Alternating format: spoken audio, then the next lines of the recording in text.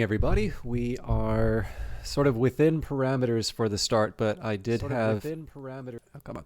I did have a little bit of a hiccup in terms of getting started right away. I started recording a VOD, and I hit a fairly big moment in the game that I was playing, so I thought it would be better to start a little bit later in favor of having a good VOD. That should be going live in 2 or 3 weeks.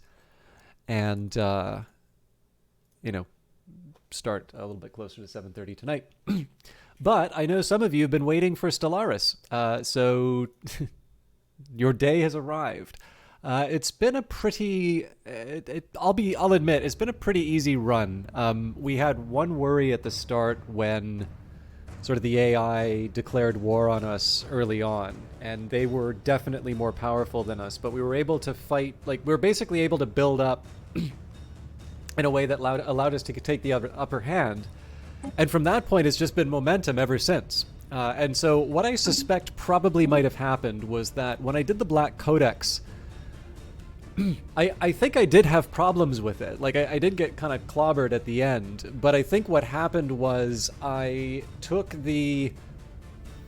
What's the best way for me to put this? Like, I think I took the wrong lesson. I think what happened was I had one set of problems, which was not necessarily an indication that I was playing on the wrong difficulty, so much as I took the wrong approach for the difficulty that I was playing. And so I've probably put things a little bit too easy. Or again, I just had an incredibly favorable start for the species. But you know what? Sometimes it's fun to just, sometimes it's fun to just beat up the AI for a little bit. Now, it has been a little while since I've played. This is not entirely unexpected. I mean, let's face it, there were some... there's just some stuff that kind of got in the way partway through, and some various holidays and such. Just as a sort of a heads up on... I don't think this week there should be any trouble. There's actually a special thing happening later this week. I think Thursday, if I'm not mistaken. I should probably double check that timing. But as soon as I'm allowed to talk about it, I'll bring it up. And then next week I am going to be going to Vancouver. So I think I will probably wind up missing Wednesday and Friday's broadcasts. What might be nice is if I set up some kind of like VOD or something for people to see. But just maybe a heads up, this upcoming week should be fine, but the week following will be a bit of a challenge. Sorry, there's one thing I forgot to check before I went live. I just want to make sure that I'm tagged for the proper game because, like I said, it's been a little while since we've done Stellaris, and the last thing I want to do is say that I'm playing Wolfenstein when I'm not.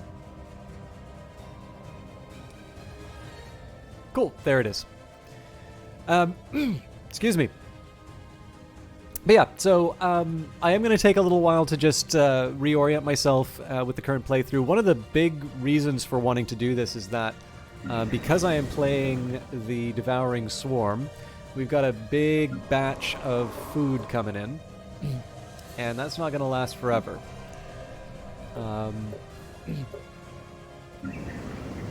This world is currently generating 263, so that's not going to cover our costs.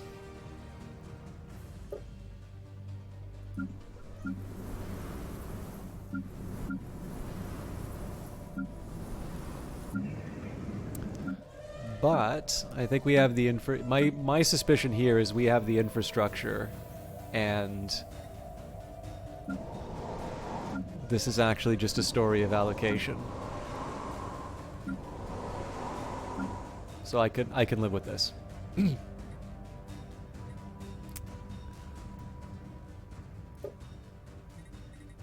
I may have to consider some kind of enforcement, though. So some other things I want to keep in mind. Mastery of nature. It'd be great to embiggen some planets, particularly when my influence goes really high. I sort of ignored that. I mean, I took the tech to be able to do it, and then proceeded not to capitalize on it. We are a little bit above our Empire Sprawl. We did want to get that under control. So I'm curious whether or not our synaptic nodes are actually being occupied, so...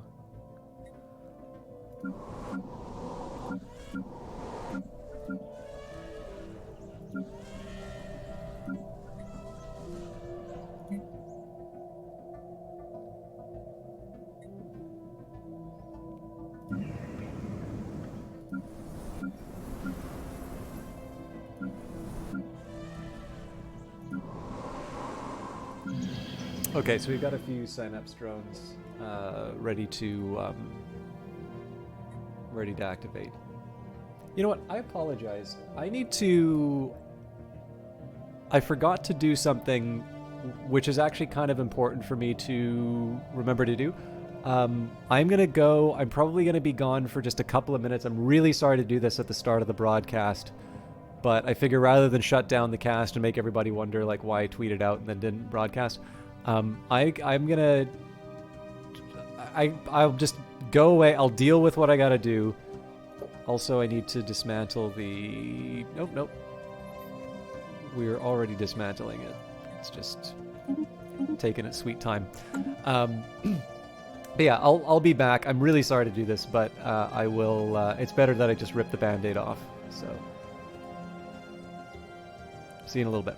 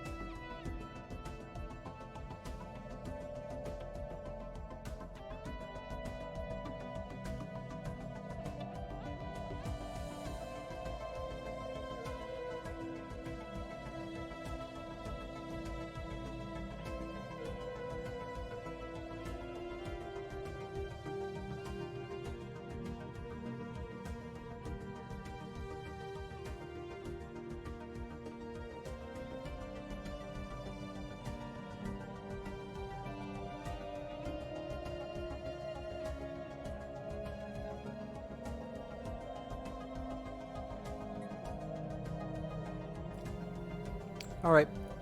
I'm sorry, I'm a complete hack, but we're ready. We're properly ready to go.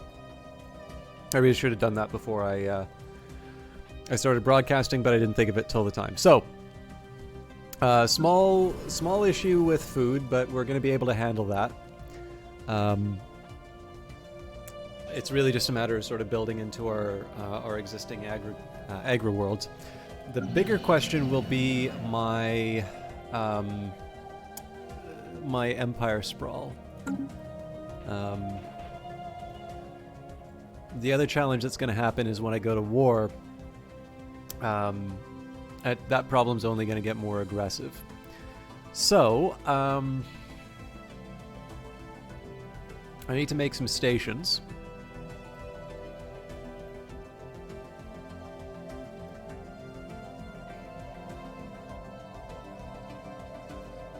So I think Raprix is probably the one... I think Raprix is the wormhole that doesn't really have the defense. So I think we're going to start with that. And of course, eventually we need to kind of build our fleets into the nightmare that they can become. So let's think a little bit about the next few steps.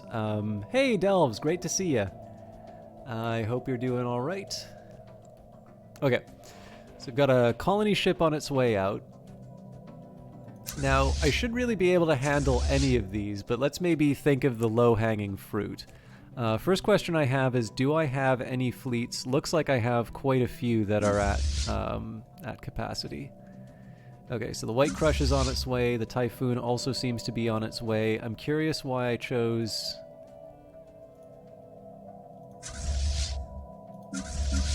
Okay, so the Black Tide is upgrading. The Deluge is also looking at the Escant system. Tidal Wave... Man, they're all heading to that one area. The Red Tide's upgrading. The Tsunami is... moving to Wentworth. Oh, probably because it's some kind of like an upgrade or something like that. The Raging Sea, I'm assuming, is joining another group, and there's the Hurricane. Okay, so first thing I'm going to do with this fleet, I'm actually going to keep them in Aura. So what I want to be doing with my fleet overall, very exhausted, but okay. What's exhausted you, comrade? Alright, so now I know why this is happening. I need to get all the upgrades in before the invasion. That's kind of inconvenient for me, but I'm gonna live with it.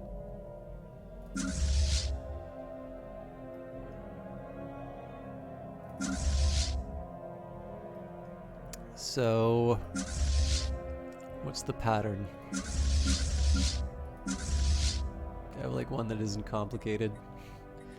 Okay, 5 cruiser, okay, 5, 10, 20, that's easy to remember.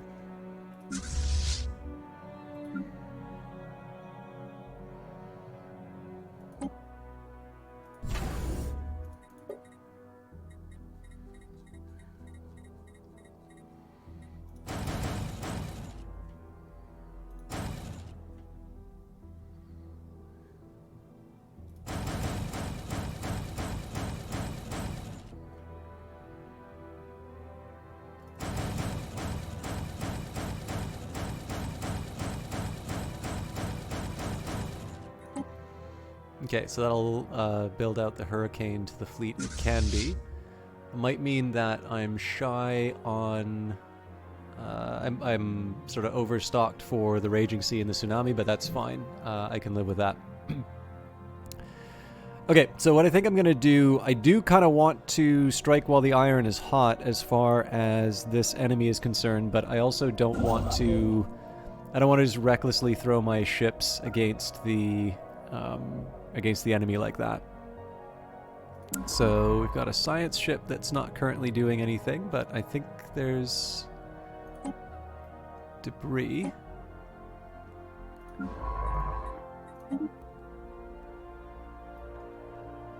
And I think I'll just let the rest of that take care of itself. The last thing, because we seem to have a whole lot of alloys just sticking around, let's think about what other kinds of upgrades and just general general foolishness we can get up to.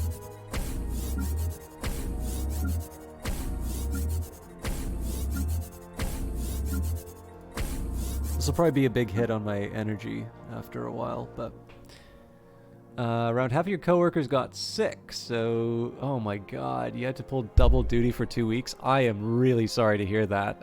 There's a friend of mine who was in a very similar position with their workplace. They ultimately quit because of that, so I have every sympathy for what you're going through. Okay, so Bithia and Aldebaran currently are not a concern. Verdamon goes to Chiminal, so I want to make sure I have at least one fleet ready to go there. Raprix is a pretty easy one because we just go straight through to Whiter. No real worries there. And then Escant. Okay, again, doesn't lead us to anything too savory. Technology conceived. Sufficiently advanced systems are capable of optimizing themselves if they are made acutely aware of the purpose for which they were made. I'm really tempted to do advanced combat rolls here. I know it's not the cheapest, but it's pretty good. And then advanced food processing. New crypto observation and protein resequencing methods will make food processing much more efficient, which we also need. I am tempted to go for the admin cap. I know I really do hesitate to try and address sort of near-term considerations, but we are at the limit of our current cap. So we'll do effective bureaucracy here. I'm going to see if I have a more... No, I don't have a better scientist for that, so they're still on the job. And your glasses broke halfway through, so you're essentially blind. You could do nothing without getting a head-splitting migraines. Jesus. Yeah, I'm really sorry to hear that, Delphs. I'm a bit lucky, so I get by with contacts if I need them, but for the most part, like, my vision isn't so bad that like I need the glasses for everything. So, you know, it's nice to have. I don't see any reason not to. But you know, I don't think anybody should have to go through migraines to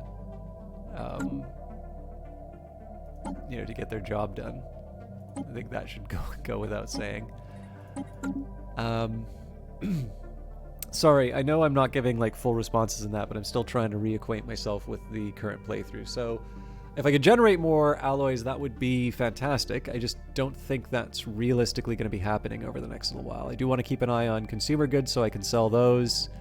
I think I eventually wanted to start terraforming some worlds, but for the time being, let's just sit on it. Well, hang on.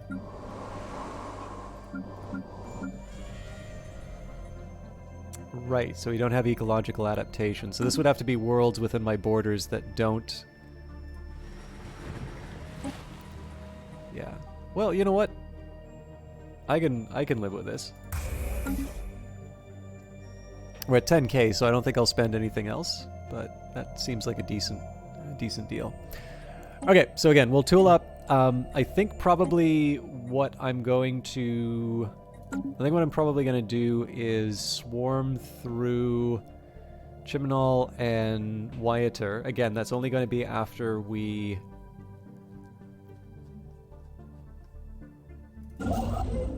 Please tell me I have a construction ship in the area. Okay, good.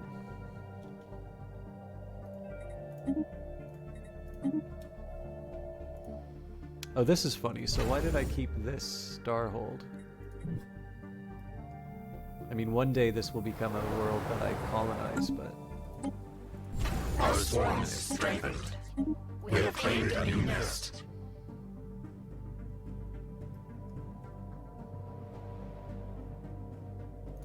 Okay, the Black Tide's upgraded, so the big deal here will be to send them after the occupation flotilla.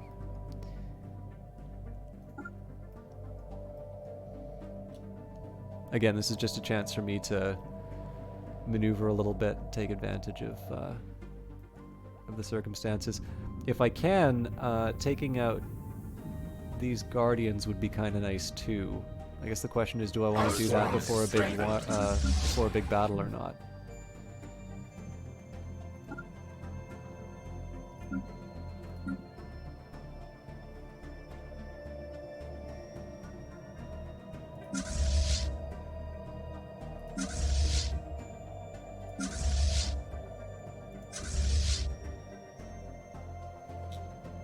Okay, Black Tide and Red Tide will both move on Volanus.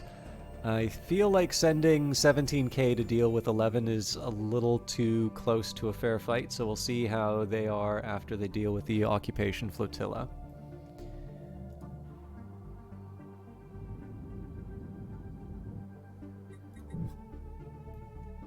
We have surveyed the system. Okay, the Splashing Sailfish can't auto-survey. Right, probably because of closed borders.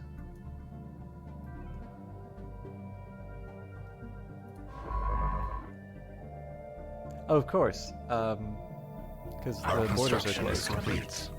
We actually have a couple of stranded, well, no, that can't be right, because... Oh, yeah, no, so the Space Amoeba are in the way.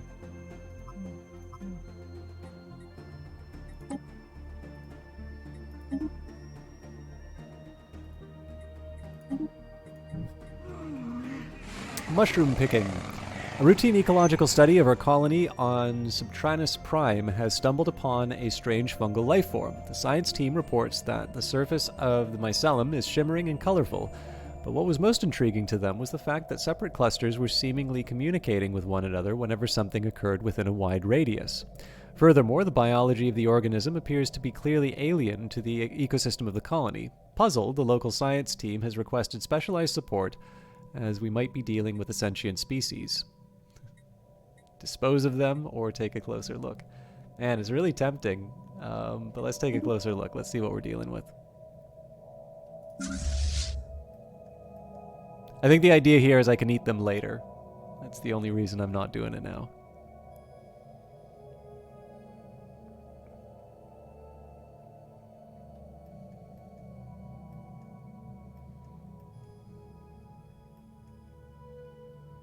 Technology conceived.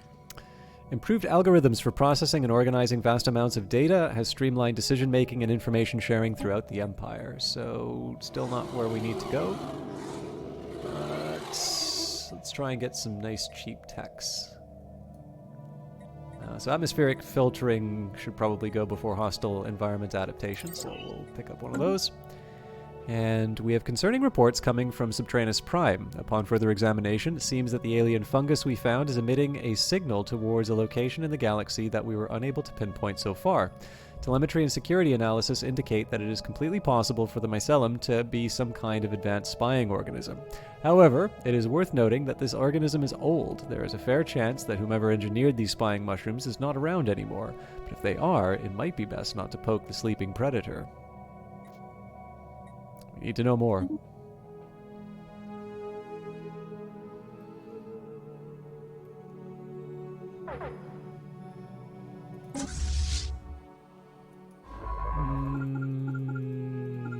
Let's just cool that.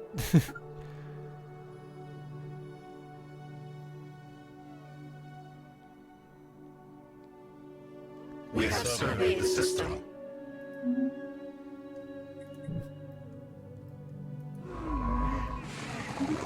No one listens. Careful analysis of the mycelium and the signals showed that it was likely part of a network of similar organisms, possibly spanning across the galaxy as a whole and maybe beyond.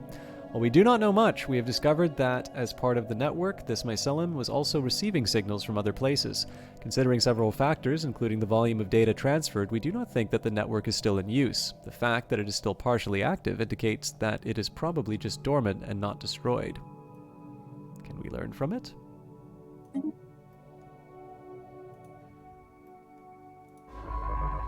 Should have just ate it. Hey, Night Valiant. Not sentient mushrooms, but it is a network. I can play a mushroom species, though. How you doing tonight? So, for those of you who don't know him, Night Valiant is a broadcaster, a fan of indie games, but not exclusively.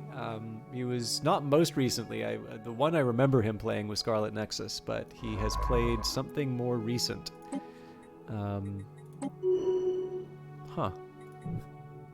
What gives? Oh, probably because the amoeba at Bithia?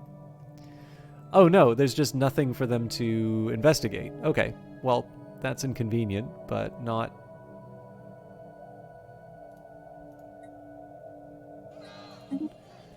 Olaf, thank you very much for the host. How you doing? Sorry, I completely forget what you were playing. It was like a pixel art anime game instead of a high fidelity anime game. I'm terrible at these shoutouts. Either way, Navalian is based in Brazil. Very friendly streamer, somebody whose channel's been growing, which makes me happy to see. And overall is just somebody who's been, a lot of fun to kind of see hang out in the channel and hang out on his side as well. I was actually watching him because I was having some trouble sleeping, but that's not the main reason for me to check out his stuff. Unsighted, made by compatriots in Brazil. Very good fun. Excellent to hear. And Olaf, how you doing?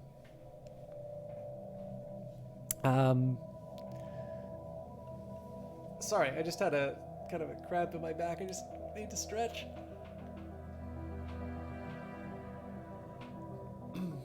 I didn't get a lot done this weekend except for video stuff.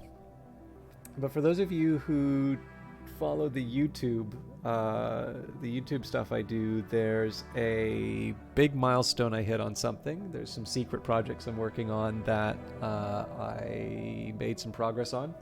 And more importantly, I got a couple of weeks. So I don't just have this week's videos set up. So there will be a new Elder Scrolls episode for tomorrow, and there will be a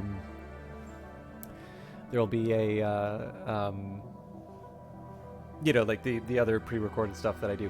Oh, actually, sorry. Before I go any further, I should have mentioned Stellaris, because it has been a while. But I also needed to say that I have been streaming Stellaris since it was first released. And I am playing the new Nemesis DLC. I still think it's new, although they obviously had a quality of life update as well. But it is worth remembering that the majority of DLC that I'm playing, basically everything except plantoids and humanoids, is something that I was actually given by the publisher/developer Paradox. So I am obviously very grateful for that, and I'm clearly out of practice because that's something I like to disclose right off the top. So my apologies, but obviously the Paradox people gave me a key for that. You should know. Where was I going with all of this? Oh yeah, so bunch of recording. So I have this week's work done.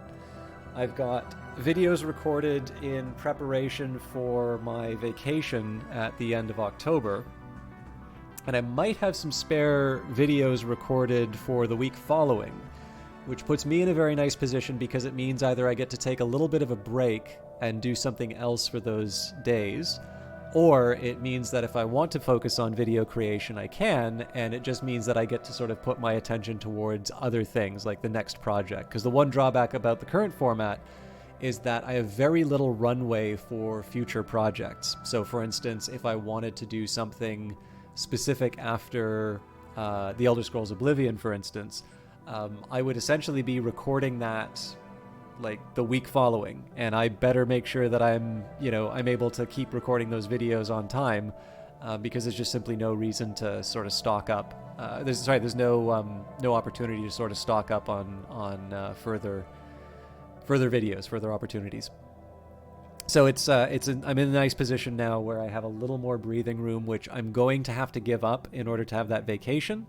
But it does mean, it does mean that if I have the energy to keep up the video production, it means that I get to maybe focus on something new. Anyways, sorry about that. Calaxian warriors sighted. For several months now, we have received scattered reports of small numbers of alien mercenaries and privateers operating on the frontiers of our space. They call themselves the Galaxian, and they are apparently exiles from a nomadic warrior culture inhabiting overcrowded space stations in and around the Iolem system. Their passage near our space proceeded without incident, but they warned us against trespassing in Iolum. There is no collected central government to speak of, but their various factions are engaged in constant infighting and often launch raids against neighboring star systems. Indeed, given their vast population and space-based production capability, the Galaxian would likely be a significant galactic power if they ever stopped killing each other. Alright, I did not realize that we had a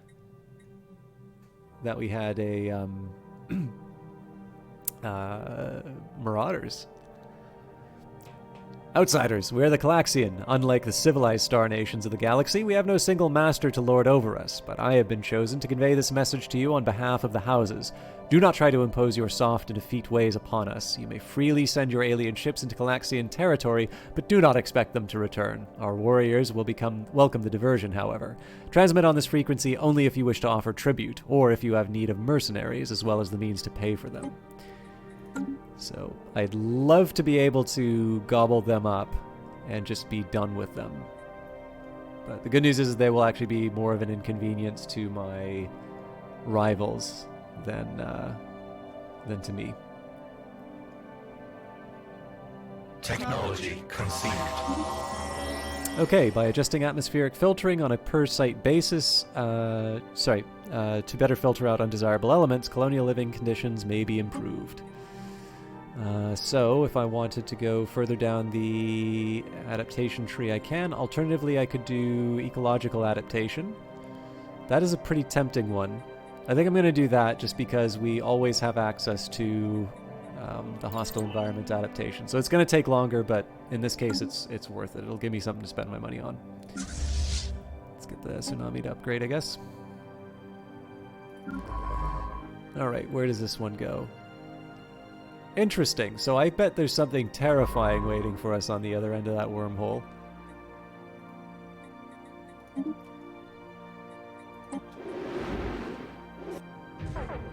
We flee the hostile swarm. Boss, please! The hateful splashing sailfish has encountered a massive being of pure energy in the Ibloranda system. A veritable vortex of psionic forces, this entity should only be approached with the utmost caution. Bafflingly, the Ibloranda system itself seems to be entirely devoid of any connection to the subspace hyperlane network. Whether this entity's presence has severed the system's hyperlane connections, or if unexpected subspace fluctuations trapped it here is unknown.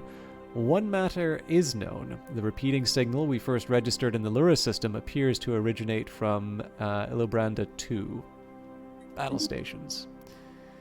Alright, so this is a Gaia world, so it is something I would like to add to my possessions. That's something that I need to deal with after we take out the Raltec Union. The fact of the matter is, once we take out the Raltec Union, it's kind of game over already. We'll essentially have the galaxy, but let's not count our conquests until they actually happen, shall we? Okay, have the amoeba gone out of... Nope, the amoeba are just chilling.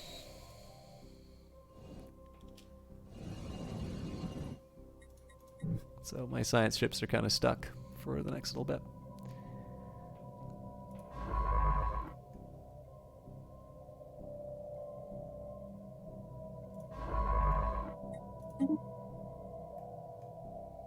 The fact that my enemies are about to capture the L-Gate definitely motivates a desire to go to war.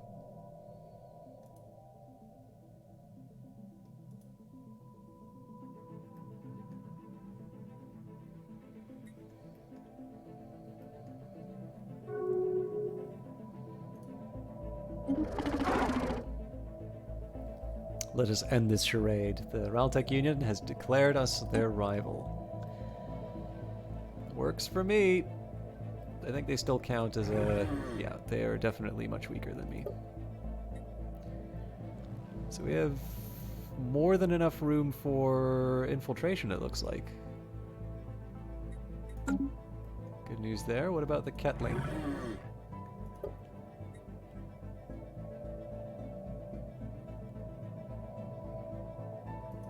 So here I think I'm going to do...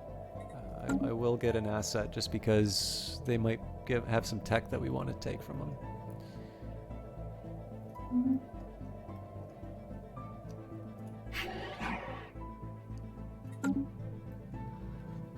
again, the focus here is just getting those upgrades down, and then we go to war. We'll probably lose some ships in this particular little battle, but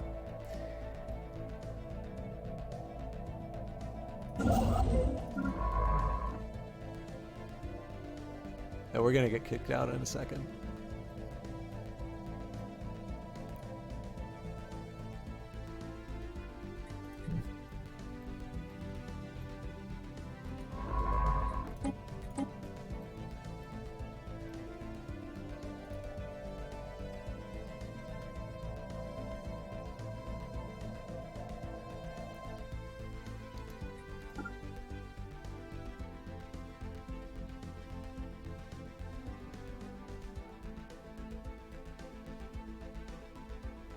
I think at this point it probably makes as much sense for me to just go and set these ships as assistants on other.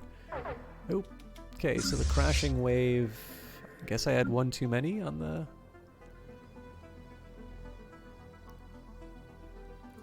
So let me just take a look at the task manager and see if there's a reason why all this stuff is holding up. Everything's less than 50% utilization.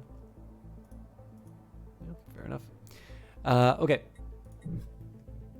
So yeah, this is basically just me trying to move my science ships out of areas that the AI is almost certainly going to claim. I'm not. So in normal circumstances, I'm a little worried by the. I'm a little worried by a rival taking territory like this, but because we're playing the Devouring Swarm. It's not exclusive to Devouring Swarms. In fact, Fanatical Purifiers have very similar mechanics. But basically what happens here is sorry,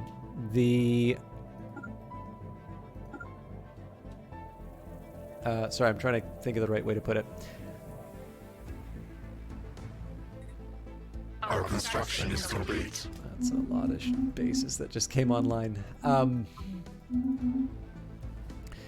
So because of the specific war mechanics that we have, based on the species that we have, essentially once you take something in a war, or somebody takes something from you as a war, like that's it. The shift is permanent. I know people like to complain about border gore a lot in Paradox games.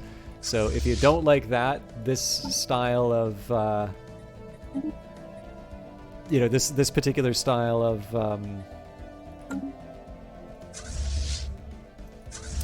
war is really bad for creating some weird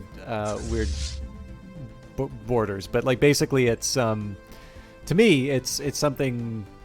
It's a big advantage. It's something where I'm a lot less worried now about the fact that the enemy's taking this territory, because I don't need to make a claim on it. I just move a sufficiently strong enough fleet in the area, and it becomes mine. And that's going to be something that we take advantage of. One of the biggest things for this invasion is going to be less about claiming worlds, although we definitely want to take the worlds. It's going to be a lot more about locking down those hyperlanes. And once we have those, I'll take out the worlds at my leisure, basically. We may even be successful in taking them out, like sort of at the very start, like without having to break it up over 2 wars. I'm not sure. So I'll get Star Fortress upgrades where I can, or I guess, yeah, Star Fortress. All right, we're short on 1. And yeah, I can't sell the consumer goods, sadly. Okay, Black Tide, Red Tide, ready to go.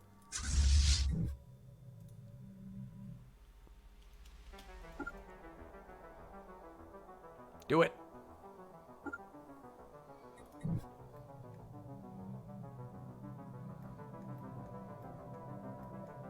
So again, depending on the number of fleets we have available, I will potentially go after the Guardians of Xanam.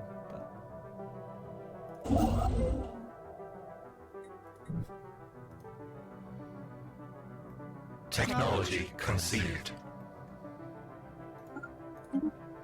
Streamlined starbase construction procedures using modular designs will reduce the present build cost and time.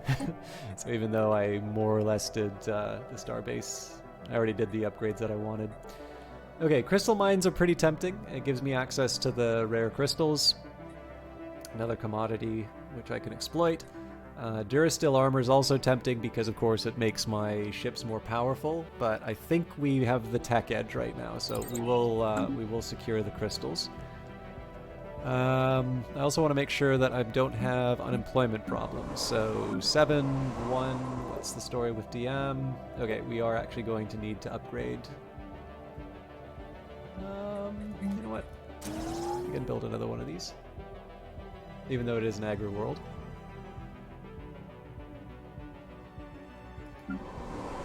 7, 10. So again, just doing the usual check to make sure that we're not going to run into any sudden unemployment problems. Okay,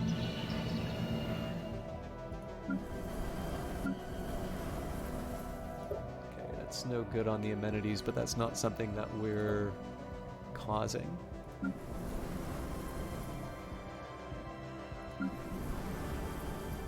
This is ridiculous.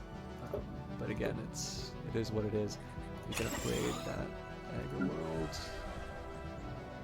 So these are all the ones that we've taken from the enemy. It's one of the reasons why we actually have a larger energy deficit than we should, because essentially we just have worlds full of industry that is still drawing power off the network.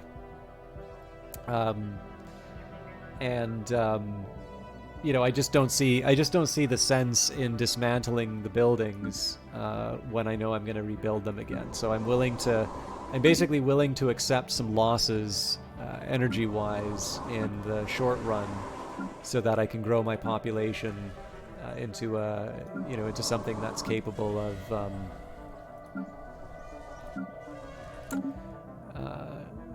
I basically want to grow the planets out as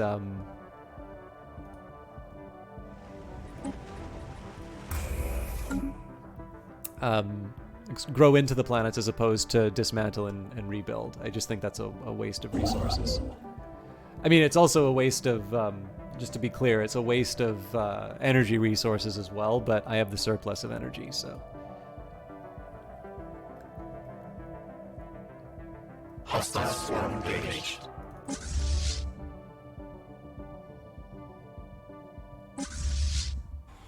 I don't get why everything is so laggy. I'm really sorry for this.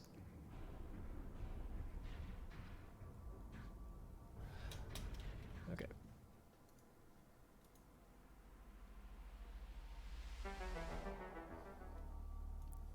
I'm just gonna put my task manager up while I'm streaming and see what the deal is. We have assimilated knowledge. Okay, first important question, did we lose anything? We did lose a Corvette. I suppose I could have just looked at the numbers.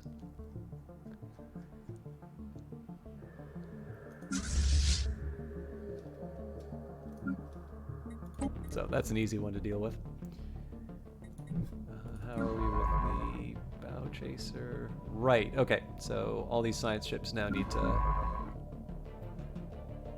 find something useful to do. So step number 1, do we have any archaeology that we need to do in our borders? Answer seems to be no. So the hateful hydrozoan is already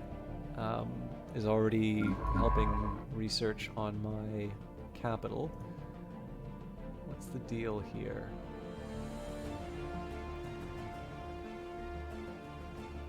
Okay, that's really interesting. So there's absolutely no indication in my task manager of anything being responsible for that delay. So I'm going to do something a little weird here. I'm just going to go back to the menu. I'm actually going to reset Stellaris just to see if that will help me with the loads. Because even something like this, right? Doesn't really make a lot of sense for...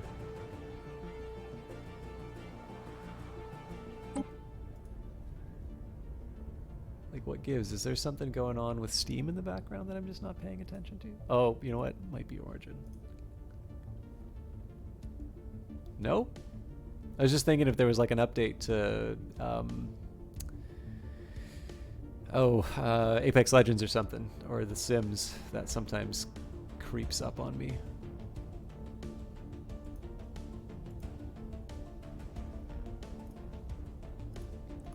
Okay.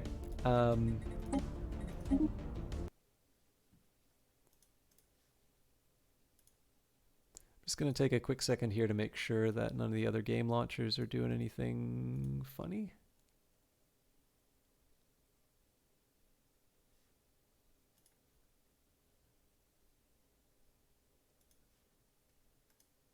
Aha.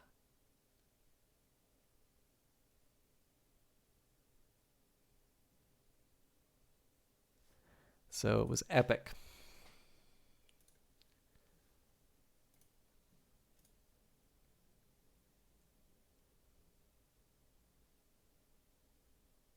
I'm not an affiliate with them anymore, so the lag is just millions of Xena voices crying out in terror. Yeah, I'm okay. I'm okay with that. But no, it looks like there was an update for MechWarrior 5 that Epic decided to apply. And this is okay. So actually, this is the one thing I will say, for the most part, when it comes to the multiple launchers thing. I have like no sympathy when people are like, oh, it's another launcher to open. It's like, man, that is not a major convenience. Like, within reason, right? Like it is an inconvenience. If somebody expresses that it's an inconvenience, it still sucks for them, right? I'm not saying that it's not an issue, but it's like, in the grand scheme of things, I don't actually think that's that big of a burden. But it has been true. This is back when I had like BattleNet on my machine alongside with like the GOG launcher and Steam and all of that. It is true that if you don't have one place where you are opening all of your games, and this is also true for consoles, then launchers that do automatic updates are not going to register that a game is currently being played, and as a result, you'll see the performance of the game that you're playing hampered by the fact that there's an update coming in. And that's exactly what happened here. It wouldn't have happened if I was playing Stellaris through the Epic launcher, because the Epic launcher didn't detect. I mean, I should hope that the Epic launcher is not like paying attention to all the games I'm playing on my computer. In that particular case, it was the reason why those lags were happening. So that is actually the one case where I have a little more sympathy for the, it's inconvenient to have multiple launchers thing.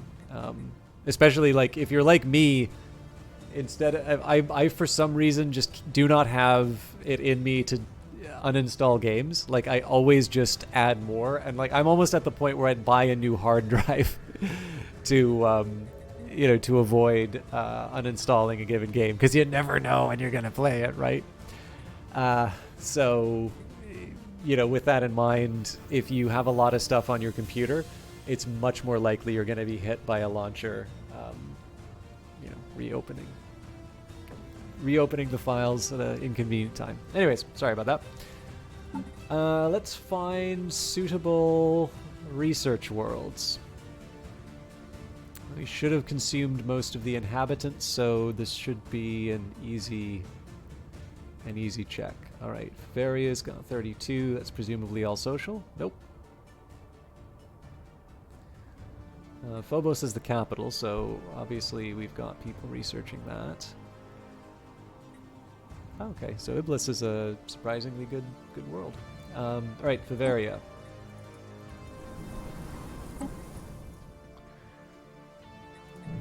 Let's get a science triple do.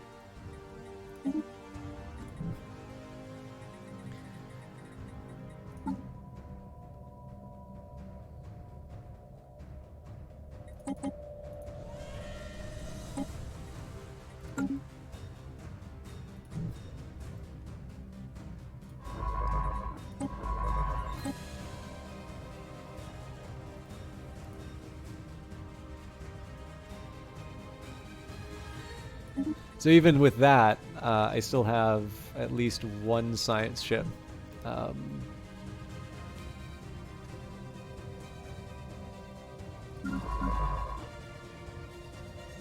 without anything to really do. I need another world to generate science.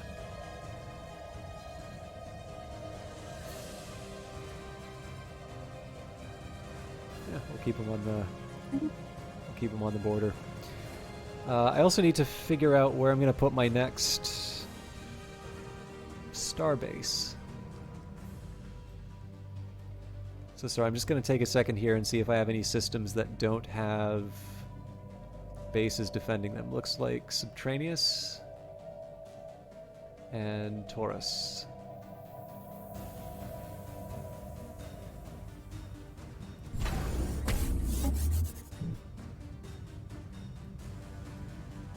I figure this makes more sense than a base in Verdamon, just because we'll have a base or a wormhole in Bithia. My usual strategy, so if I wind up in a... There's two types of wormholes that I wind up with. So we got something like Raprix, which will exit out into enemy territory. That's actually not a great one because it's just one space, but then again, Verdamon's one. Well, you know, that I think that can still work. So like, there's no real way that from the... You know, from the borders, I'm going to immediately claim that. Let's imagine that this was a bit closer to my my base, so something like the Raprix system.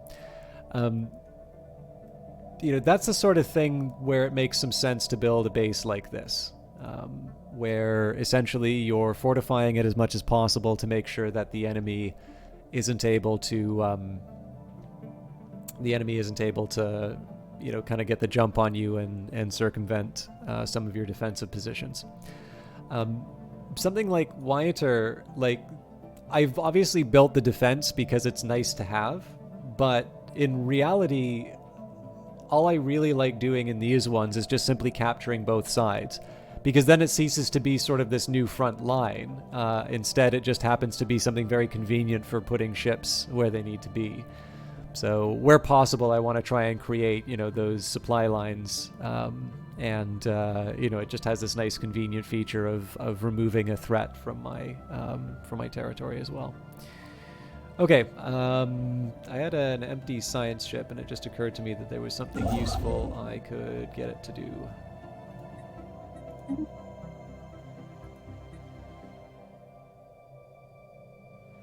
That's a construction ship.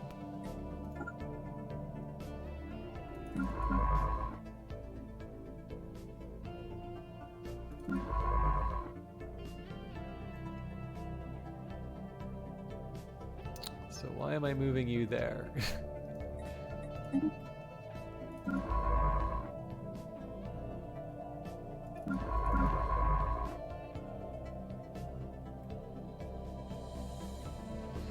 Yeah, we really need to... Oh, hang on.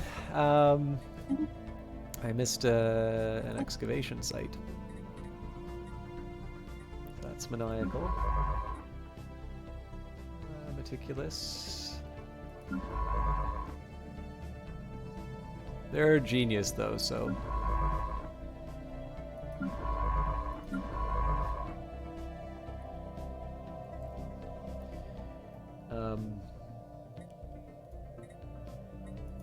This one, however, is good.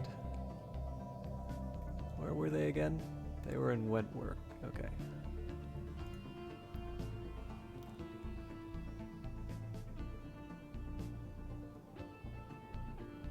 Ah, crap. I don't know where I was going to send them.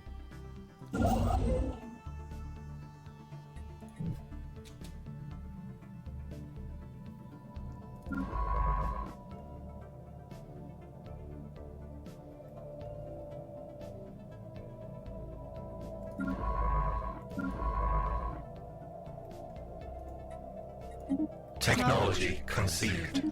All right. Further advances in predictive algorithms allow for augmented tactical decision-making in the field. So basically every ship needs an upgrade now. I think I'm going to take the third. I think I'm going to take 3 stacks and move them straight on Ulasa. It would be nice to get that Gaia world. And I think here we're just going to go for the cheap tech. So shield capacitor it is.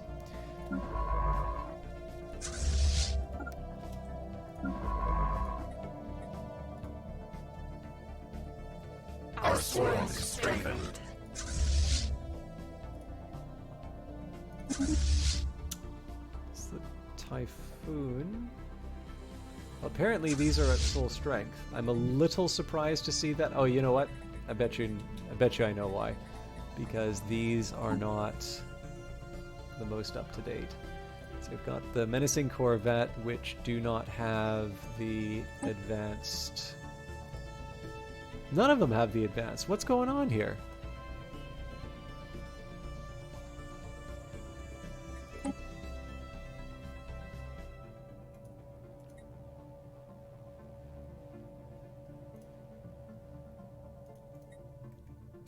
You know what, I'm not quite ready to mess with that yet, but...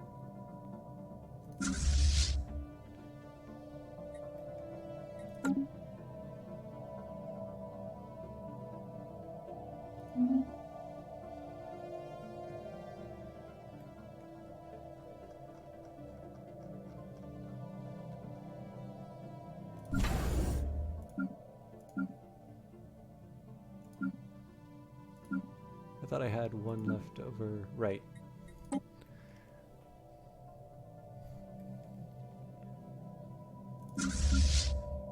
Our swarm is strengthened. Okay, so the Typhoon and the Tidal Wave are both ready to go from Escant, but Escant doesn't really give me anything. So we're going to take these two, let's put them into Orb.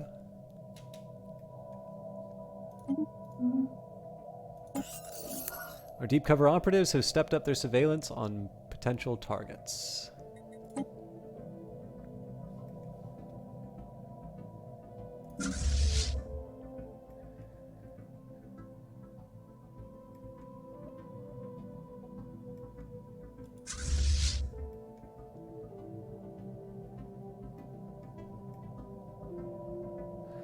So I have some upgrades still happening. We're at our limit as far as naval capacity. We'll be able to expand it pretty rapidly, but I want to try and do this. I want to try and do this by the books.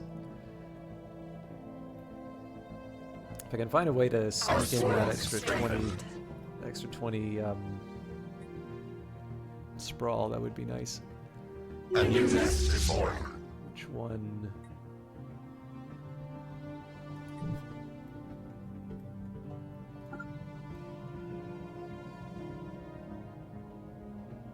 So I'm putting one in Orb just so we can move directly to the Wyanter system. We'll have a few come out at Raprix.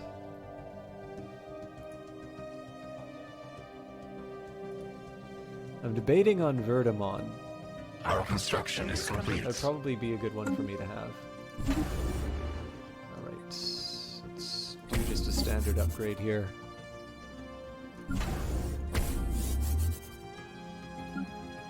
Our swarm is strengthened. Okay, what's the story with the White Crush? I mean, I can send them to Orb as well. Yeah, I guess 2 and 2 makes sense.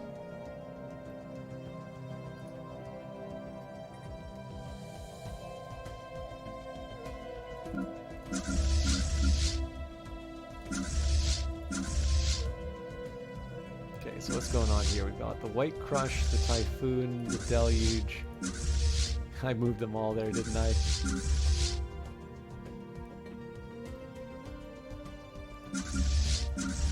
Okay, the White Crush and the Typhoon are going to get redirected. Let's get them over to...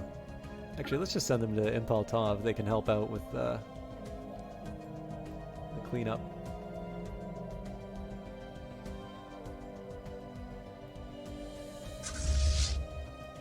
So 300 days... 800... I might change my mind on that.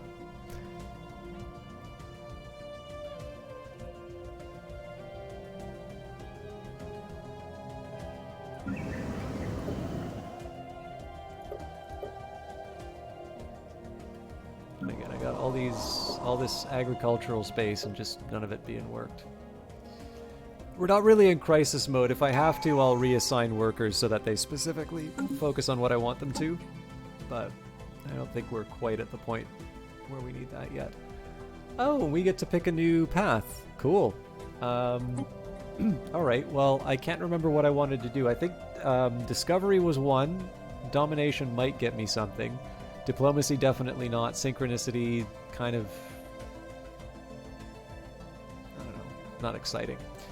Okay, so Subterfuge gives me +1 to code breaking, and adopting all of it will grant operations refund 50% of their infiltration level cost, and we get a new... well, we always get a new Ascension perk. That's not special. Individually, better encryption, better code breaking and operation skill, faster infiltration speed. Whenever a hostile operation targeting us fails, we gain 10 intel. That sounds really cool. No loose ends. Okay. I mean, espionage is a nice to have for me right now. It's not like a major overriding concern. So what are some of the other things that I can get? Synchronicity, so this takes some of the stuff that used to be harmony, I think. So better leader lifespan, synchronized agents, slower leader upkeep. So that might be tempting because we only spend 38 on leaders, so never mind. Synapse drones produce 2 amenities. We're kind of drowning in amenities, so I don't really think that's all that important. Flexible thought routines. Now the extra edict capacity would be nice. I think we got one of those as well. Collective reasoning gives me bonus stability, which oddly enough has been affecting me a little bit. So synchronicity's not at the... oh, and food upkeep reduction. So that's a pretty big deal there. Adaptability, so lower housing unit, and the top gives me lower Empire Sprawl from pops, so another good one. Yeah, so this is basically the old Harmony branch. Okay, so we've got adaptability here, lower housing unit, unlocks planetary prospecting, which allows us to prospect for additional resource deposits. Okay, cool. Monthly food output increased by 10%, habitability increased, resettlement costs are reduced, free building slots, and lower orbital bombardment damage. Absolutely not to diplomacy. We're a hive mind, and we're devouring swarm. Discovery is kind of tempting, although if you look at the specifics, it's not that attractive where I'm at right now. So anomaly research speed increased. Well, we don't have any anomalies right now. Survey speed increased. Well, again, we're not doing a lot of surveying. Research alternatives goes up by 1. That's good. Research station output increased, and research from starbase constructions is increased. So that's a reasonably good one. Experience gain increased, and researcher upkeep decreased. So, okay. And we do get a 10% across the board improvement when we finish the exploration, but maybe there's some other factors.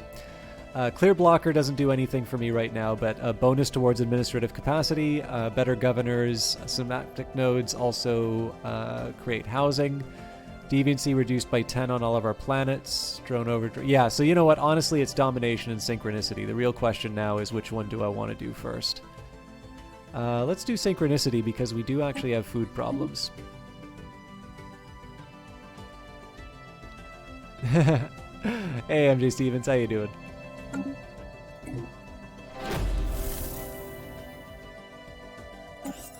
Alright, a short list of targets have been drawn up. Those operatives who are no longer tasked with surveillance will provide cover for the others. Tsunami's been upgraded, so... what? Yeah, let's throw them in with the rest. They probably won't actually be used in the fight, but...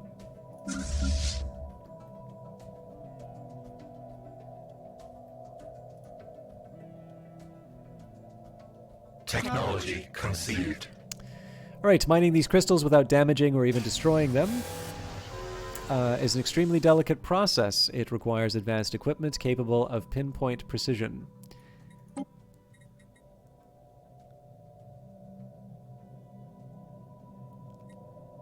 I'm mildly tempted to go for the mining station, but the swarmer missiles are the lowest cost. Shielded planet, Amgathora 5A is emitting an impenetrable energy barrier that surrounds the planet it orbits. The exact source of the barrier is difficult to pinpoint, but it appears to be coming from somewhere deep beneath the moon's barren surface. Ancient ruins of what must have been a large base of some sort, possibly of a military nature, can be found inside one of the moon's largest craters. It may hold some answers. So obviously we need to claim that before we do anything. This is definitely not shielding it to keep anything terrifying inside. I think it's, you know, we can say with absolute certainty that no video game would massively troll you by giving you a bomb to unwrap.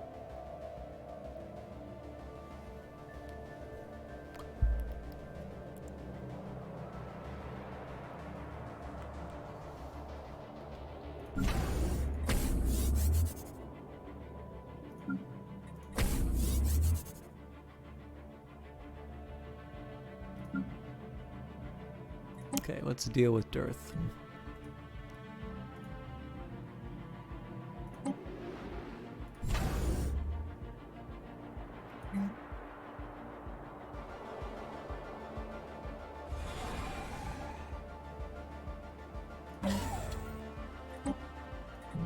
I can live with more guns.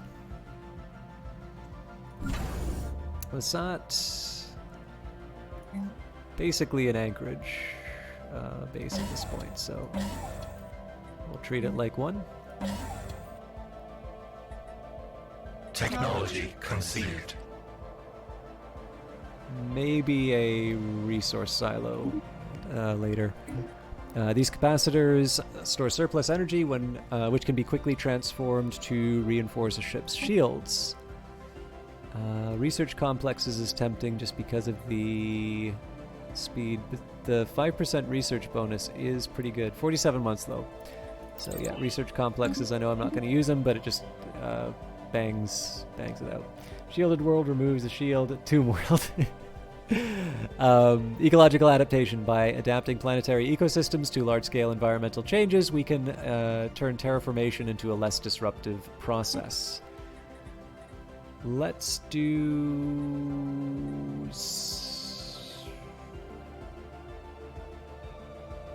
I'm actually going to do the habitability. I want the productivity. Something tells you that the shielded world did not do much to keep that planet from being destroyed.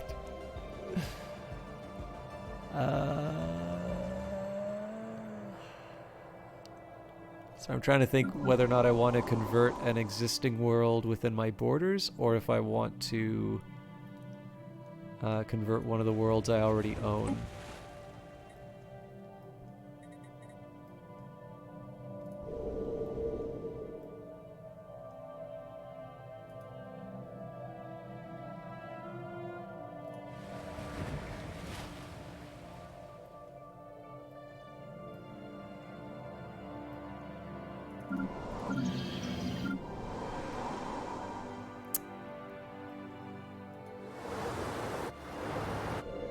Let's start terraforming the big ones.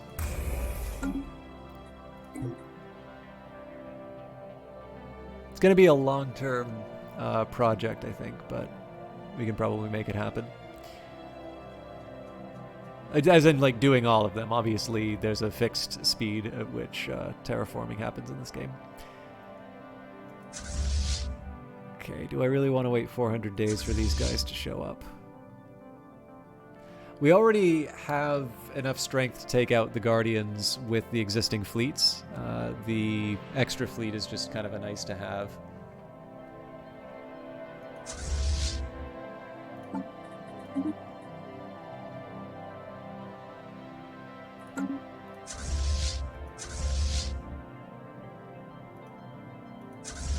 Alright, let's just throw them into the maw.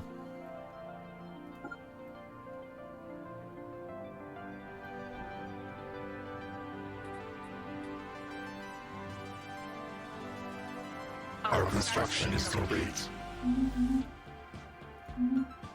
We're almost to where we need to be for food. That's good news.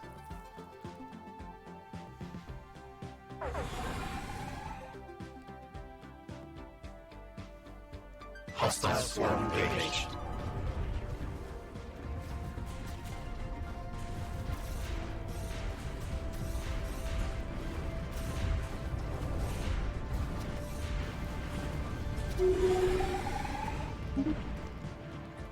so what are we looking at? 3 corvettes, 4 corvettes, 6 corvettes, and 2 destroyers.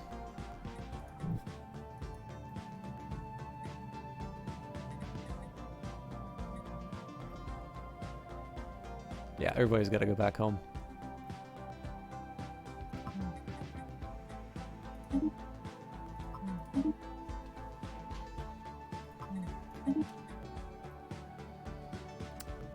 Alright, have a good one, Delv. Sorry it was a little more quiet tonight, but I hope you feel a lot better really soon.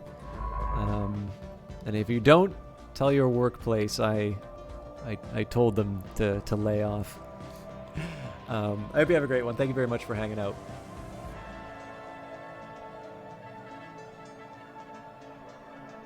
Our construction is complete. Okay, so we've got the S-Mic system with nothing happening in it right now. The biggest problem I have is I don't remember... Well, I guess we can take a look. So, Aretha... They're surveying, so that's fine. Aramis, Taurus... We can just compare...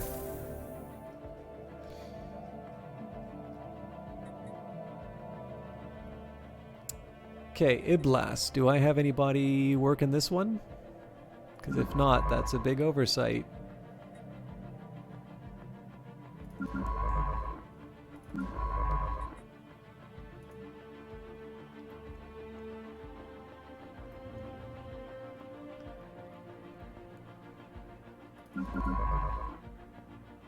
Okay, good.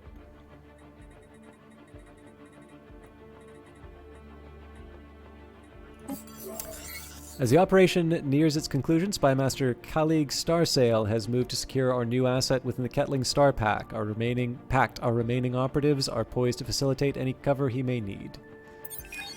Spymaster Kalig Starsail reports from the Kettling Star Pack. A successful execution so far. We have won the loyalty of a rebel whose desire for disruptive change may easily be molded to suit our goals as well. Technology conceived. As we explore the galaxy, we continually encounter new materials and substances that are unfamiliar to us. Cataloging and analyzing these discoveries will require new facilities. And we will do barrier point defense. I don't actually think that's going to change too much, but it's nice to just work through the backlog a little bit. Okay, so Iblis is covered. Faveria should be covered, but let's... I should probably verify this stuff at this point. Faveria is untouched, so let's send someone to assist. And we have too many minerals. Well, I have a pretty easy solution for that. I messed it up. Okay, let's send you over here.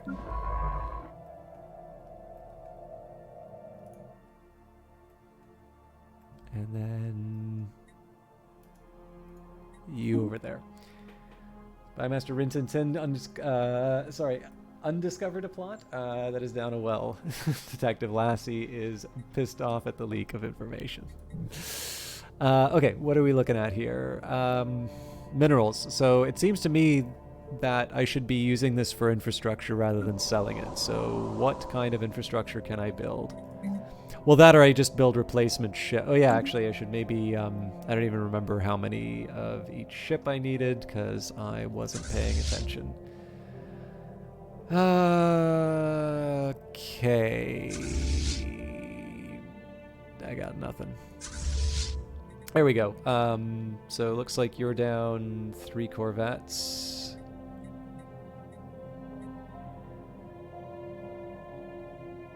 Some of these numbers aren't adding up. Okay, Hurricane, Black Tide, Red Tide.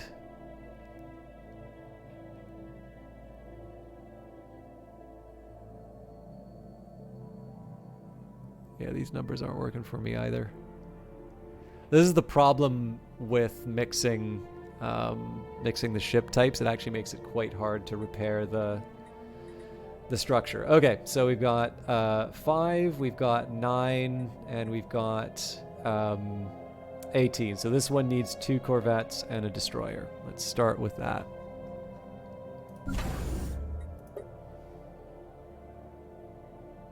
Wait a minute. 9, so, okay, 1 destroyer, 2 corvettes, yes.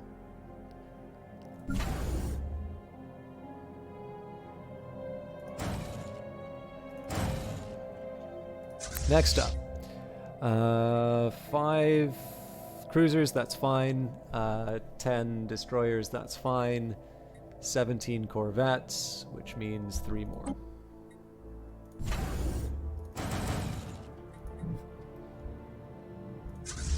Finally, 5, missing a destroyer, and... Okay, so I need 2 corvettes for this one. I still think these numbers are wrong, but...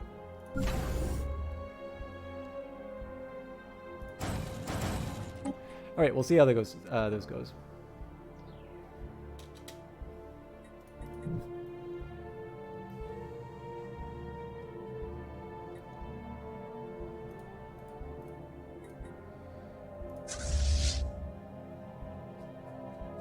Is this my whole army? I know we wound up losing a few in the last war, but should keep an eye on that. Our construction is complete. Okay. Again, everything should be a star fortress, or at the very least be on its way to becoming a star fortress. Like I said, I was going to do resource silos when I could.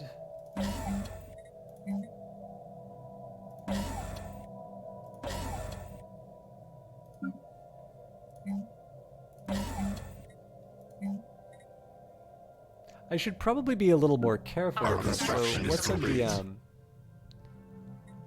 like, is there really nothing else for me to build? I guess there isn't.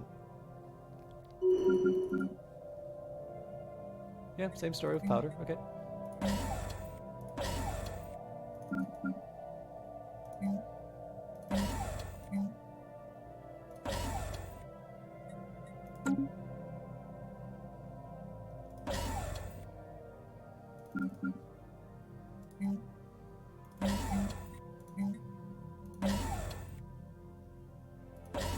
Basically, as long as it's not a defensive station, I don't mind going really aggressive on the anchorage. I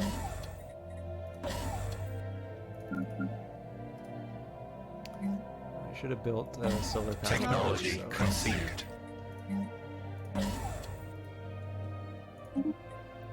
These smaller missiles are launched in volleys and have been specifically designed to overwhelm enemy point defense systems. So I could do expanded Warren. Technically, it's my cheapest. Nope, space torpedoes are.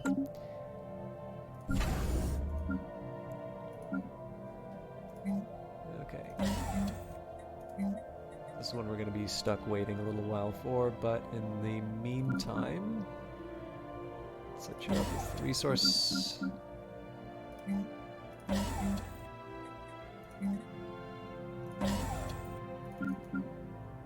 Couldn't I have built any of these in like a nebula or something?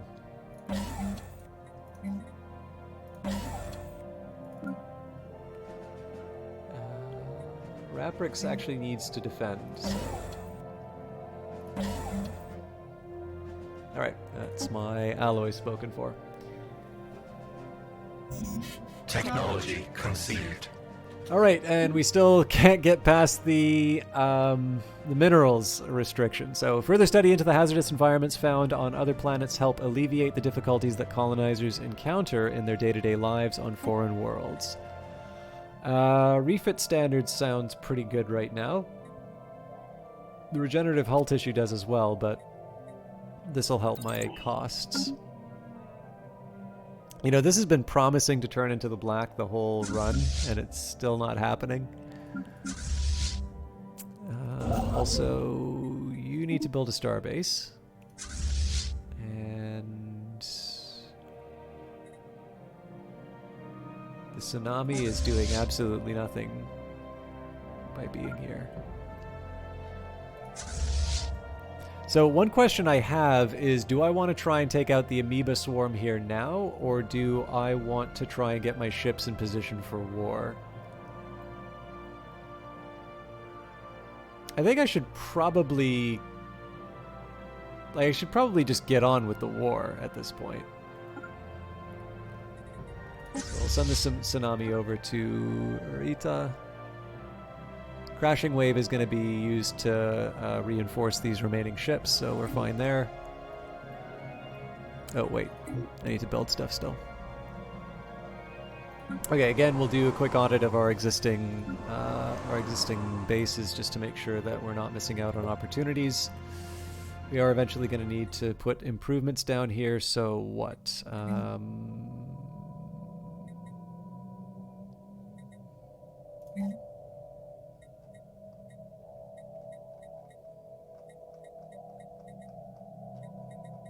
Synaptic node or no?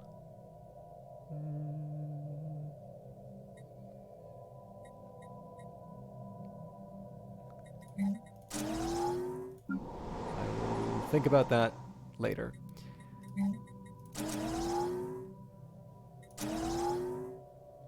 I don't know if we need the third, but 2 there should work. I really don't know what I'm doing with this world.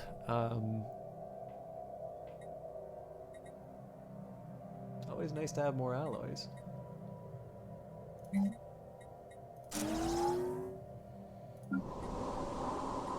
Okay, I mean, this is working exactly as it should. I mean, this is so rich overall, but... I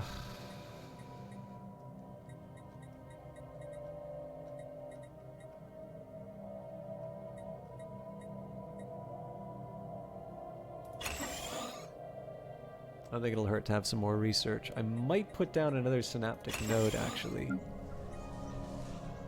Okay, this has got an insane population surplus anyway. I did assign this as a tech world. Okay, well this is one we're going to terraform for sure. So no other spending there. Again, more jobs than we know what to do with. I'm really trying to avoid this situation where I build a ton of stuff that just never gets used. I'm okay with the extra, actually, yeah, no, let's not go crazy.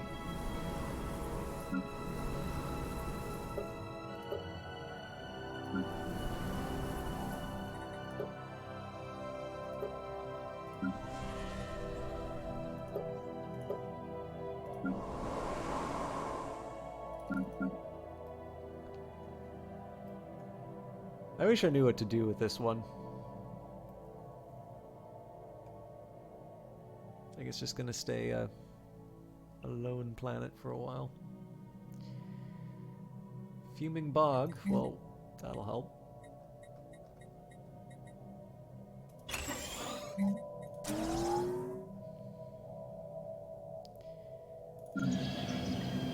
New agri world, again, more jobs than I know what to do with. And ostensibly a tech world. I don't quite see how, but sure. Oh, hang on.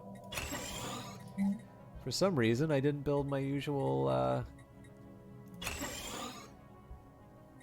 have did that first.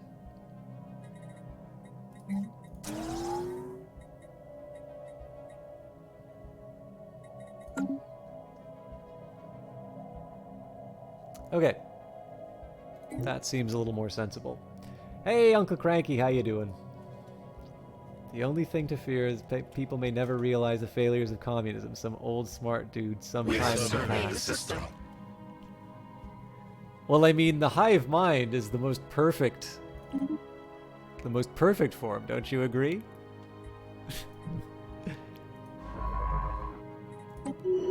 How could you not see the tremendous elegance of this system?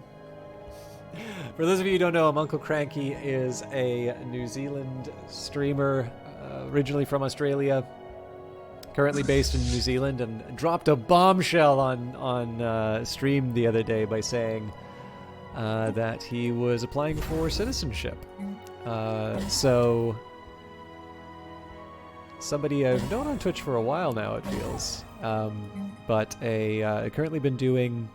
Sorry, just trying to manage my empire at the same time.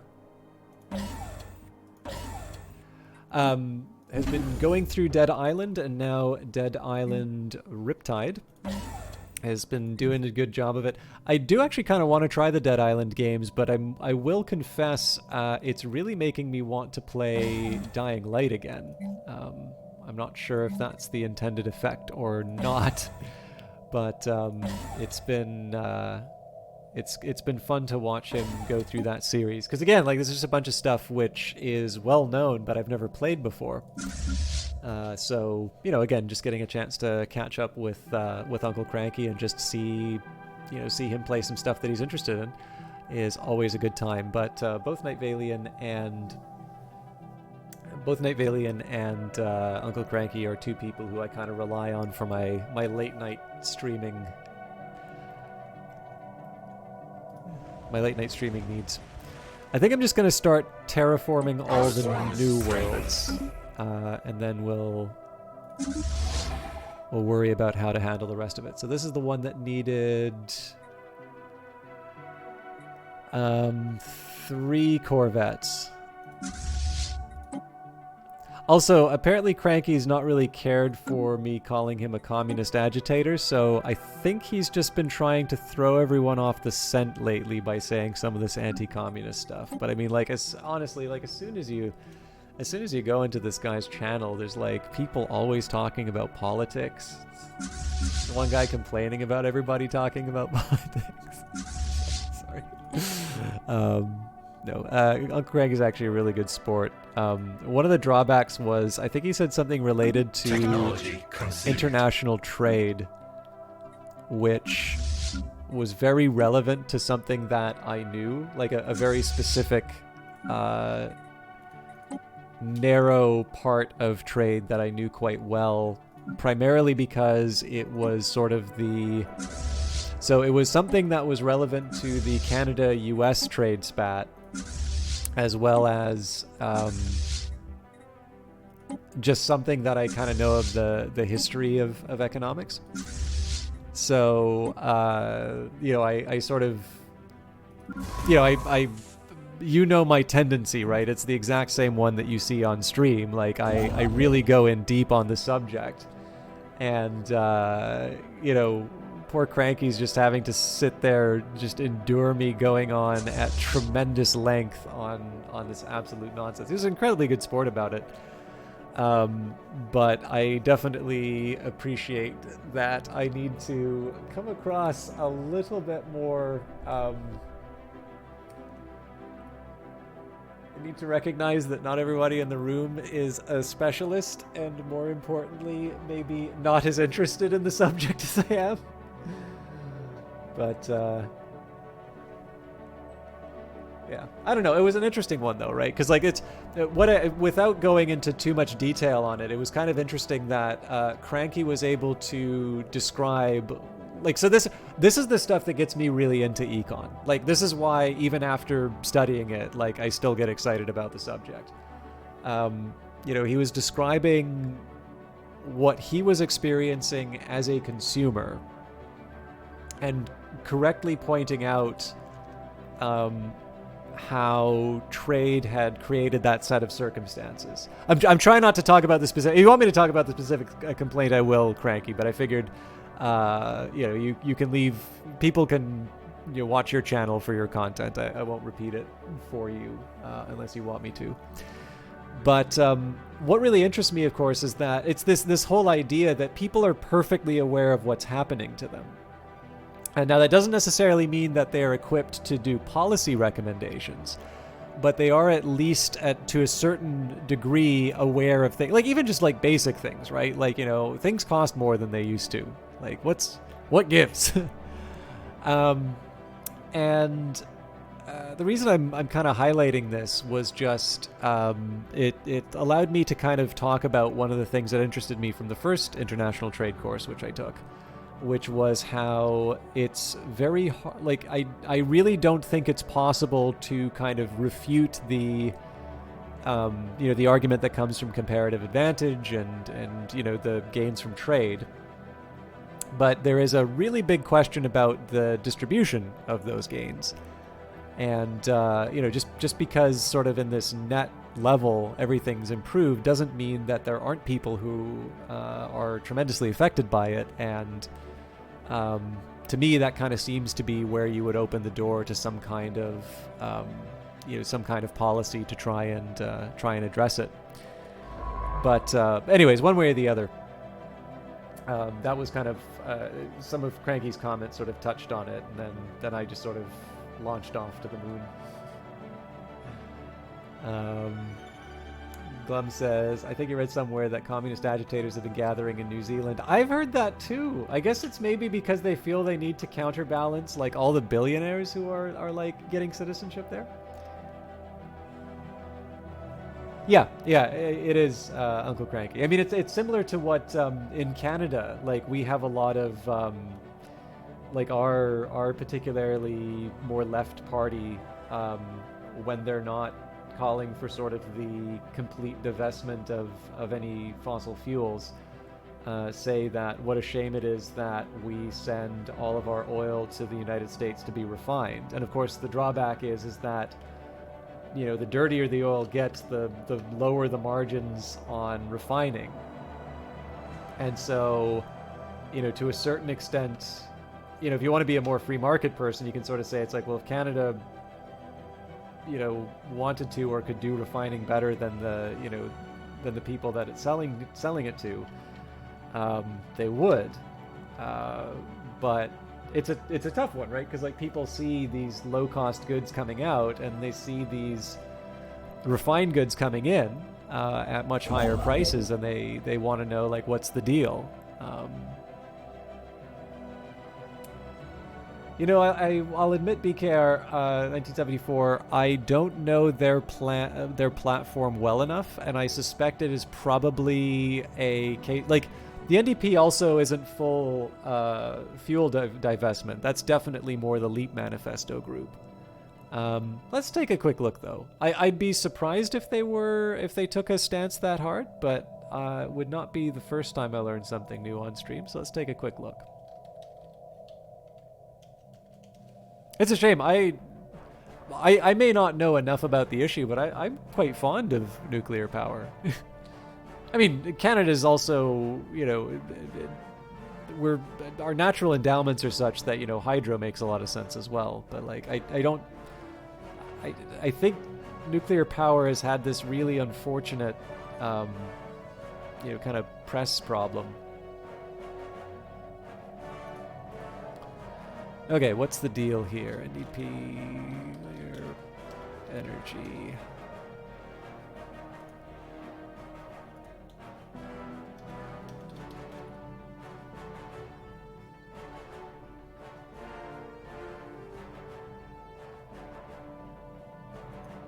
Yeah, Liberals seem to like it.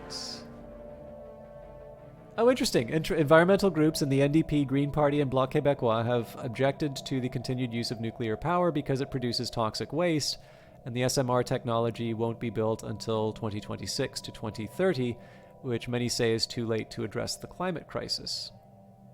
Fair enough.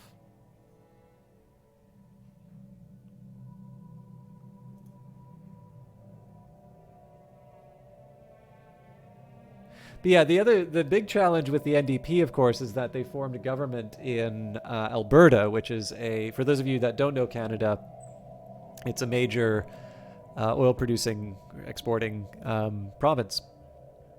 And so while the NDP is definitely more left-leaning, which generally tends to, at least in the current, the current climate, so to speak, tends to be associated with environmental issues.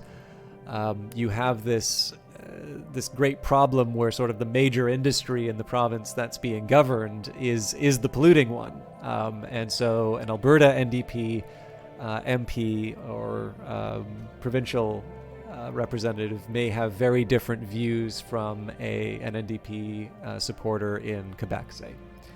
So you've seen my YouTube videos on cultism for a while, so you got political about Canada, so you came to the stream and a chance to participate in this. Oh, that's really funny. Did I mention a Canadian political thing? That's really funny if I did on cultism. I know we just had the election in that, so yeah.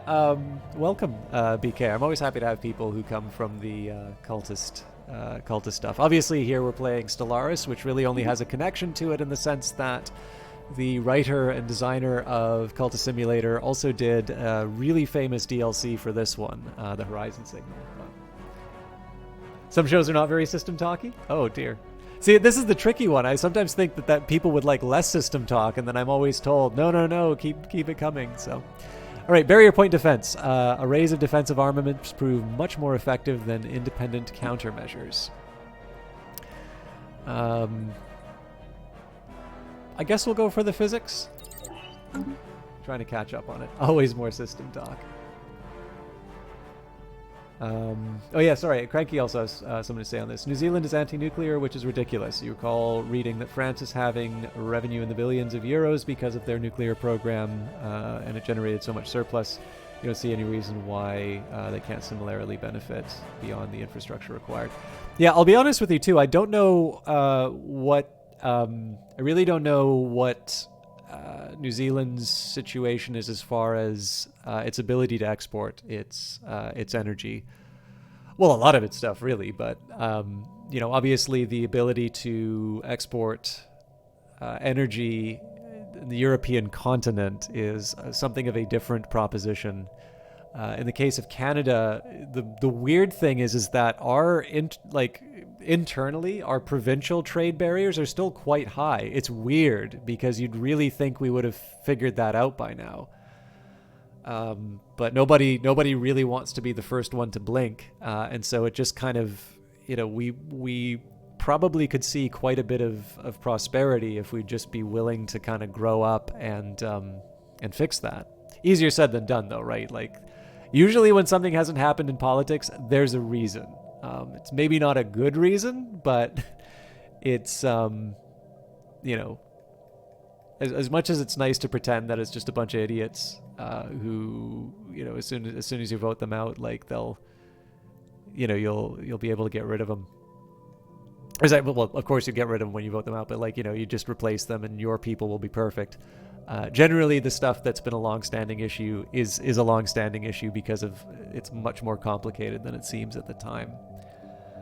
But the big problem here is that, you know, Alberta has got this tremendous wealth in the form of oil and very few ways to transport it. It's actually led to some technological progress. So, for instance, I think there's a technology now where they'll actually turn the oil into a solid for more convenient transport on trains. But obviously pipelines are tremendously controversial in most of the provinces where they need to go. And so for the most part, it just winds up down in the States. But even the States now is not necessarily wanting to build any more pipelines. And understandably so. Like we do need to acknowledge the fact that we need to shift our you know, our energy consumption. And that isn't necessarily favorable for Canada, but it's, you know, neither are the consequences of failing to do that. So yeah, Canada's in a weird case where, like, on paper it seems like, you know, you've got plenty of options, and then in reality, when you actually look at the simple matter of trying to get something from A to B, shout out to any Patriot fans, it actually suddenly becomes really challenging.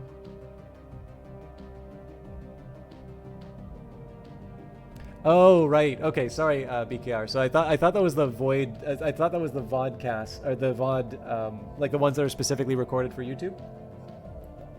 Generally, that kind of talk comes, as you might notice, like there's back and forth inside of the chat, which isn't present on those videos. So chances are, I mean, I definitely go quite a few places in terms of the system talk. But generally what happens is there's something that's said in chat, and the context, I try to read stuff in chat regularly, but it doesn't always, I'm not always consistent in it.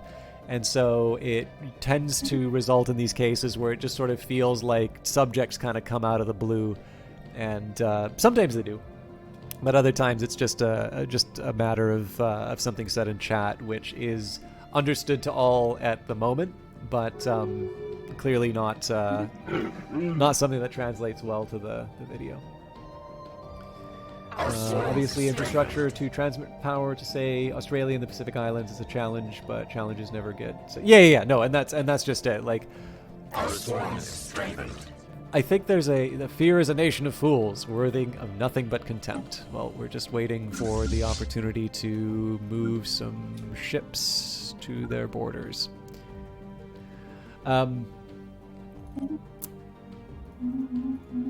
There's kind of two forms of objection in my view. There's the one where it's just, I don't like X, and I protest, I object, whatever it comes down to. And that doesn't necessarily require you to have thought very hard about the issue. It's just sort of like, I don't like this thing, and I'm saying I don't like this thing. Which again, it's one person, one vote. That's kind of how this stuff works. So it's, you don't necessarily have to have good reasons for voting the way you do or supporting the policies that you do. But then there can be, objections to stuff that you like, which are sort of based on the reality on the ground, which would be, like in the case of Canada, it's like, why don't we do more oil refining? Well, because it's a really low margin business and the Americans just do it so much better than us. So it makes as much sense to send it off to them and to focus on the things that we're good at, making planes or whatever. Our construction is complete. Well, you're a NIMBY. I thought we covered this on Cranky. You're a NIMBY. Nukes in your backyard, isn't that what that stands for?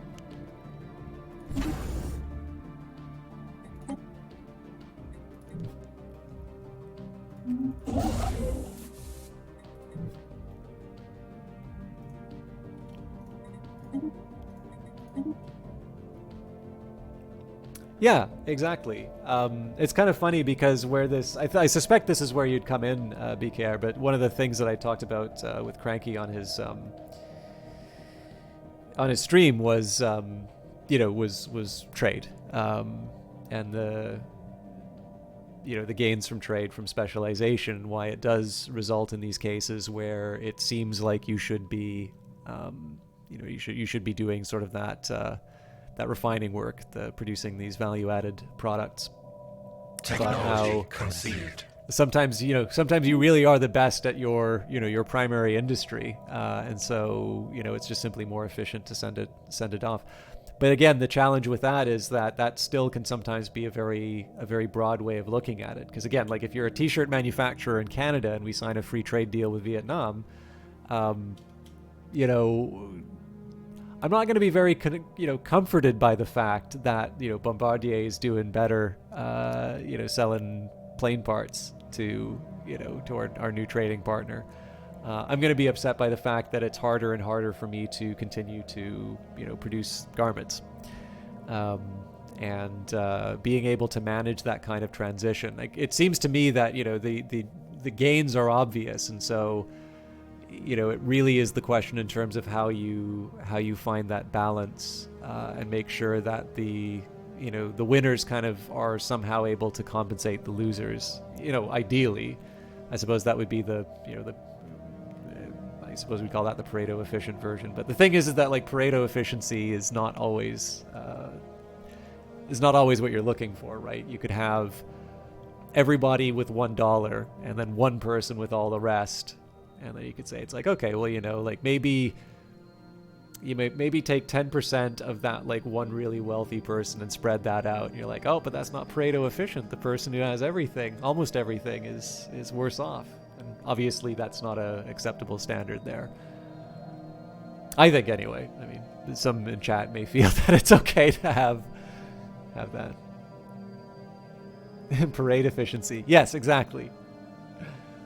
All the floats arranged correct, efficiently. Yeah, so maybe for the benefit of those who aren't familiar with the idea of Pareto effect, I kind of just described it there, but it's the idea of essentially being able to come up with an arrangement where everyone is better off and nobody is worse off. So you could sort of, again, because in the context of trade, and again, this is going to be really broad strokes, so I apologize for those who know the subject well and sort of object to my characterization of this, but like, let's say we do, we do some kind of trade. They say, hey, System Chalk, you're really good at the whole streaming thing, but your cooking sucks. So I'm going to cook for the both of us, and then you're going to take care of the streaming side of things, and, you get a meal, and then, you take care of my shift on the streaming, or I get to watch your broadcast, or whatever, the unit of consumption is. I'll benefit from that because I don't have to eat my crappy cooking. And the person who maybe doesn't have that same kind of interest in streaming or whatever does that thing. But let's say I like cooking, right? I mean, that's the individual version, right? Let's say I like cooking, and it doesn't even matter. Let's say I'm actually genuinely as bad as this person says I am, but I get some satisfaction of the process of doing the cooking. In one sense, so in the previous one, it's like, okay, well, if I don't have this value of cooking, it's like, well, I'm better off because I've got this thing that I want. I've got a higher quality meal, and what have I given up for it? Well, essentially, I've given up this thing that I'm already quite good at. So we've both kind of gained. But if on the other hand, I put some value in the process of cooking, well, maybe. Well, I mean, usually this is like an overall welfare thing, so this isn't the best analogy. The garment manufacturer is probably the better one, which is, you do a free trade deal. You used to make T-shirts. The country you are trading with is able to produce more T-shirts at a lower cost than you. People are very likely going to stop buying your T-shirts and instead import them, which means that you will very likely need to close up shop. Again, you're not going to feel very comfortable about the fact that you have cheaper T-shirts because you were a T-shirt manufacturer at that time. And the companies that are exporting to the country with the trade deal, they're better off. So in this case, the gains aren't necessarily distributed in a way that everybody's a winner. And that's what sometimes gets lost in some of the conversations. Also, the other thing, too, this is a really old way of looking at trade. Obviously, now we're really worried about things like supply chains. Like what happened. We've gone for a lot of efficiency recently, and it's very hard to argue that the moves towards efficiency didn't achieve that. I think they achieved it very, very well. And of course, the problem is that it also introduced quite a bit of fragility. And so once they became disrupted from something like a global pandemic, we're now sort of saying, well, maybe we want to roll back some of that efficiency in order to make sure that we are able to take care of what we need. Which is why there will still be work for international trade economists. These torpedoes are essentially very large, slow-moving missiles. They are equipped with more powerful warheads and shield modulators that let them slip unmolested through energy screens. Sorry for those of you who did not want the crappy trade introduction. I will go back to Stellaris now. Unless somebody has something else to say. Okay, I don't think I need the leader lifespan. If I recall correctly, in hive minds, they're like... They live forever, don't they? So leader upkeep would be good. Yeah, so we'll do leader upkeep, leader lifespan, we'll get the extra edict, and then we'll go for the stability. Stability is nice to have, but I don't know. More money is nice.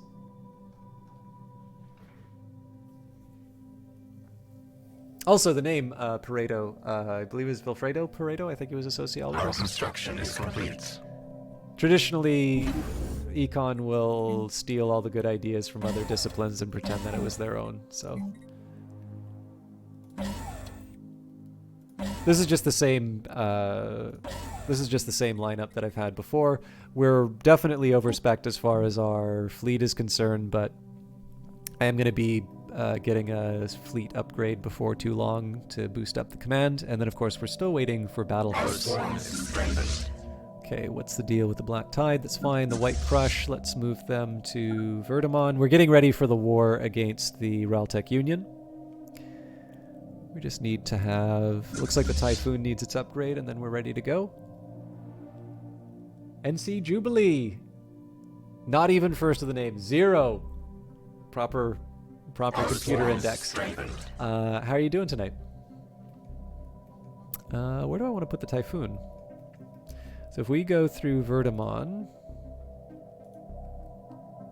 you know what? We'll send that one through the Bithia system.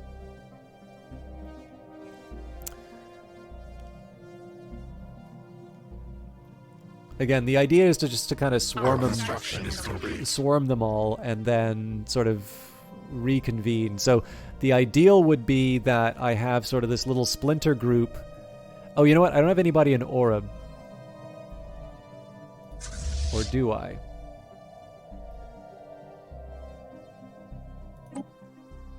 What happened to Wentwork? Oh, that's right. I think I converted it. Okay, yeah, we are going to be waiting for a little while. But yeah, so the idea is that the initial attack should be very heavy on this side. Hopefully we just sort of swarm them, and then we just kind of move from right to left. So we'll see whether or not it actually turns out. Okay, we need a missile battery and... yeah, gun and missile. And then disruption, comms jammer, target uplink. So again, this is just to protect the black holes. Our construction is complete. And then I guess I have a lot of shipyards kicking around here, but I don't necessarily need that many. I suppose for the capital world... Well, okay, it doesn't hurt that I have so many, though, so... I've already got the gestation chambers, so yeah, you know, hydroponics bay for you.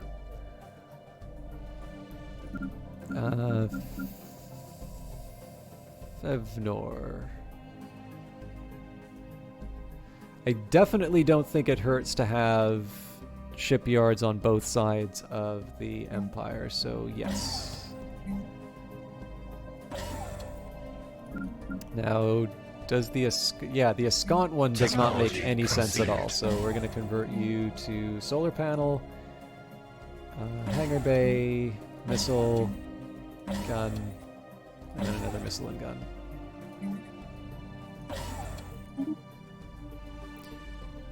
The seemingly erratic behavior of tiny things can dramatically alter the way we think about bigger things. So I'm taking over the other half of the galaxy, Galactic Domination. Absolutely. We're actually, this is the first I'm trying Nemesis' new Become the Crisis mechanics, which I think are really fun and hugely momentum-based, and I have a feeling that I am on a much lower difficulty than I should be playing on, but... As I said at the start of the stream, like, sometimes it's fun to just beat up the computer every once in a while. They never complain about an unfair fight, so... I will fully abuse the privilege.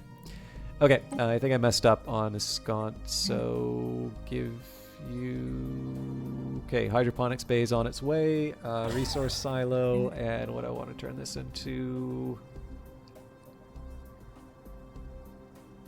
Oh, eventually that'll be a naval logistics office. Right now I'll just dismantle it.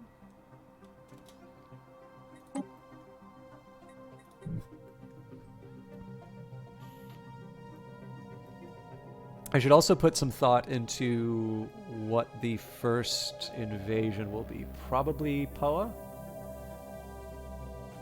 I mean, it's basically Poa to Fargus and then...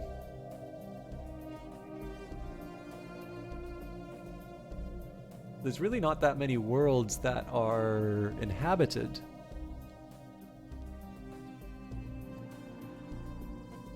Yeah, makes it easier.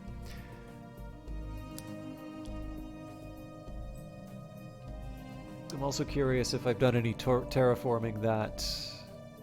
Yeah, so I definitely should be colonizing this one. Technology conceived. Alright, refit standards. Standardizing workflows for upgrading and retrofitting ship compartments can lead to massive efficiency gains. Of course, we kind of already did all our upgrades. I have no idea if I'm ever going to do uplift. That doesn't seem in line with a devouring swarm. I could reverse engineer minor artifacts, or I could finally get... Well, a naval cap isn't that important. Like, not relative to the time it'll take. Let's do reverse engineer minor artifacts. I may not use it, but... Okay, target from orbit. Down we go. Let's see the actual story here. So, an artificial construct thousands of kilometers across is readily visible from Imdar 2B's orbit. The shape seems to indicate a location of importance in the middle of it. Sensory readings from orbit indicate nothing out of the ordinary, so closer inspection is warranted. Down we go. At the very heart of the formation lies an overgrown processional entrance leading deep underground. Choked with vegetation and half buried in rubble from some tectonic shift ages past, the going is very hard, and clearing the passageway will be quite an undertaking. What was my starting race? So it's a race that we made, so whenever we play Stellaris... Sorry, I'll say curious and then see... I can never remember what these are. Oh, yes, this is the shielded world, so I do want to follow up on that. Whenever we play Stellaris, it's always a new species. We always come up with a story for it. So basically, the starting race was is basically the idea of fear itself. So I have not played a hive mind since Utopia first came out, and I do not recall ever playing a devouring swarm. So basically, again, anytime I do a new species, I'll usually have an idea. In this case, it was basically me saying, it's like, okay, I want to play a devouring swarm. How do I justify the devouring swarm? Like, what's its deal?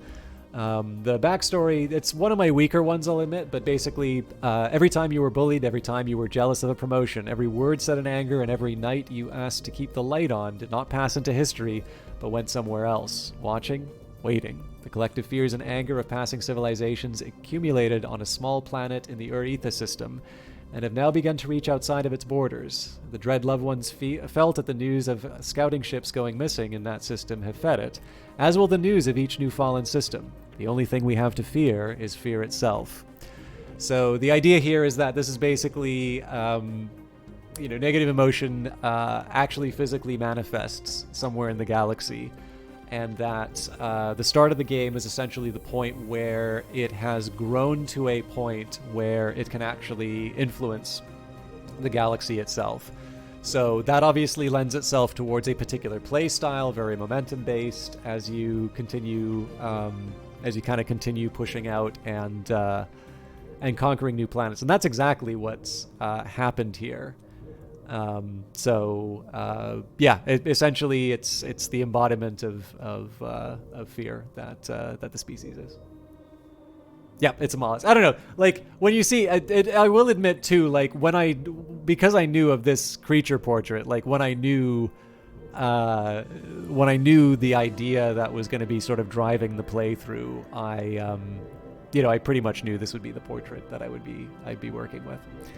But we've done everything from, like, we did Codebreakers last time, this sort of quasi-religious order called the Black Codex. I've done my, I had driven assimilators, which sort of had this sort of spiritualist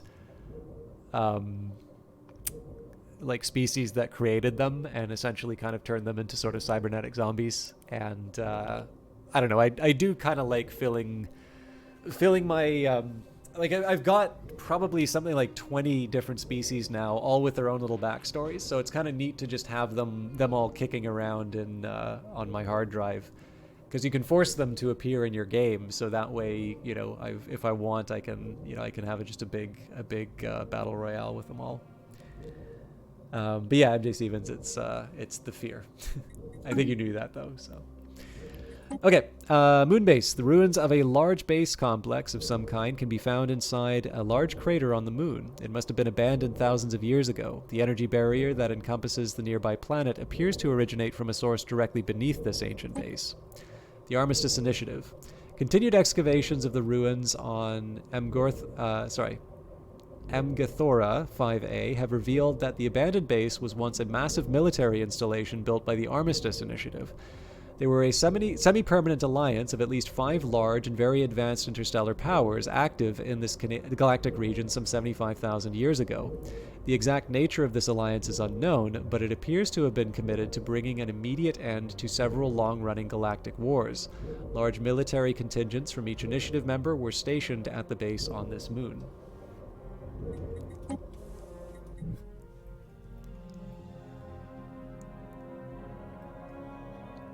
It's interesting that the two events kind of lined up so well.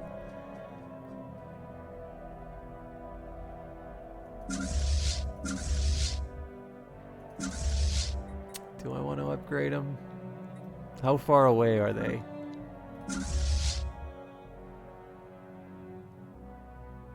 Oh, well, they're not actually being used for anything right now, so yeah.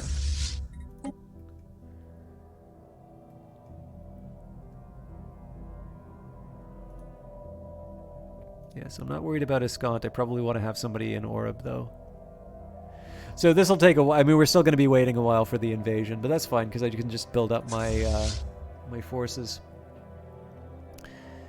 So I don't know why the tsunami wound up the way that it did. Is complete. Let's give them 5 menacing cruisers, 9 menacing destroyers. Our construction is complete. And then 11 corvettes. Technology conceived. Our construction is complete. Establishing new standards for modeling and construction of destroyers greatly improves the efficiency of the production pipeline.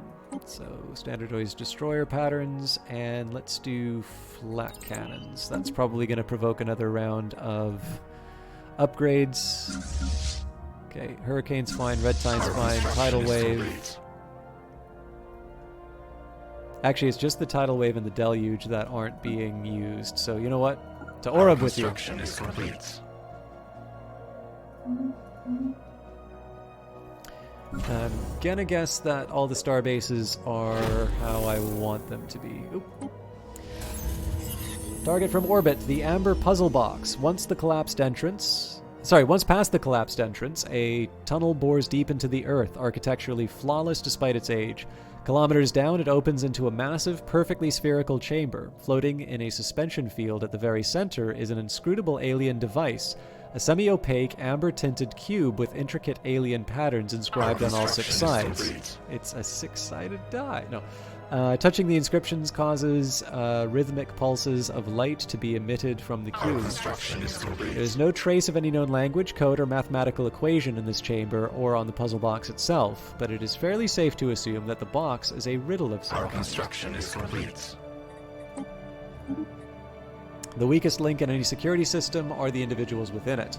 By modeling their weaknesses in computer simulations, we can find novel ways of bypassing their security or trick them into bypassing it for us. So, simulated social engineering. I don't know what provoked this thought, but has anybody here read Cryptonomicon by Neil Stephenson? It's an older book. I think it was released around the 2000s. Feels like a 2000s book.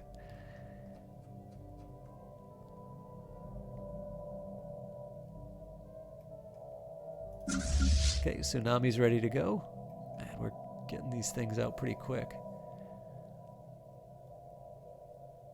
Yeah, so I could just blast out another construction is complete. fleet without that much trouble. Just as well, actually, because we didn't think about dearth.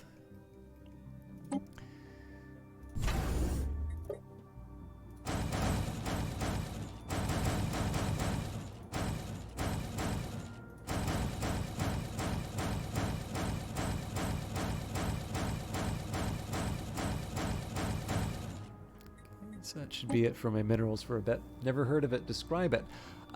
So it's a... Every voice of feel inclined to listen to every word. Oh, thank you, NC Jubilee. Yeah, I mean, well, obviously people aren't going to watch me for my skill at the games, so I got to have something to go for it. But I always appreciate hearing that nonetheless. It's a weird one because I never really did anything. Well, sorry. I keep saying this, but it's not actually true. I did have a speech impediment as a kid. But beyond working on that, I didn't really do anything to have the voice. That's just kind of something I'm naturally endowed with. So it's weird to take a compliment on it because I feel like I didn't earn it. But obviously I do what I can to highlight it on the broadcast. I never get tired of hearing it though, so thank you. Please, you all can just storms of applause. I'll never get tired of that. But yeah, Cryptonomicon, how do I describe it? What interested me about it, let's say, is it's a book that takes place, there's two parallel timelines.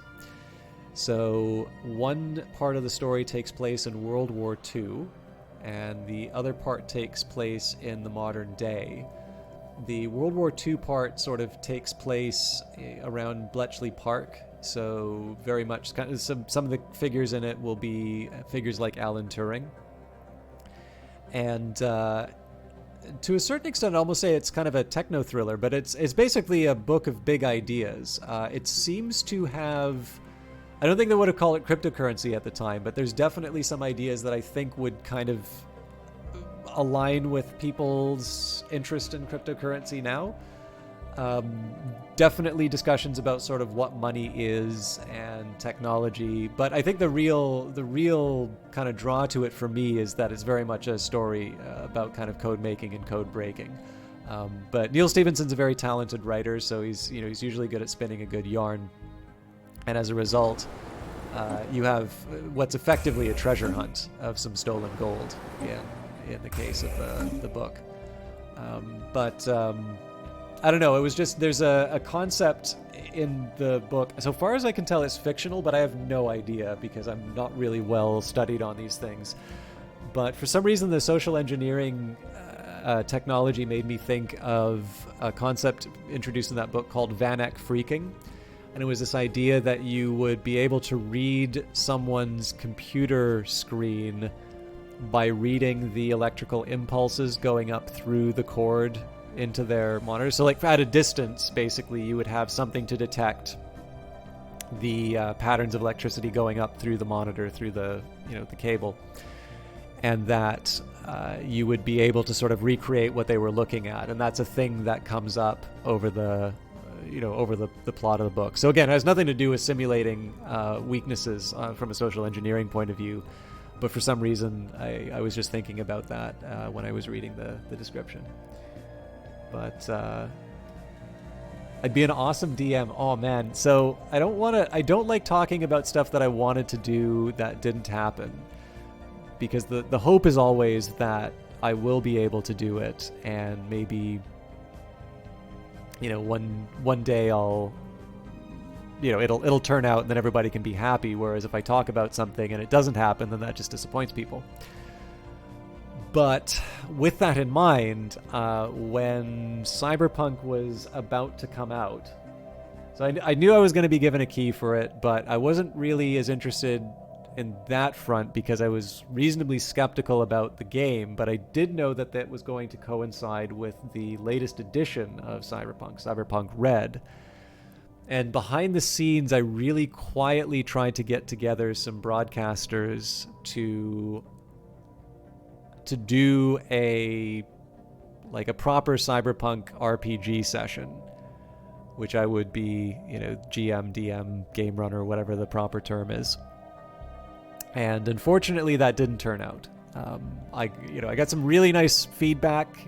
People sort of said that they really liked the idea and that it would be fun, but they really weren't into tabletop, which is kind of the traditional problem I have with tabletop role playing. So I actually do have the core rulebook, so one day I'm sure I can spin that idea up. But that was going to be it. Like I knew, I did get a key, so you saw me. I did my duty. I played the game up to the point that they had copyrighted music that was still going through even on the streamer friendly mode, and I left it at that. I'm sure one day I'll go back to the game. But in truth, The thing I was really looking forward to doing was to actually show what you can do with that setting without necessarily having to worry about what CD Projekt Red's idea of what that setting would be.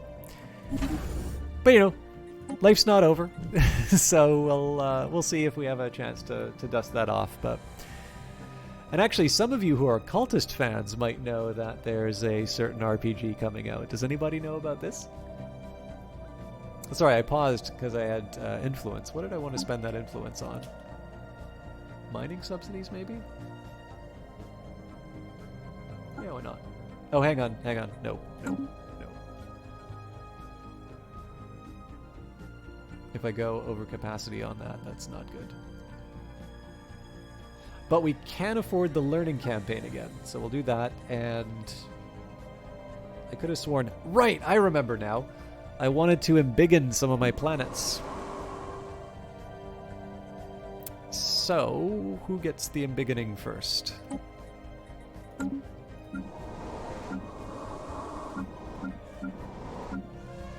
Yeah, let's make it the capital.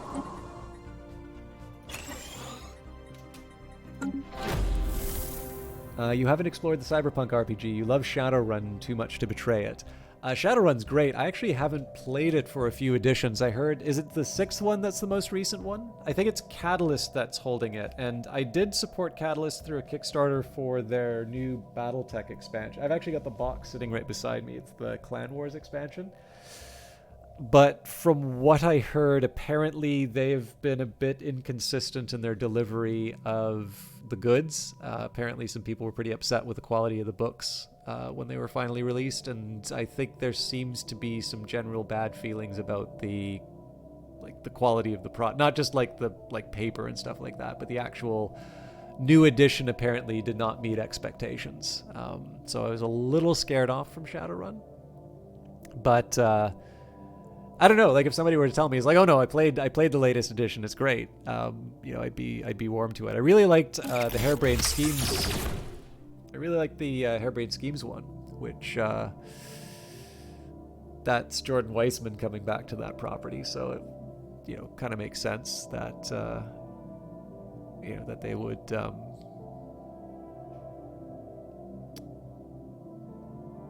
they do a good job with it. But obviously playing the digitized version of it's going to be very different from being able to just sort of realize your own world. But yeah, I don't know. I think the Mike Pondsmith Cyberpunk setting's an interesting one. The big one for me is that there's a card game I like called, it used to exist. It doesn't exist anymore. Android Netrunner, which was published by Fantasy Flight Games, and it's set in their Android universe. So Android was originally a board game, which was sort of like, it's a hard one to describe. It's kind of like a detective story sci-fi board game. Like you're trying to achieve certain goals for your character, both in their personal life and solve the crime. That sort of has been spun out into a bunch of different products. So there's a game about the corporations called New Angeles, I think. And I've played Android Mainframe, which is a little bit like Go in a weird way. And then they now have a tabletop RPG. But this Netrunner card game, very well done. It's a living card game, so you don't buy booster packs. You buy booster packs, but there's no uncertainty in terms of what you're getting. You always know what cards you're going to be getting in these boxes. And this was a property that was licensed from Wizards of the Coast, and the game was Netrunner. That was a game by Richard Garfield. I don't think it ever really got...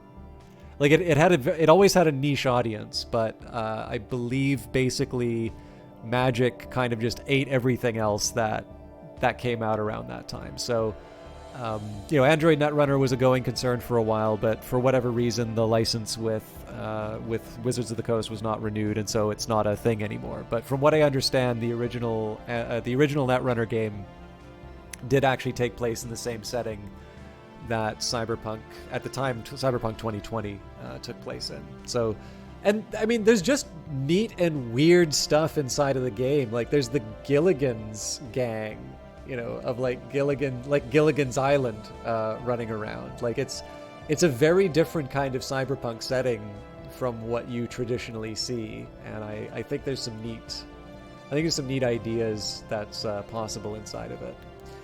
But again, like Shadowrun is definitely a hard act to follow. I think Shadowrun was like one of the first RPGs I ever played.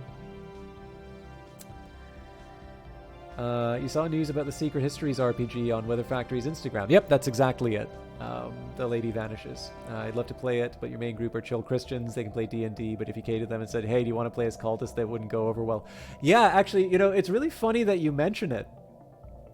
This is a big problem that Weather Factory ran into. So I don't know if you're based in Canada or not, but Weather Factory comes from the UK. So to them, when they think of a cult, that is a very, very different thing than from what North Americans think. Actually, Olaf might be able to confirm this for me. But for them, I mean, like, obviously there's like Aleister Crowley stuff. There's definitely sort of this element in terms of like looking at the myth. Like, clearly the game has sort of this occult element to it, where you can sort of see why a Christian-oriented group might be uncomfortable with it.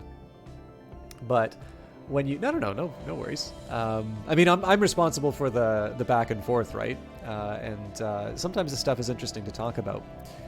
I will follow up on this here, but because there's a story bit coming up, I want to just finish the thought, and then we'll move on to the game again. But the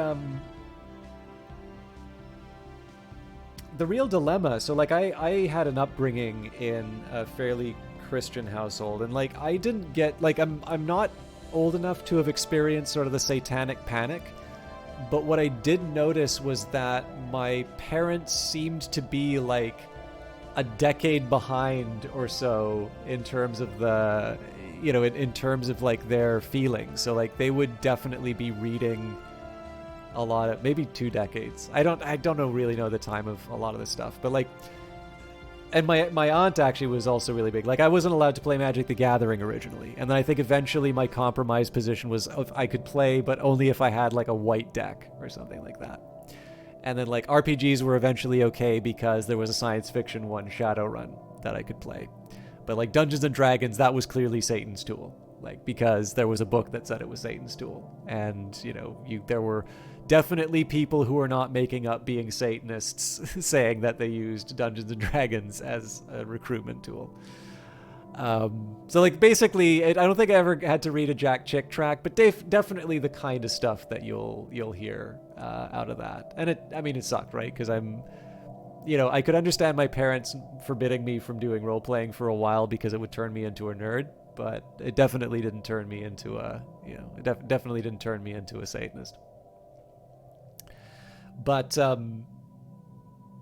one of the challenges that Weather Factory does run into is that to an American audience, the idea of a cult can be something like Heaven's Gate, or like there's some really sinister associations made with it.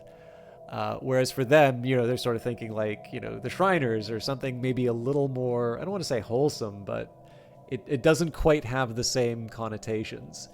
So I completely appreciate what you're talking about. Like, it's like, hey guys, we're going to play The Lady Vanishes, and we're all going to be members of a cult. I can definitely see why that would maybe create some problems at certain tabletops. The excavations carried out by our archaeology drones in Imdar 2B have somehow activated several ancient sentinel droids. Luckily, Ythag Unrove and the nearby security escort managed to neutralize the hostile robots before they could seriously injure anyone. Anyways, yeah, so my apologies to those who didn't want to hear that digression, but I'm always willing to give the time on Cultist Simulator stuff because, hey, thank you very much for the follow, NC Jubilee. Just because I know people liked the Horizon Signal so much. So, wow, that's a really hard one to get a read on, but it's actually not that scary once you look at the numbers. We definitely want to sort of coalesce around the Rastaban system. I mean, they might get sneaky and just kind of go around the edge here, but again, we've got eyes on them, so we're fine there. But yeah, the cultist stuff always feels okay to talk about, because for those who have played the Horizon Signal but don't know about the game, they can check it out. And for those who like Cultist Simulator and are into Stellaris, you may not know, but same person wrote the Horizon Signal DLC. Various artifacts and technologies functioning by arcane means that cannot be understood or replicated, at least not by conventional science as it is known to us.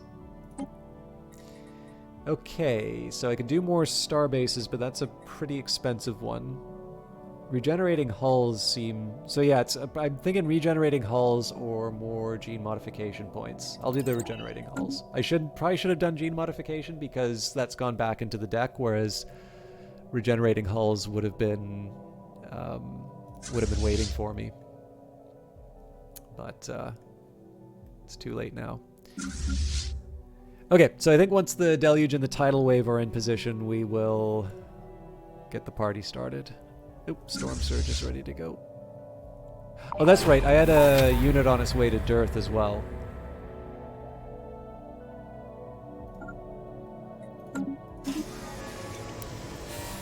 Treasure of the Wise. The patterns of the puzzle box turned out to be visual abstractions of various forces described in physics. After that revelation, solving the puzzle box was a simple matter. Moments after unlocking the combination of tactile inputs required, the puzzle box disintegrated into flickering motes of incandescent dust. The event was fairly anticlimactic until moments later the whole chamber started to rumble, and a hidden wall panel moved aside to reveal what could be best described as an ancient alien library of highly advanced theoretical physics. The science division will be kept busy with this find for years. 10,000 physics. Alright, so that's the Imdar expedition taken care of.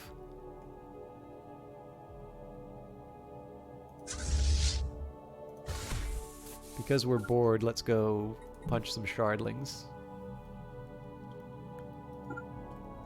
So one of the reasons I haven't been expanding my borders here is because we still have a fairly high Empire sprawl.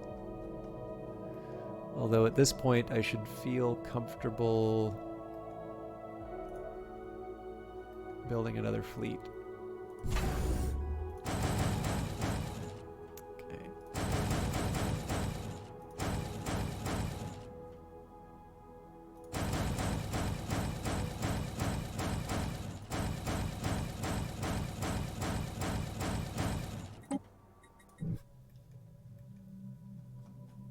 I mean, really, at this point, we have more fleets than what we know what to do with. Let's make sure we got admirals on all of them.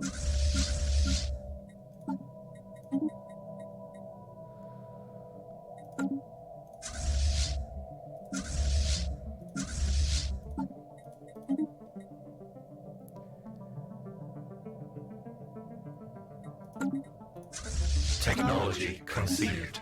Upgraded flak batteries with new, more powerful shrapnel rounds. So, let's say destroyer hull points. Again, it's a cheap one. Oh, you live in Ottawa. That's cool. Grew up 40 minutes from it, so you lived in a small town where they run a church out of. You remember talking about cultism at church, and your DM, who's a pastor, rolled her eyes at you. She grew up during the Satanic Panic, and it was only recently when her parents were even okay with D&D. Yeah, it's a really tricky one. I mean, I never want to assume my own experience is necessarily comparable to anyone else's. But it's a tough one, simply for the same reason that, like, being a nerd about something can be a struggle. Like, to some people, fantasy books, fantasy stories are some of the most exciting things that they could be spending their time on. And like, to them, like, it activates the imagination. It lets them think about the world in an interesting way. There's any number of really positive things that happens when you read written works that really speak to you. But it's also entirely fair that people will see that and, like, they just don't really like the stuff where people who have the plastic elf ears read. Like, that's not for them. They don't go to that part of the bookstore. Actually, another great example of this would be Monty Python. So, like, I don't think it's probably going to come as a big surprise to people that I like Monty Python. I think it's funny. But I also completely appreciate people who don't like Monty Python, because one of the really unfortunate features of Monty Python fandom is that there is a tendency to quote it. And I say this with all the love in the world, but generally the people who are quoting Monty Python are not as funny as the troupe. And so, it's a very easy way to get people who would otherwise be warmly disposed towards Monty Python to sort of switch off and not be into it. So, when it comes to religious matters, obviously, these are things that people have a lot more at stake on as to whether or not they find something funny. And so, to a certain extent, it'd be kind of like if I found out that a group of people I knew got food poisoning at a restaurant I wanted to check out. It could be that restaurant's totally fine. The food poisoning might have even come from something totally unrelated to the restaurant. But I might be less likely to go check it out because I've heard this bad thing about it. Whether or not it's actually based in reality. And again, of course, the more you value certain things, the more likely it is that you're gonna have those difficulties. It was actually kind of funny. I think one of the ways, because my aunt still isn't necessarily all that warm to a lot of things that might kind of have those D&D-ish kinds of hints, but I did sort of point out that with the follow-up game, the Book of Hours, it's kind of a play on. I mean, she's Anglican, right? So that should be a reference that she can pick up on. And I also think it was just the idea that I knew the people who were working on it that made it okay. But it's tricky, right? Because as soon as you say something's like cult related, especially a name, Cultist Simulator, right? There's no hiding it. So it's a funny one. Of course, I'm an adult now, so it's what are they gonna do? Ground me? Okay, I have a credit card. To balance our knowledge base, we must consider. It's not the credit card that gives me freedom, obviously, but it's very hard to ground anyone who is a degree of financial independence and lives on their own. To expand our knowledge base, we must consider all levels of existence. A new realm of science awaits us. Okay, so what do we've got here? We'll do simultaneous collapse storage, so that'll improve our encryption. How are we doing? We are paused. How are we doing on our constructions? New arrivals in Raskamir. A large group of space amoebas have split off from those in the Amor Alveo system and have struck out to roam the galaxy on their own, entering our territory in the Raskamir system. As is the norm with these creatures, they seem unable to tolerate our presence and have begun attacking our outposts. Well, that's no good. What am I going to do about that? Raskamir is going to get pounded.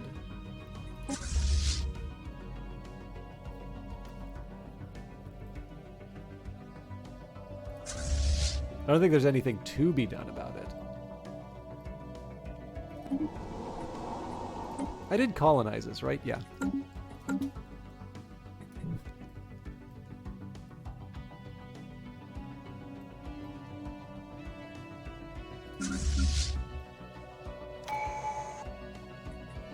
Oh, my Empire Sprawl went up enough to deny me the tradition upgrade.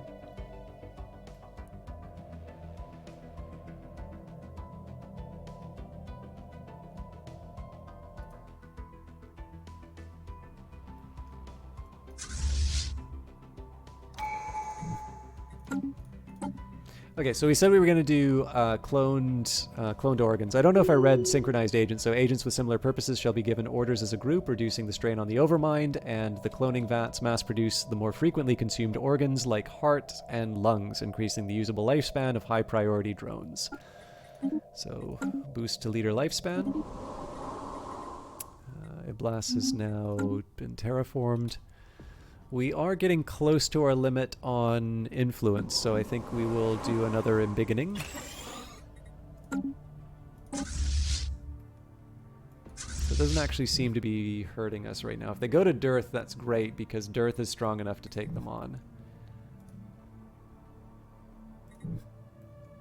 I was actually going to send a squad out to deal with the amoeba. It just seemed better to attack a legitimate target originally. Moonbase, belligerent Party C. The shielded planet on the system was the capital of one of the warring empires. The Armistice Initiative was formed to stop. This empire's name is still unknown, and they are referred to simply as Belligerent Party C in all initiative records recovered so far. Apparently, the Armistice Initiative sought to make an example of Belligerent Party C. After invading their space and winning several hard-fought battles, the initiative permanently imprisoned the homeworld of Party C behind an energy shield. A military base was established on the nearby moon to maintain the shield and act as a response force in the unlikely event of containment failure. Our construction is complete. Okay.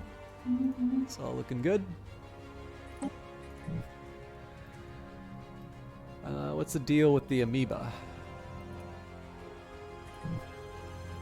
I would have thought they'd show up in Dearth by now.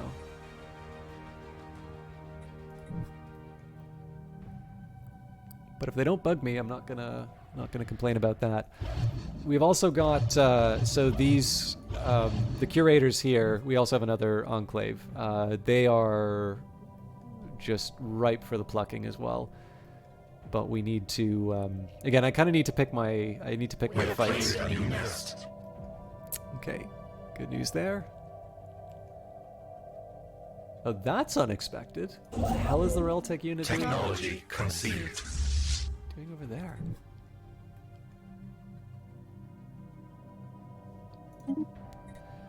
Further advances in unstable entanglement have given us new ways to prevent unauthorized intrusions into our databases. So I guess we'll go for the research station output. If we take a look at how much my research stations are actually producing, it's not that exciting. So physics research, so 118. Actually, you know what? It's started to grow. So I guess quite a bit in terms of physics, but for social and engineering research, it's about a third of our total output. So that's why I've been avoiding that particular one. Do we have a big fancy new... Yes, we do have a big fancy new ship. So let's add them to Bithia, because it looks like there might be a new... It's not exactly a new front. It's not going to be that hard to claim. It's just going to be annoying to claim. And the rest of it... Yeah, we'll just wait for this. Fleet to show up in the Dearth system, and we will get the party started.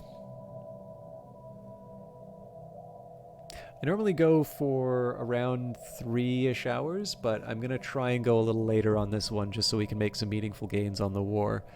But I do have a few things that I need to take care of as well, so. If it seems like I end abruptly past the 3-hour mark, it's just because I need to take care of my personal life as well.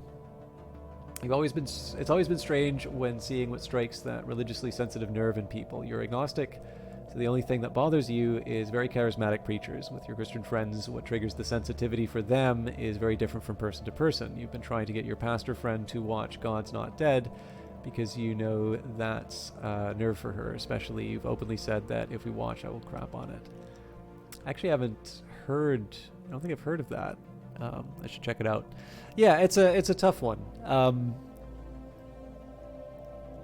One of the funny things actually was that when I was kind of made to go to Sunday school.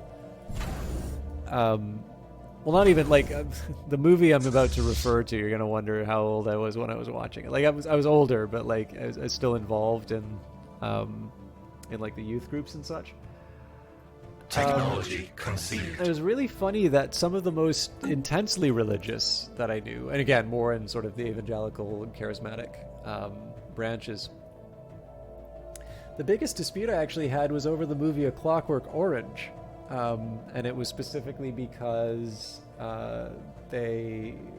one of them felt it was really inappropriate to depict what the film depicted. And I I'm still relatively young. Like, I was definitely watching that at a younger age than you probably should be watching A Clockwork Orange. I'll fully admit that. But I guess the big thing for me was that that is a theme that I have been interested in for a very, very long time. Like, this is going to make me sound like a total weirdo, but like, for as long as I can remember, I've been really, really worried about the idea of totalitarianism and like the idea of living in a society where people would tell you what to think.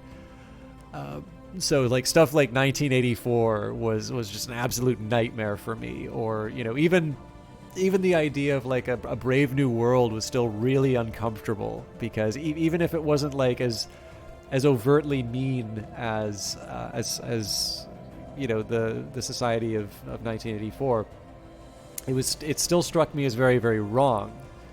And so A Clockwork Orange tests that in interesting ways. You obviously have this incredibly unsympathetic, demon of a kid who is, just the worst kind of person, and essentially is living in a society that allows him to behave that way. And as the society takes this turn to curb people like him, they recruit his friends as police officers. They subject him to effectively mind control. And I mean, it is ultimately the priest like the thing that kind of drove me crazy about this one is ultimately the priest character who points out the idea of freedom of choice and free will.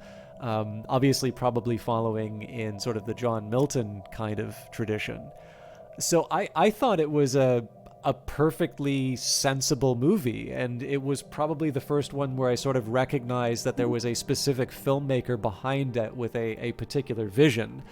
And I still think Stanley Kubrick's the finest filmmaker, alive or dead. But that was the weird one. Like the real red line had absolutely nothing to do with religious content, and everything to do with the fact that there's some really brutal content inside of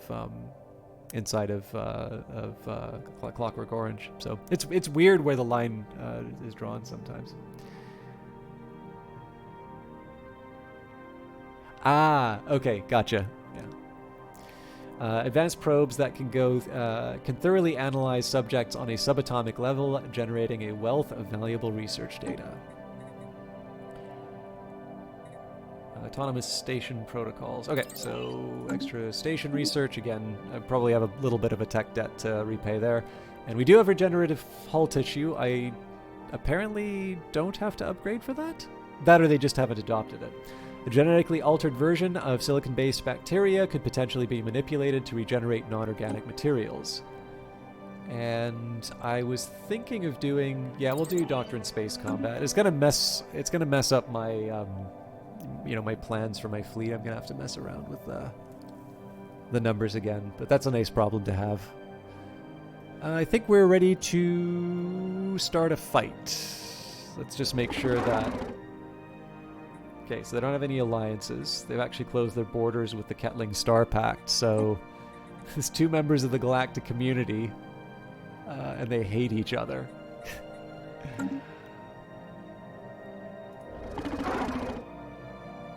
Yeah, the only worrying factor is that they've managed to bridge the gap technology-wise, and I have a feeling that some of that has to do with the Empire Sprawl, so I need to definitely get on top of that. Anyways, declare war. So we have two options now. There's absorption, which is our traditional hive mind, or not hive mind, our devouring swarm war goal. Because we now have, we are in the become the crisis sort of tree. We do have a wipe them out existential expulsion war goal. War is fought to eradicate those who threaten our great plan. We do not have time, and we certainly do not have mercy for those who have the audacity to stand against us. There is also the option of bringing into the fold. So this is imposed inclusion. That is not, that's not available because I'm a devouring swarm. So in this case, we'll just go for absorption. We will annihilate the others. Fear will only reach their full potential as citizens of the Raltec Union. Yeah, I'm pretty sure they're not going to keep me around. All right. So we need to unpause to open up the borders. There we go. So we'll just come pouring through as many entries as we possibly can. So the Earth system, you can come out into Rastaban. Yeah, we'll probably suffer some casualties on this one. And again, this is going to be a tough one. Under other circumstances, I probably should have brought more ships. This is just one fleet, and they're going to have their I'm going to have to sort of take the full brunt of their force. So what I may do is I may take Rastaban and then run back. But we got Raprix. So I think what I'm going to do is I'm just going to carve a path straight to Rastaban after we claim that. Sooth. Alright. Yeah, we should probably should come pouring out of the wormholes.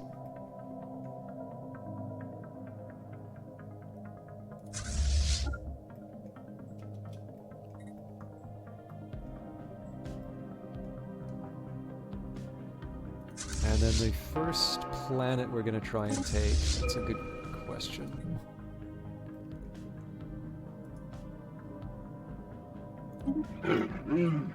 Alas, the war will be the beginning of your end for your pitiful nation, Fear.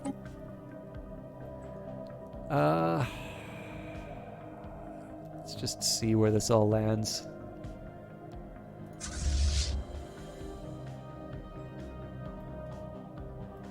Crushing a hostile hive. Crushing a hostile hive. I don't even really need to watch all this. I just need to see when the colors change and just make sure we don't lose any ships. Okay, what's the story with these guys? All right, so I think let's get the majority to go directly to Rastaban. The Storm Surge, I'm gonna peel off.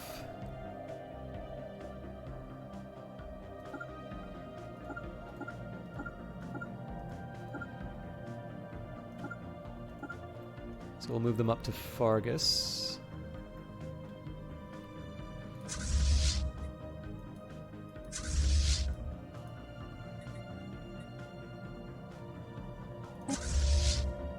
And in the tidal wave, we will...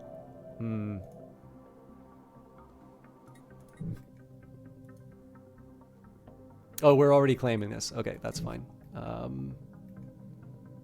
Yeah, no, then we'll leave that be. Okay, no losses, good news. So one of these I'm going to go send to sort of clean up the rest.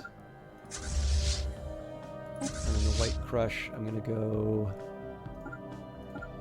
send into the Traber system. And then Rastaban.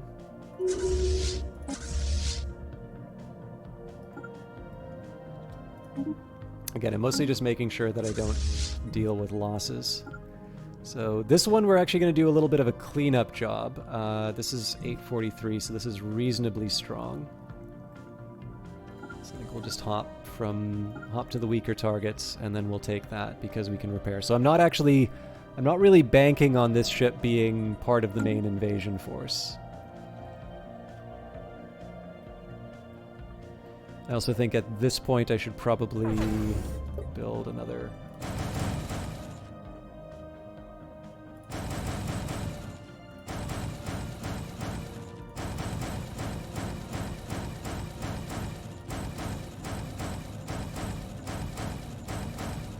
another fleet.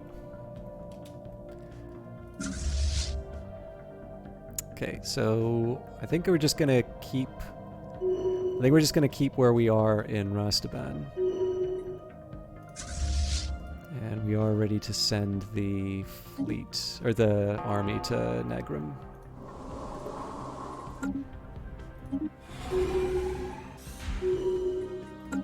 Okay, again, just making sure we're not losing any ships. It's not the end of the world if we do. We've got plenty for replacements. Just, it'd be nice if I could...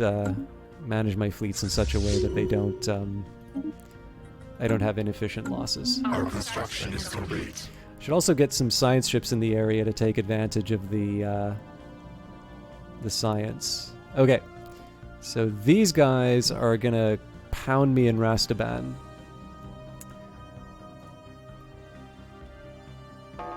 Oh no, they're staying put. Okay, that's great. So if they're gonna turtle, which in general makes sense, but if they're gonna turtle where they are, then that's gonna give me enough time for all of my ships to sort of unify in this area over here. That works perfectly for me. What I am gonna do though is we do have a science ship that's currently not being used, so I'm gonna start stealing their tech. I don't want to get too bold with it, but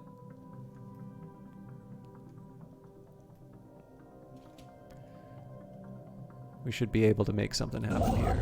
And it looks like we've got crystals. I'm going to start developing this territory right away. Okay, so the tsunami's repaired. I do want to make sure that I'm not... Nope, okay, tsunami's got to stay in place. Again, this is a reasonably intimidating force. So I'm actually willing to move out of Rastaban. I'm willing to fall back to something like Astrakhan, just to make sure that we have a coherent...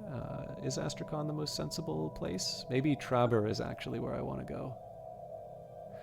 Now, I'll do Astrakhan because I'm getting a head start.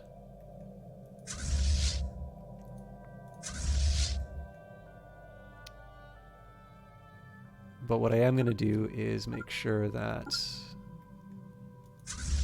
the rest of the force knows where it's supposed to be going.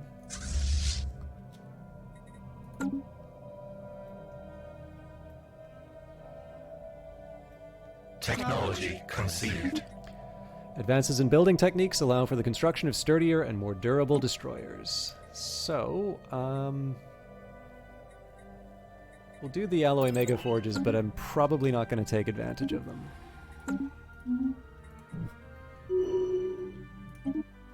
Alright, that's a shame. The White Crush lost a destroyer and a corvette. So let's make sure that my eastern shipyard's taking care of that.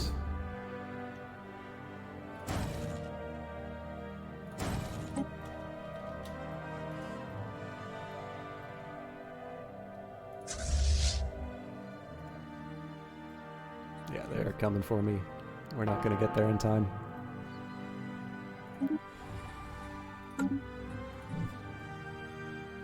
Our void hive is under attack.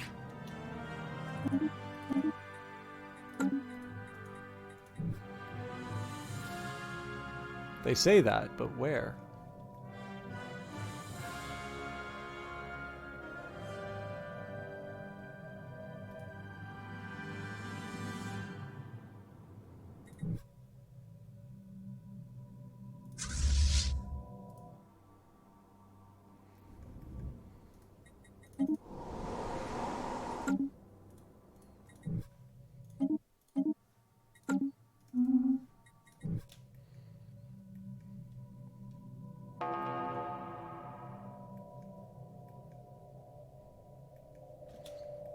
These should be ready for the White Crush right away.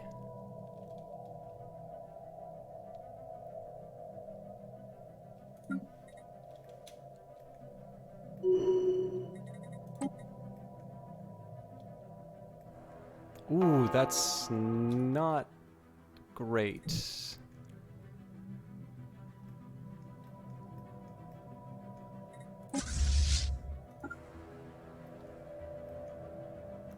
Get them to take the safe way.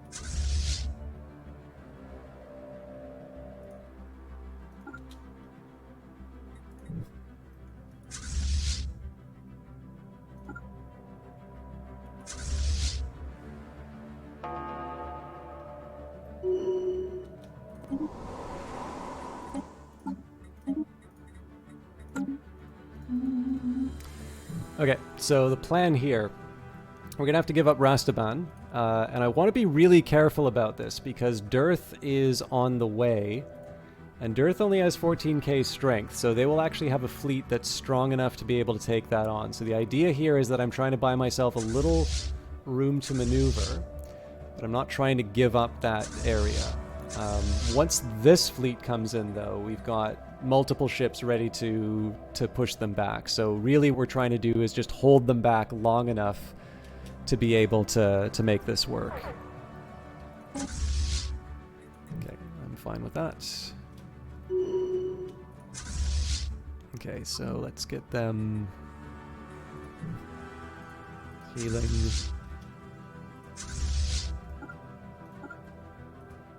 Technology conceived.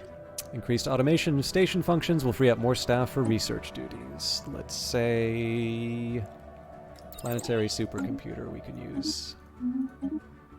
I don't have that many science planets yet, but I feel like it's something I should be working on.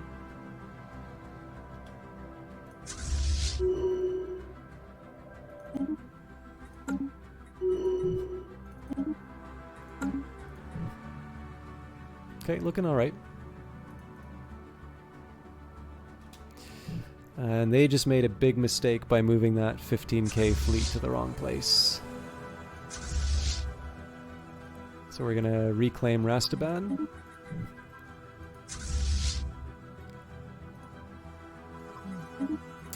My ships are gonna heal up. Let's get... This is just a single ship, so we'll do that.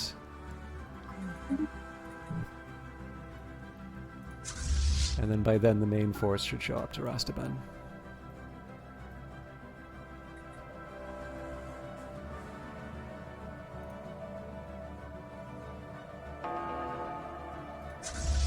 Okay, and we've got Bernie, so we'll first of all hire a new... We're doing okay energy-wise, so let's take Gale Speed. Again, too many admirals. And where do I even want to put him? I think we should just send him straight to Rastaban, frankly.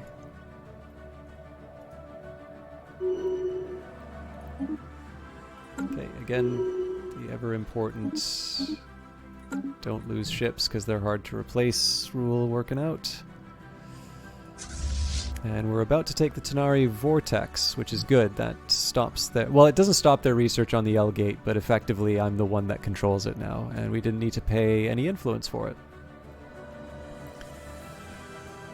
The challenge, of course, is going to be sending the army to actually take these...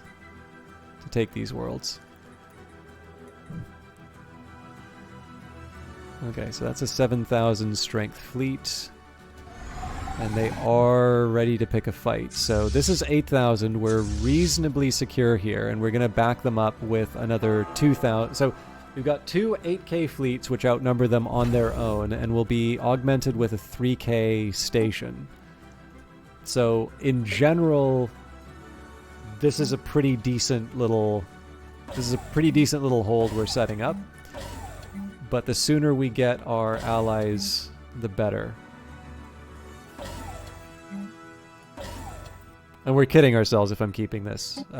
This is at this point. This is just something for me to kind of hold the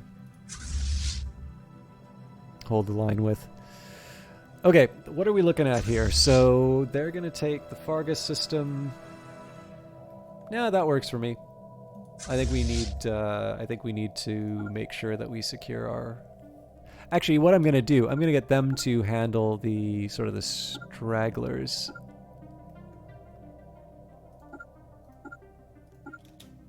Next ship that next fleet that becomes available, I'm going to do a similar move just to make sure we get this. I mean, south doesn't really make any sense in space, but to make sure that we deal with this lower one.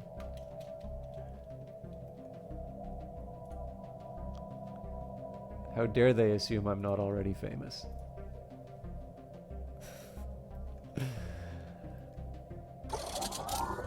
Okay, looking good. Man, they've committed. That's interesting. All right.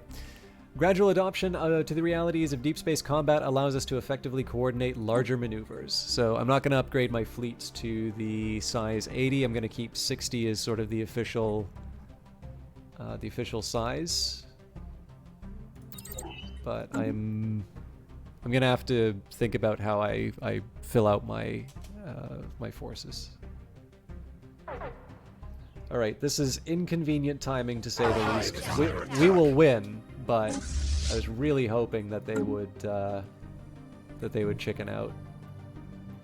I also keep hearing these "our hive is under attack" messages, and it freaks me out. I keep thinking I'm pretty sure it's this. In which case, like, lol. But yeah, it's hard to tell sometimes. Planetary infestation begun.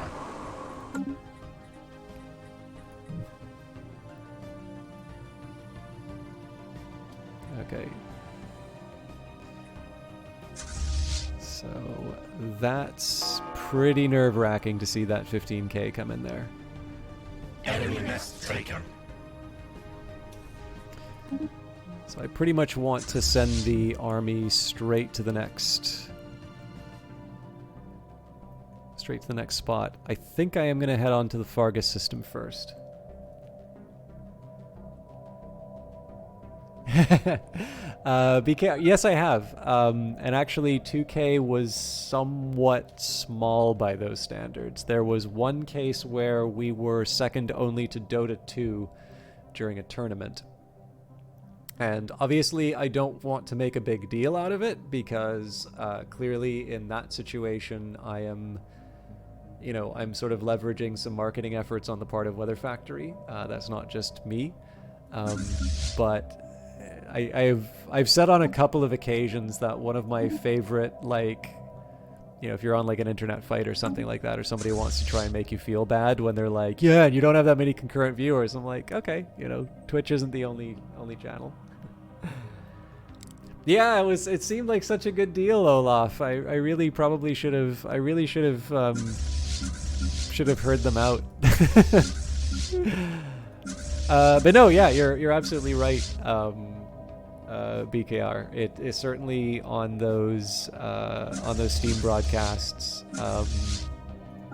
I have a much larger number. Okay, White Crush just lost another ship. Oh, they're gonna lose a lot more before the end of this. We mostly just want to wipe these guys out before the... Oh.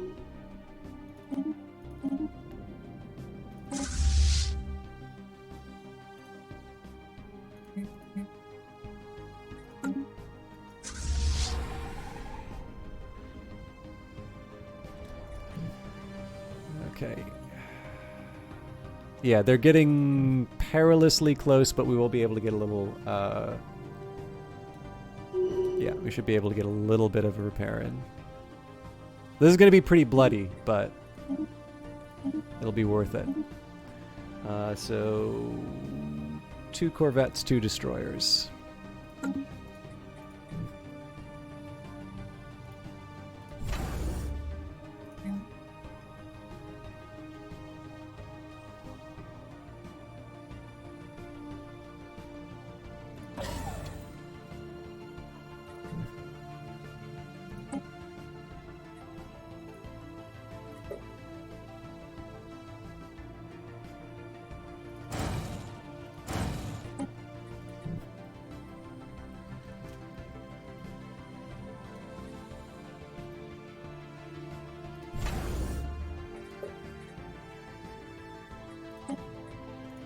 So the longer we can hold this, the happier I'll be. But I know it's a bit of a tall order. Okay, I think I'm gonna just reset the research priorities because I'm not gonna be able to make any sense out of this otherwise.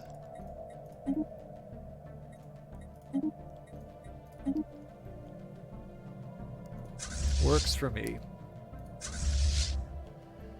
So the hope is that this fleet comes in a lot sooner than I think it is going to, but we are going to have a stack of 3 ships now to defend this, and they are currently repairing in the base.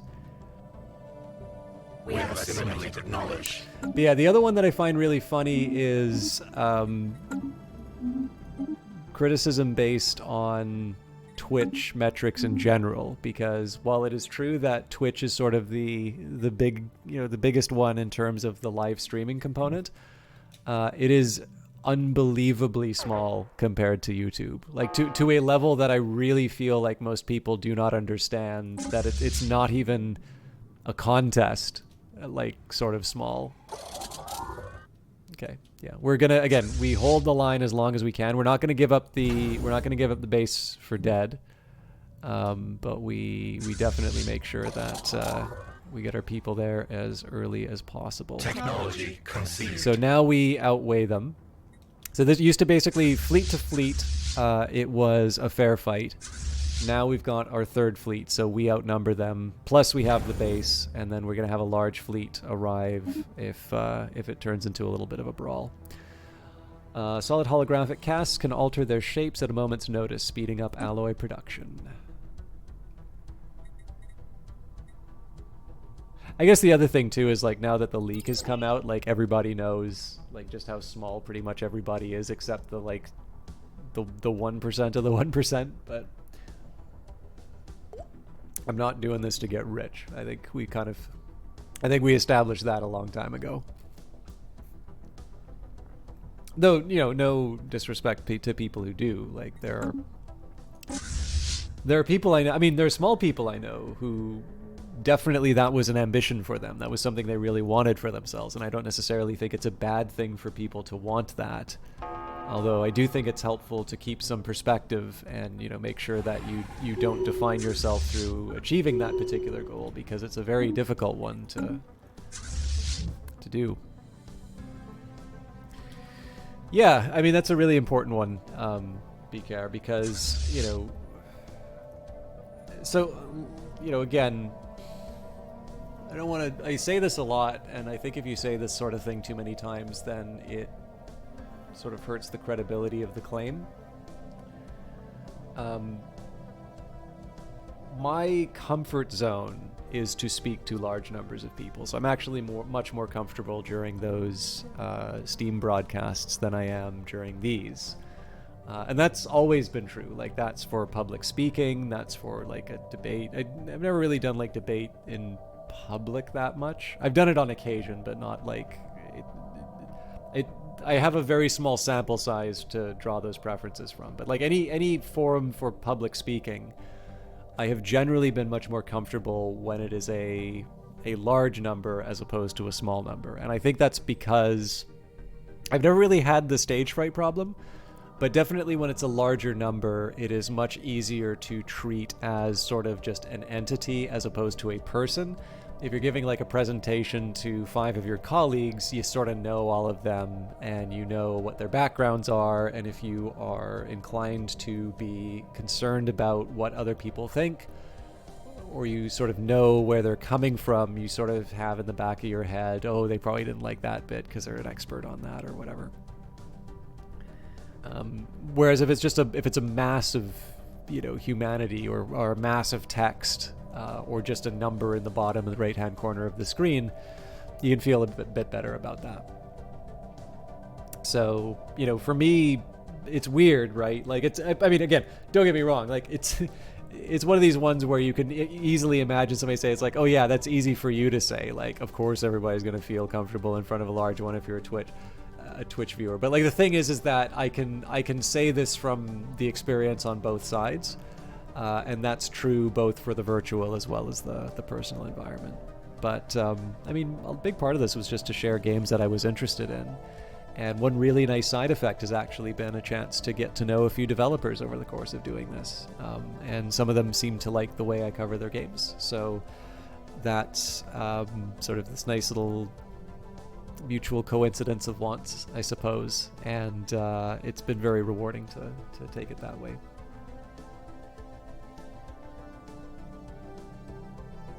Yeah, well, I mean, if it's a monetary thing, obviously, I think it's fair to say that there's a correlation between concurrent viewership and revenue. Otherwise, Twitch wouldn't use it as their ranking measure. But obviously, there's a very broad spectrum, and for most people, you know, sub revenues are nice. I certainly appreciate every one I have. You know, I don't want to sound like I take that for granted. But clearly, for most people who make a living doing this, they tend to see, you know, they're getting paid through other means, whether it's merchandise or sponsorship or something like that. You're just here because one day you'll catch an ARC stream. Well, that's why there's never the ARC stream on Olaf, because I know when that day comes and you'll never come back. I gotta dangle that carrot long enough to keep you around. All right, attention fear. If you have need for others to fight your battles for you, know that the Calaxian mercenary fleets are now available for hire. Yes, you heard correctly. If you can meet their prices, the best mercenaries in the galaxy are now willing to fight for you. Good to know. But again, we're probably going to wind up losing a few more ships than I necessarily want. But we are going to take out their biggest fleet, at which point we just sort of roll all over them. We've now found beings far surpassing anything encountered in our Empire spacefaring history, life capable of growing to an unprecedented scale, rivaling moons in size and mass. Nothing could have prepared us for this. This day will forever mark a turning point in the story of the Fear. Let us hope we survive long enough to tell it. We are but motes of dust. I wonder what Leviathan we just found. Where would we have even seen it?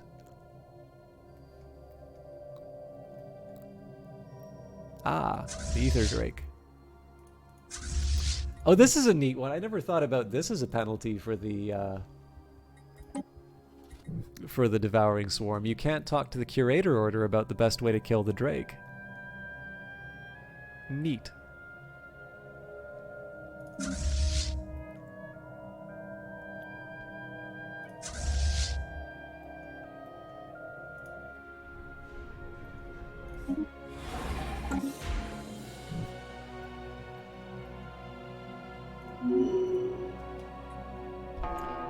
Through hard work and experience, Admiral Khalid Hardtack has developed new skills. That is an admiral's name and a half.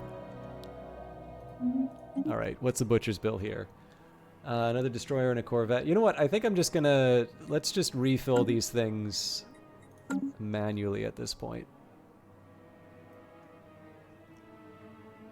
No, I can't actually. So, 3 corvettes and a destroyer.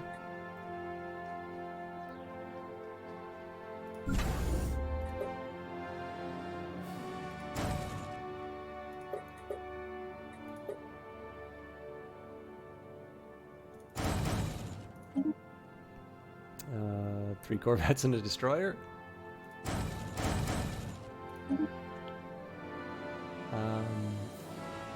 3 corvettes, 3 destroyers, and 2 cruisers. Okay.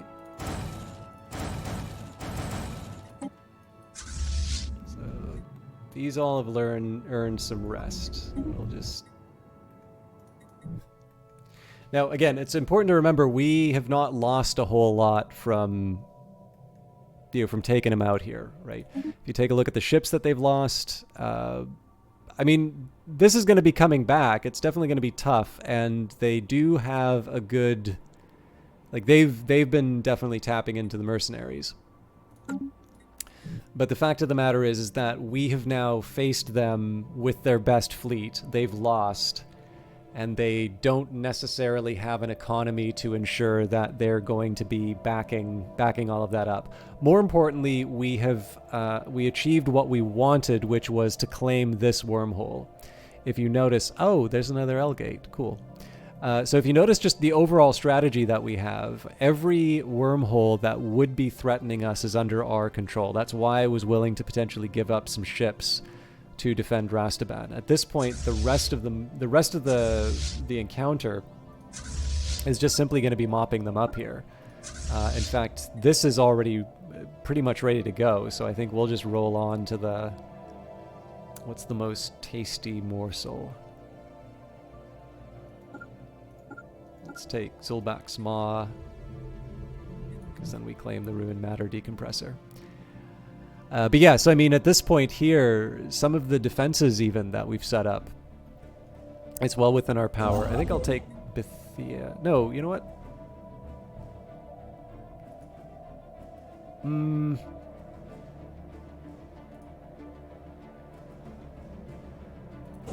think I probably should build a starbase here.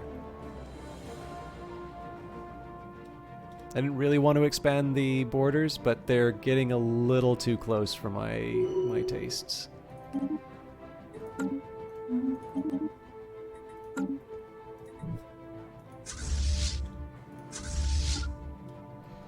We have assimilated knowledge.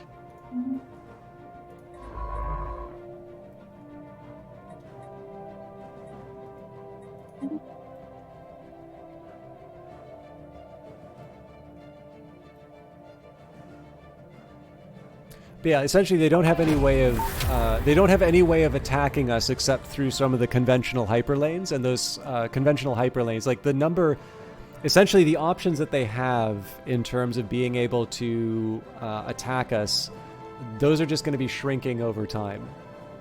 So once we take Antak Ram, this isn't completely cut off. They get to kind of go out and around, but like, they get to go out and around, and where does it really take them? Well, Azwiri, Zilbaxmaw, like, it's pretty complicated if they want to try and move around and say it's like, aha, we will finally take Rastaban. Like, we're going to see well in advance if they're going to be making a move around this end. And of course, it's worth remembering that we do have the Storm Surge on its way. Like, it's not like we're ignoring this side of the map, but what we are doing is we're just very slowly progressing to the most logical targets over time. Although one thing I do want to do while we're at it, we now have Hode, so we might as well colonize it.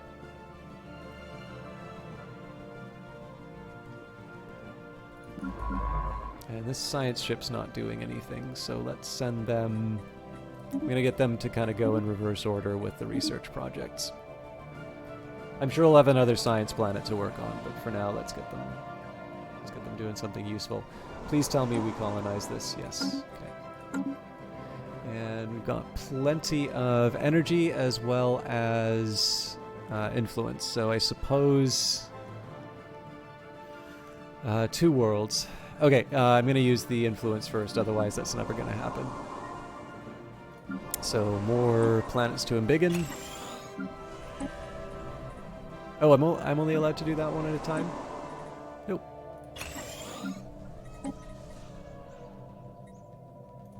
We just already did it here.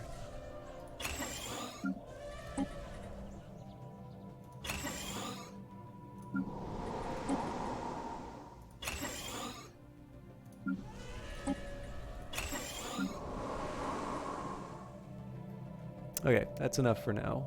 And then I've got enough for one more terraform. I try to keep in double digits on energy reserves.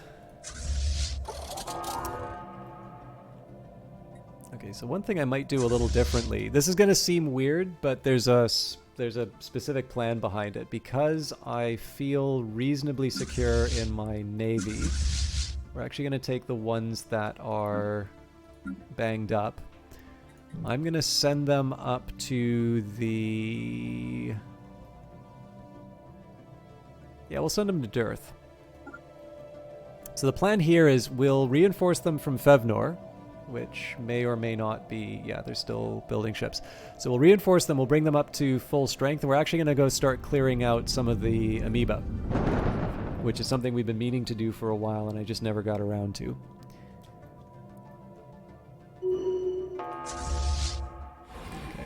At this point, we should just get ready to land.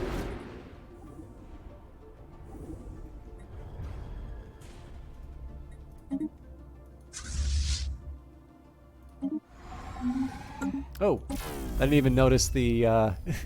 Alright, Moonbase. The initiative Moonbase was kept operational for several centuries, but with no signs of containment failure, the forces were gradually scaled back. Shifting alliances and infighting between the various initiative members eventually left the base completely deserted. Automated systems were left in place to maintain the shield surrounding Party C's homeworld, and they have, incredibly, remained functional up until now. Alas, a critical power cable was severed when our archaeologists dug their way into the subterranean generator chamber. After 75,000 years of continuous operation, the shield is no more. Curious. And it is now a relic world. At least we didn't unleash something terrifying.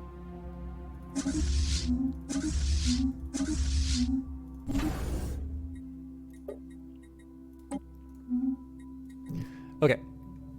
So let's colonize it.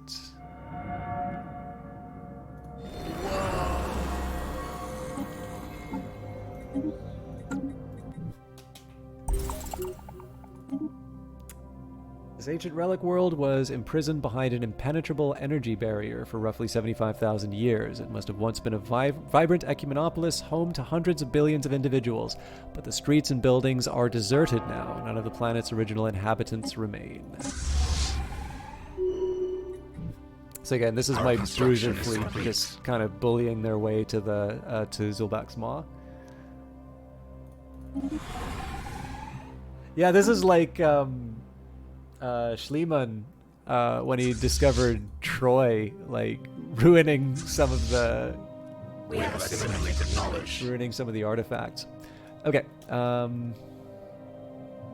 got Astrakhan. I'm trying to decide whether I want to go around the edge here because that runs me up against the Marauders. But what else am I going to do? Well, here's one thing I can do. Let's take a look at our current coverage. Wasn't quite what I had in mind. Okay, so it looks like we are covered for here. Okay, yep, we're going to go to Nodox. Actually, I'm just going to leave it there. Presumably we can heal them up. Newly founded colony. Okay, I'm not going to make the same mistake I made last time. So, first things first, we'll add a synaptic node, spawning pool, then a stronghold. We will build a hive district, and this is a Gaia world. Oh my god. Okay. So much to do here.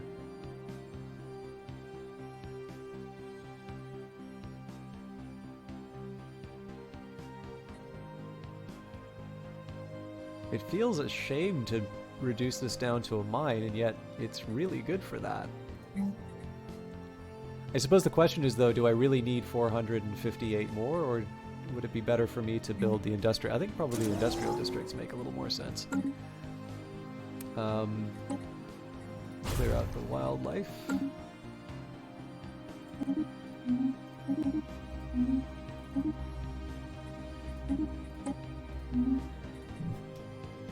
I'm actually going to take a quick second here and just double check that my worlds do have the buildings that I want them to have. What else is this? Titanic life forms. I can live with that. If anything, we should be eating the Titanic life forms.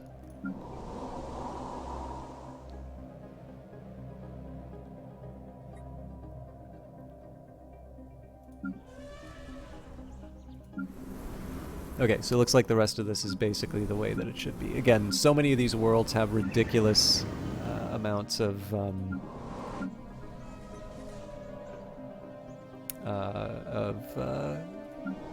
sort of like labor slack, but that's just because we inherited them from species that don't count anymore.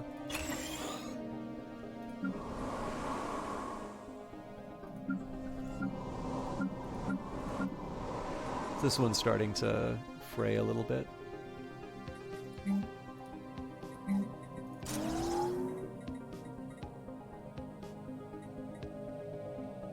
Cool.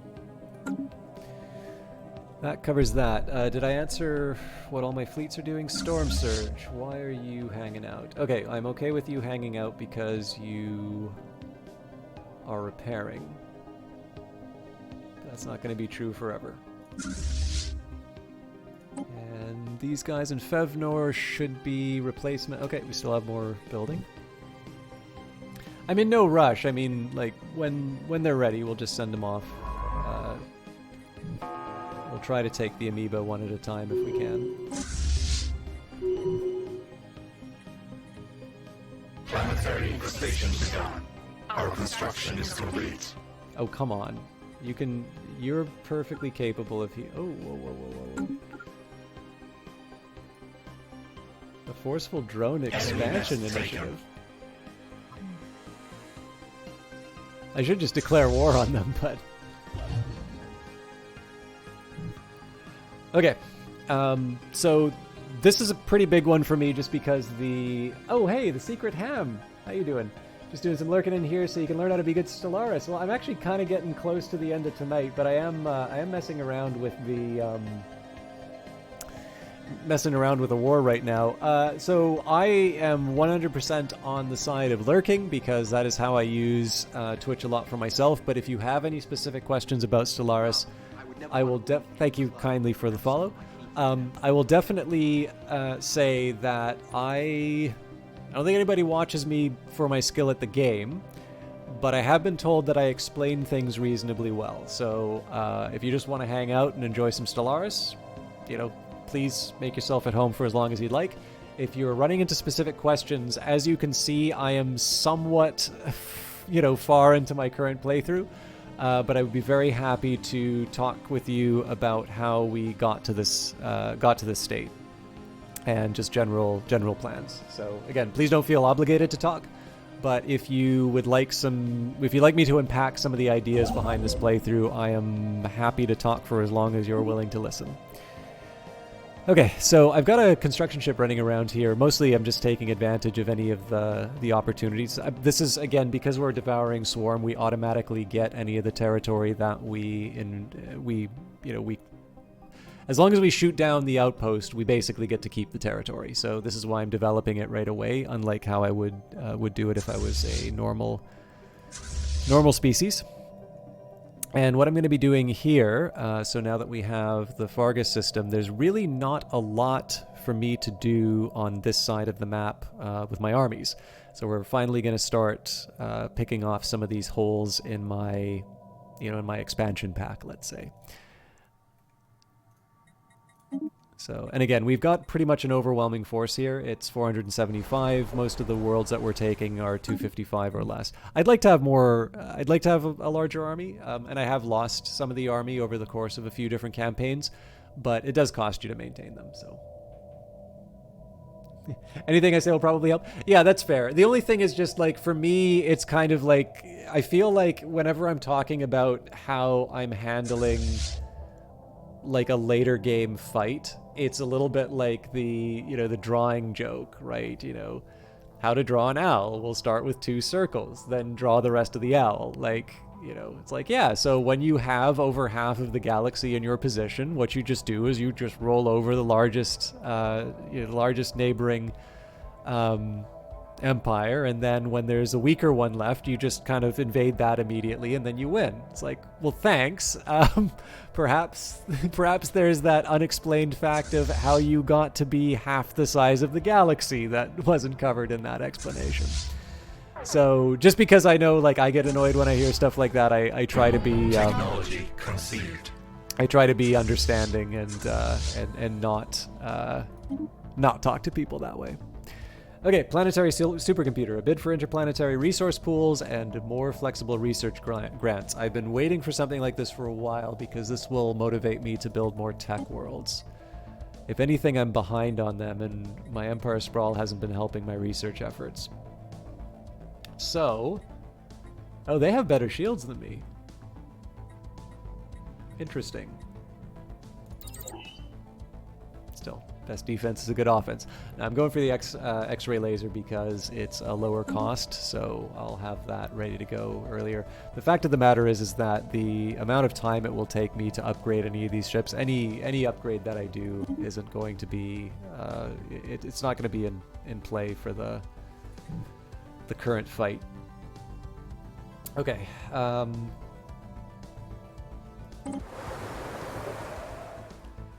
Mirana is apparently kind of mad that we are eating their population. I'm gonna make sure we build our spawning pools, synaptic node. Am I really that? Holy smokes. Maybe I should have gone for more minerals. Well, I wanted minerals. They're here. Yeah, okay, so I'm gonna need to come back to that. Ruined matter decompressor. Impossibly perched on the event horizon of Zulbak's Maw is some kind of mining apparatus. Our scientists theorize that this may be a matter decompressor, a megastructure designed to mine materials from a black hole. While it is no longer fully functional, some mechanism preventing its spaghettification must still be operational. So again, this is just us bullying them. It's three fleets that are stronger than anything that they are currently fielding. They will probably have a large mercenary fleet that comes back at some point. One of the reasons why we are trying to swarm all of the bases is the fact that the more bases we take, the fewer sort of safety places they have. So like here, you know, a 567 strength fleet, I'm not worried about that. 692, not worried about that. What I'm looking for is whatever's left over from that big fleet that came after us. And the more of their bases we claim, the fewer places they have to pop up. So again, we're taking Traber. That's just to kind of close off the last of it. Storm Surge is now at full strength, so we will claim Needham and then the LR9 Singularity. I particularly want the LR9 Singularity because it seems to be the only other L-gate. Admittedly, we don't have intelligence on these two areas. Is this really called Kazoo? Yep, the Kazoo system. Yeah, so there are a few possibilities in terms of where other L-gates might be, but again, just locking down the movement of rivals and trying to keep it so that if they essentially forcing it so that any decisions that they have to make are bad ones. So in the meantime, let's think about. So now that we've got Zulbak's Maw, I have a few decisions to make in terms of how I want to claim it. So one thing I could do is take the Kennis system. Essentially, we cut what remains of their empire in half. The only thing I don't necessarily like about it is that it's all well and good for me to cut it in half, but how do I keep it? If, let's say, they have another 15k fleet come back, what stops them from just breaking through that and coming after me? It's not Hearts of Iron 4, you don't need to worry about encirclement, but I do need to remember that this whole strategy hinged on having Rastaban, which was really like you can see, it's centrally located. It cut them off from all the other wormholes. It was ideal. And so in this case here, what I want to do is make sure that I'm just closing down all the different escape routes. Because even here, you've got kind of a little. Oh no, hang on, they don't have a little donut that they can go through because they need to go through Chor's Compass. Then again, they might have freedom of movement. I don't think the Caravansary Coalition would want people out of their space. So that's maybe not as defensive as I thought it was. Okay. This isn't like the hardest problem in Stellaris. I'm just trying to think of an efficient way to take all these worlds. Okay, better question. Which fleets aren't moving?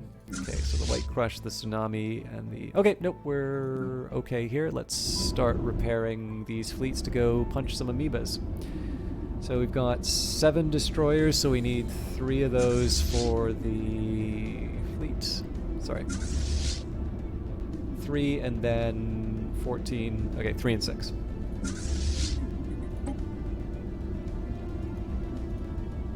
Wait, those are cruisers.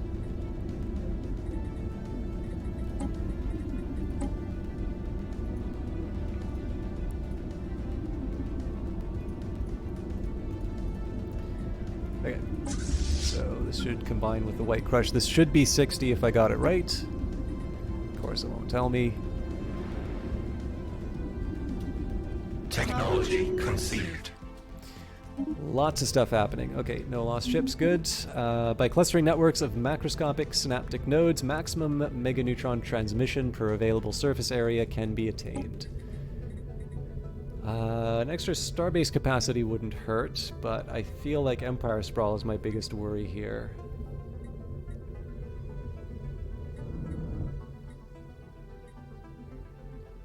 Global production strategy actually makes the most sense because all of those alloy-focused planets will get a bonus off of that, so we'll head for that. Again, no losses, and the only losses were for them. Okay.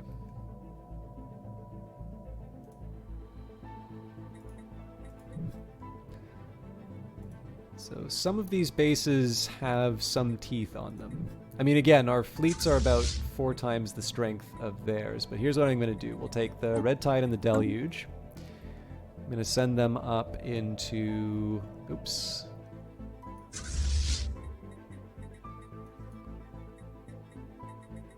I'm going to send these two... I think I'll send them after the tougher stations. And again, just in this case, we're trying to hit them with the overwhelming force. Alright. So why is the White Crush not got its... Oh, because I didn't move the bloody... Ah!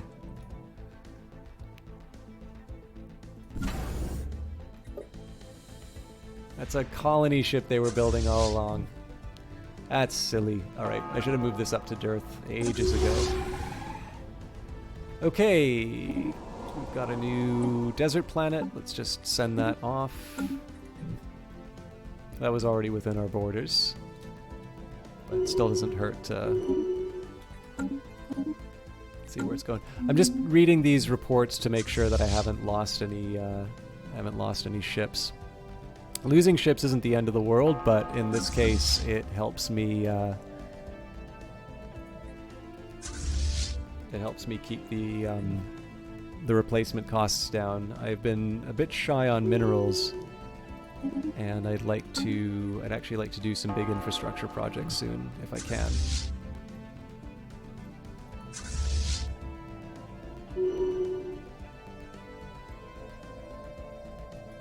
Really sending a 7K ship after this?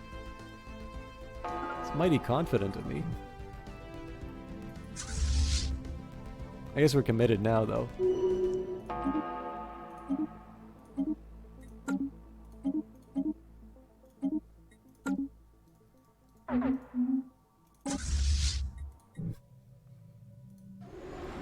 So here I want to get rid of the amoeba first, just to make sure that I'm not losing too much shield and armor wise. If I feel like we are too damaged, then we can claim the rest. I think we get energy credits for taking out the amoeba, so generally that's good news. Alright, where are we sitting for the rest of this? So the Black Tide is currently not doing anything. That's because the tidal wave is not repaired. So let's just make sure that they're sitting... Oh, we could actually upgrade them. Do we want to, though? I guess it couldn't hurt. Okay, who else is staying put? Storm Surge is repairing, that's fine. Yeah, so everything's moving, waiting for repairs or waiting for reinforcements. That's basically the way I want my Navy to be for the next little while. Okay, they built whatever I sent them to build. Oh, right, that was the energy extractor. Our swarm is strengthened. Cool. Seems to me like they are ready for extra duties. So I'm curious if they're going to try and reclaim. They're definitely going to try to reclaim. So what we'll do is we'll head up to Darup. I really don't mind losing that if I have to, but there's no need to lose it.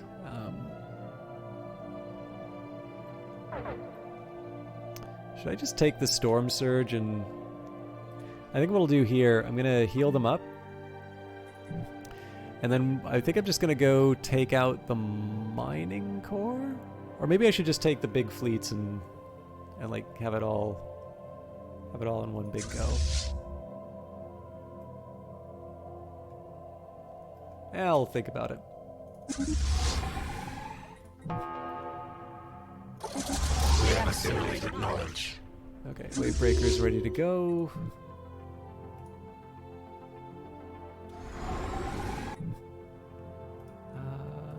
There's a science ship somewhere in the area. We'll clear them out, and then we'll...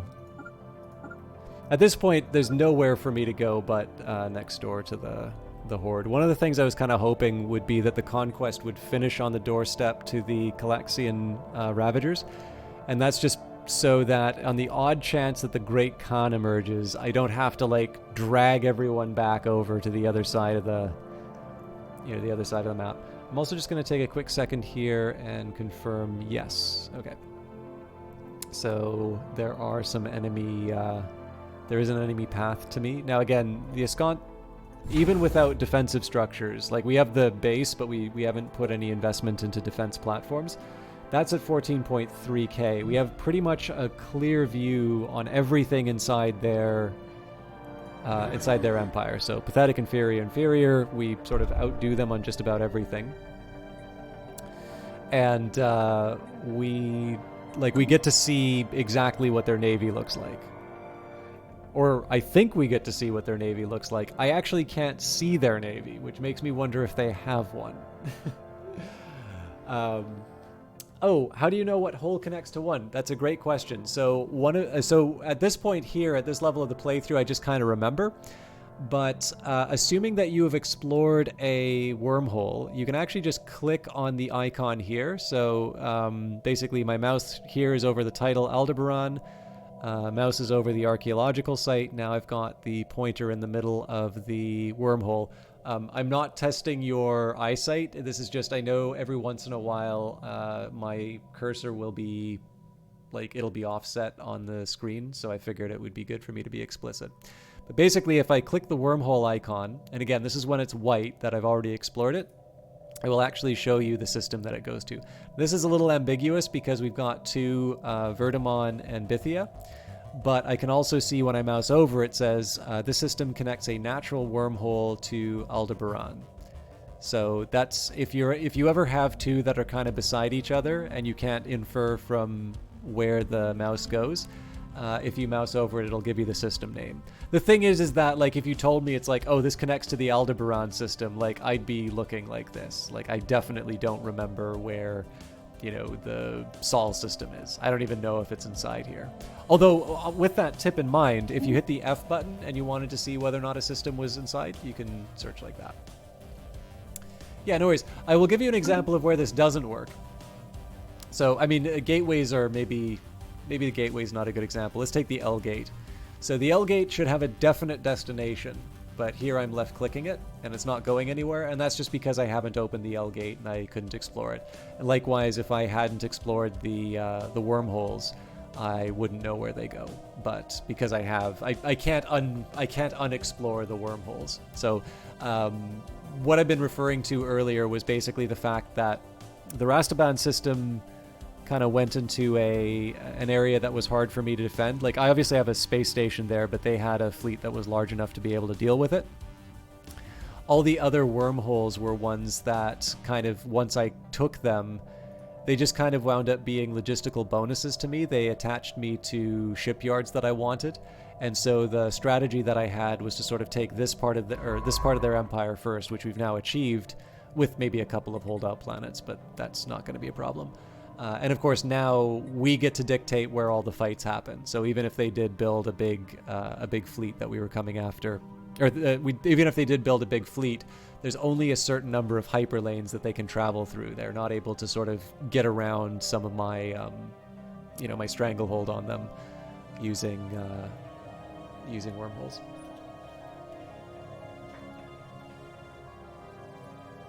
Are my science ships still checking stuff out?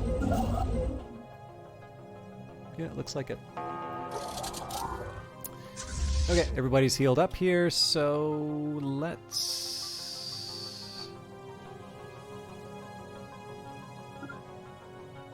take the other tough one. And again, if they're healing, it's fine. I don't mind them not moving. But if they're... Oh, where's the Raging Sea supposed to be? I'll send them up to Dearth. I think they got orphans somehow. Planetary infestation begun.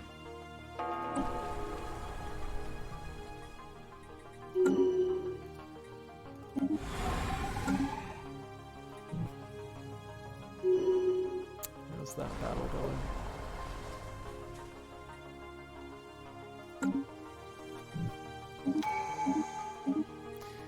and we get a new tradition. So we've been working on this for a while. Flexible thought routines. We must take heed never to become too fixed in our thinking, but instead instill in ourselves the flexibility to adapt ourselves to any situation. So we get an extra edict. So I think we've wound up kind of cheaply getting 2 edicts because we were playing before the new patch, which added the selection for traditions. So I think harmony and synchronicity kind of wound up being similar but not the same. So for instance here it was leader lifespan and leader level cap, whereas this is just leader lifespan, but I think indirectly what's happened is I've wound up with 2 edict capacity traditions where normally I wouldn't have that. But I'm not going to complain because I like edicts. Oh, come on. There we go. Okay. So do I want synaptic reinforcements? They gain an additional maintenance drone job, but their upkeep is increased by 2. But I don't necessarily want the maintenance drone job, do I? Maintenance just gives me more amenities, if I'm not mistaken. So, you know, in these cases here, I don't remember the exact names for all the different types. I'm pretty sure it's Synapse Drone. Yep, it is. So that gives me the administrative capacity. Yeah, so I mean, we're doing fine for amenities. I don't really think we need to spend more energy so that we can get more amenities. So what's my alternative? Well, we could do... Oh, quite a few. Fortify the border, so cheaper upgrade speeds, better starbase capacity, but at the cost of Empire sprawl, which will mean that my technology is not as good as it could be. Fleet supremacy will improve starting experience, build speed, diplomatic weight, which we don't care about because we are a devouring swarm and we don't talk to people. Ship upkeep goes up, so we are going to see a hit both to our alloys and our energy. And then mining subsidies. Higher upkeep for mining drones and strategic resources, but we get a 50% bonus for gatherers. So what are we paying in maintenance? 1585.87 for jobs. That is not change, but it's worth it. Let's see what happens to our finances. It's worth remembering that there's a bunch of... We're paying maintenance on a bunch of stuff that's not actually working right now. So I'm not that worried about my Empire's finances, but it's good to, you know, keep this stuff in mind. I'm going to take the red tide to take care of this spot. So again, this is just another big branch of the enemy territory that we've sort of taken for ourselves. Move the army onto the next Technology conceived. next area. Anti-gravity engineering. With directional gravity technology, buildings on the surface planets can reach higher than ever before without risking structural collapse. The sky is the limit. I'm tempted to take that mining station output. Wow, that's, like I said, that's not cheap. Yeah, even though it's expensive, I think I am going to do the mining stations. We have assimilated knowledge.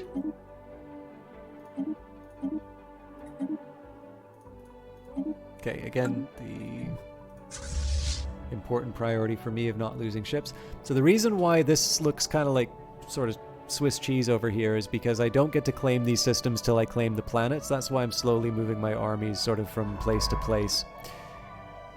What's going on here?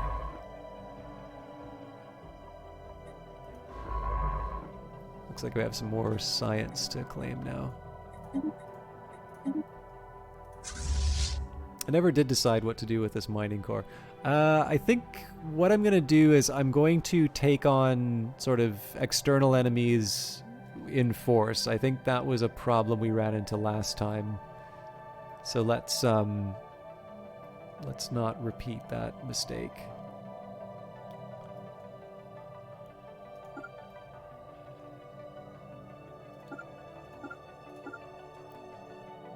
I don't think they're actually going to show up in time, but...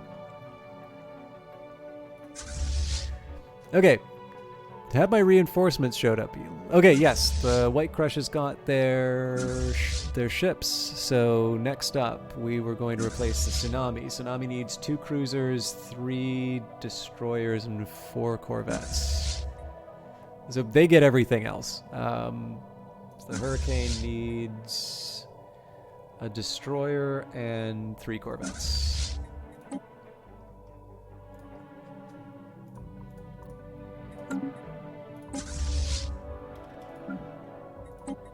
Actually, I probably should have known that because it was 5.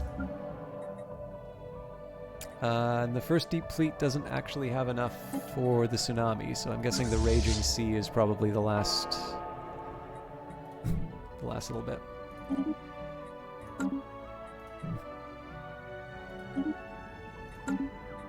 We have claimed a new nest. Okay, what do I want to do?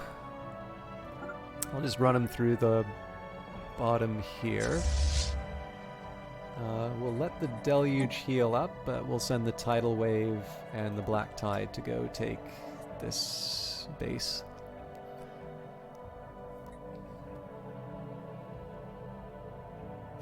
Excuse me.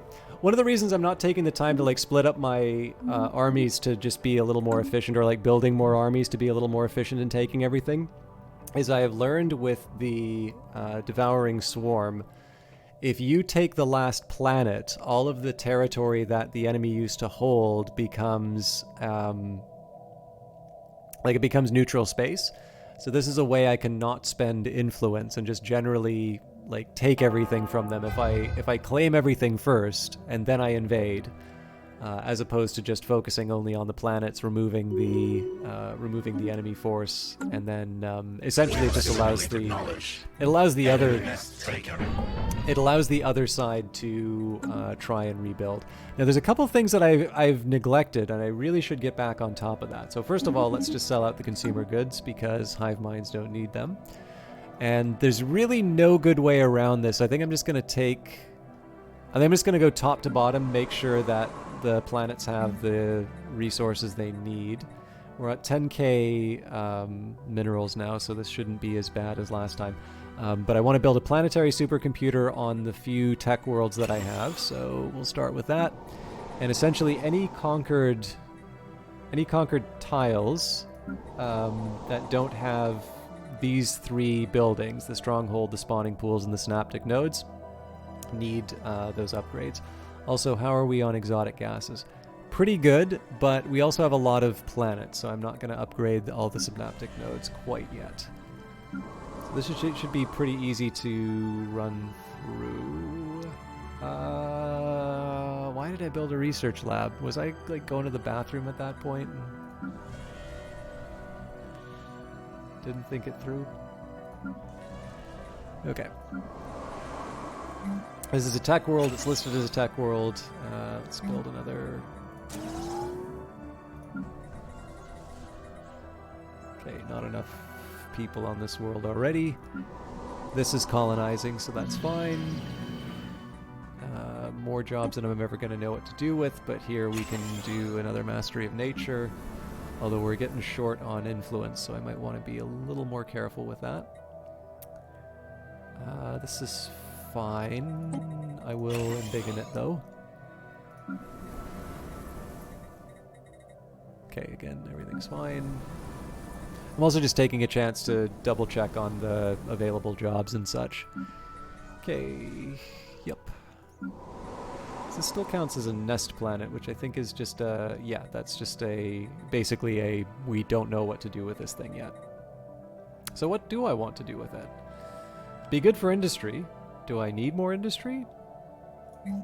Is it fair to say that you always need more industry? We'll kick the can down the road because we've got 19 jobs available. So where are these 19 jobs coming from? I guess it's because I built multiple hive districts. Okay. But yeah, we'll leave it be because clearly it's going to take a while to fill it up. Okay, this is an agri-world apparently, and I've not built a food processing facility? That doesn't seem right. Oh, probably because it wasn't supposed to be an agri-world.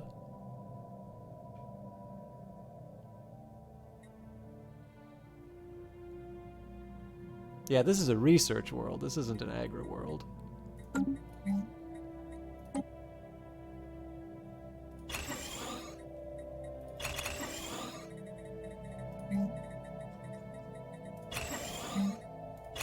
I mean, again, more jobs than we know what to do with, but let's make that explicit. And I need to be careful on my minerals. Okay, which was this chemlith? This is listed as a tech world, but I don't really believe that it is. Well, society from research jobs, that's nothing to sneeze at. Definitely be good with generator though. Okay, almost done. Zanam. Okay. That's fine, because they're building the stronghold. Trapper is a tech world. We do not need civilian industries, so we will replace that with a spawning pool, and then we will add a few of our beloved additions, namely a stronghold and a synaptic node, and because it's a tech world, we will also add a planetary supercomputer. Not every planet gets one of those. Yet another tech world. Okay, well, we definitely don't need a civilian replicator, so we'll get rid of that first. That will become the spawning pool. We'll also replace this into a synaptic node. Now, again, it's nice to have alloys, but in this particular case here, I'm happy to obtain alloys through industrial districts. I don't see any reason to build an alloy foundry if you have industrial districts available. And finally, the stronghold. And we're still eating the rest of the undesirables, so that'll take a while. Okay, so I should have done that. If I'd done that sort of as I was conquering worlds, I wouldn't have needed to worry about it, but I didn't, so I'm making up for lost time. And at this point here, we're just closing off the... Hey, Tiberiosity, how you doing? And Key Orion. Sorry I wasn't paying attention to chat. I just had to put my head down and deal with some administrative duties. Okay, so this kind of side of the donut has been handled. Actually, pretty much just stuck it all together at this point. Can we just... No, we can't really take him out here. I mean, we could start a fight with him, but it's a bigger fight than I want to take right now. They still think they can trade with us. I'm happy for them to have that illusion. Okay. Let's send the fleet to the next target. Looks like no docks. Well, I don't know. Let's take out Duix first, actually. Because then I never have to visit this part of the galaxy again. Well, unless I want to eat the... So that's my motivation for this campaign. Quite literally to grow as big as grow as big as possible, as fast as possible. It's the first hive mind I've played since Utopia, when they were introduced, and it's the first time I've played a devouring swarm. And on top of that, I have become the Crisis. This was the feature that was added in the new Nemesis DLC, which we're playing, obviously. And the species is the personification of fear. So the idea that any negative emotion that you felt it was not just an emotion, but it actually has a physical presence in the galaxy. And essentially the start of this playthrough was that tipping point where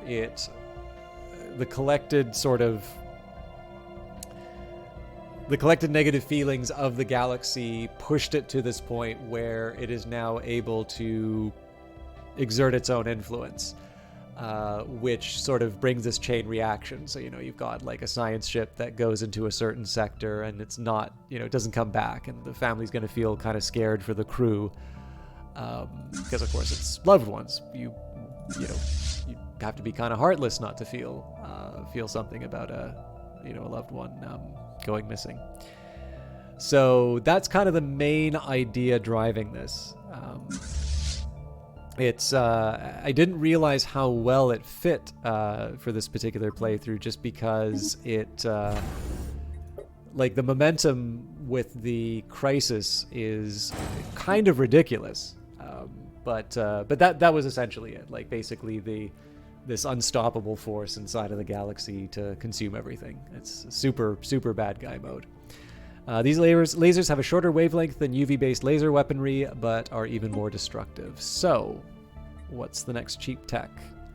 I almost never use planetary shield generators. However, I'm going to get advanced shields because our research, like basically we've researched all of the ships that we've destroyed, that this is now effectively a free tech.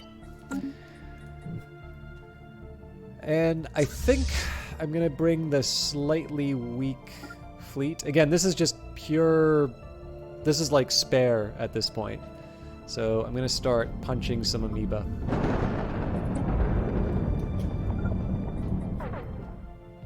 What's going on here?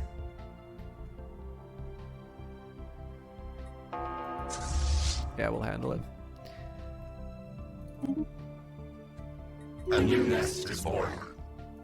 Oh, also it's a chance for me to, you know, do a play on We Have Nothing to Fear But Fear Itself, but that's kind of been overdone on these streams, so I don't want to highlight it too much.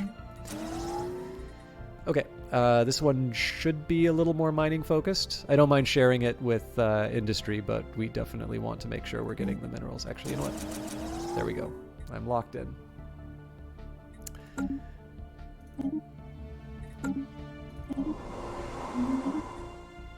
Planets are big and production sites are often separated by vast distances. A coherent strategy for making certain that everyone is pulling in the same direction is often needed. So, social research. Let's take the amoeba flagella. And because we now have my production targets, I'm just going to find all my forge worlds and I'm going to put a production center. Why did I put 2 synaptic nodes down? I'm sure I had a good reason at the time. But yeah, we'll put a resource processing center down. It'll give a 15% bonus to foundry drones. Apparently there's a thing called artisan drones. I don't believe it because we don't use consumer goods. But if such a thing actually exists, apparently that will also help. But again, I don't want to spend too much time on it. I just want to make sure that the Forge Worlds have their bonuses.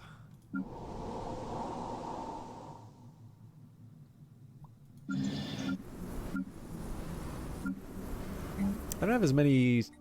So I knew I didn't have as many tech worlds, but I'm a little surprised I don't have as many Forge Worlds as I thought I did as well. Oh, right. It doesn't have enough people. Okay. Yeah, so apparently plenty of replacement tech worlds, not so much for the Forge Worlds. Good to know. Just took a look for the things... Sorry. First time since the latest update, you're considering Clone Soldier Run ×3. You feel like tall would be best over wide, but you tend to expand a good bit and then move upward. Yeah, I mean, I've never really thought of games in tall versus wide things. I know it's a really, really common way for people to describe strategy games, and I'm a little stubborn on this. I think it just, for me, I've always sort of felt that, like, if the strategy game's working as intended... Oh man, I made such a dog's breakfast of this research path. Whatever, as long as we get to it in time. But yeah, like, I kind of feel like if they're working, you know, both approaches should be, like, interesting and viable. I guess technically calling it tall versus wide isn't, but yeah, I try not to think in those terms just because I've never really been able to make a whole lot of sense out of it in terms of my own approaches. Although I do tend to, like, just by virtue of how my playthroughs wind up going, I do tend to see myself blobbing out a whole lot. So clearly my revealed preferences would probably be more of a wide thing. But I also know, like, for, like, it's like, for all my opinions on that, like, I think of Civilization 5, and I think, like, Venice, you had one colony. Well, I guess you have that in Stellaris as well. Like, in Stellaris, you have the like the one planet origin. So even there, like, I suppose it's pushing a particular approach. But yeah, it's terms of I've never really been able to quite reconcile with my own. Yeah, like, I mean, for a while I would play these games where, like, I would do science at all costs, which I appreciate in most most 4X games is kind of the done thing. Like, tech is really powerful. If you can have tanks and your enemy are still using slings, of course you're going to win. But I have tended to notice over time, I've shifted towards saying, like, if I have a very large industrial base first, not only does that feed the war effort if it comes up, but it also allows me to build all of those science buildings so much more efficiently. And so sometimes that can mean building like production buildings and pursuing that avenue. Or sometimes it can mean taking something like a I don't know, like a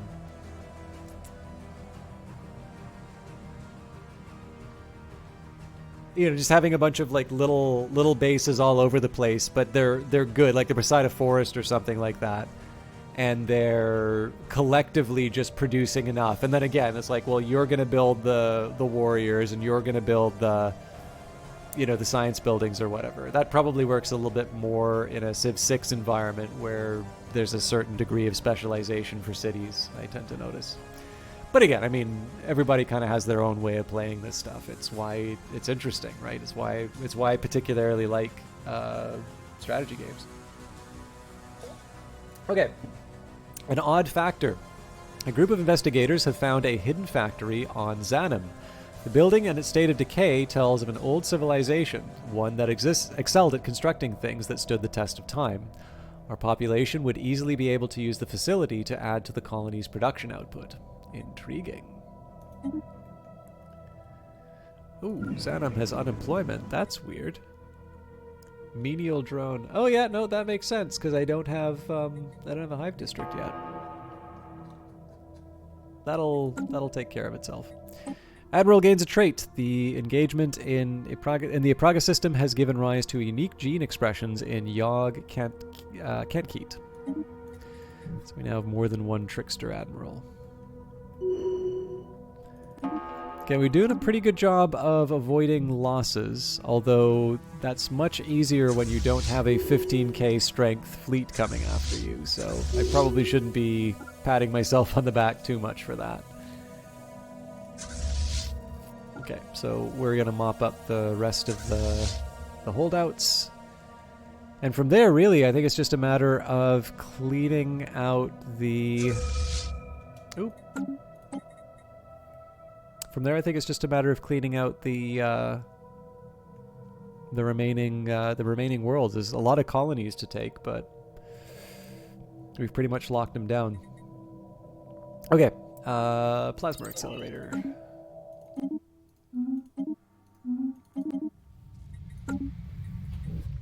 Let's just take a quick look at what we're dealing with the Marauders. I know these things are tough. Well, individually, they're actually not that bad. So if I brought my whole fleet, we'd wipe out most of the stuff pretty handily. And then they're big...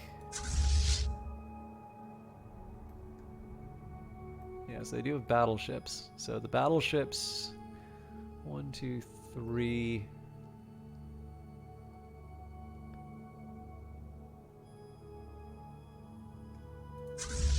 And then that's just a big fleet.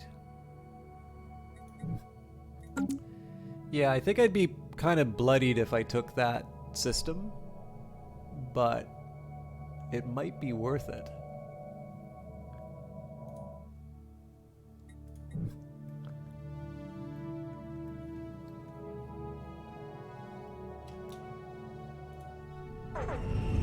Breeding grounds. The Amor Avelo system gives off strongly hostile impression on first sight. None of its planets are remotely habitable, either scorched by the searing heat of the system's 3 suns or stripped of life by the powerful solar storms. However, there is one life form that appears to thrive in this environment, the space amoeba.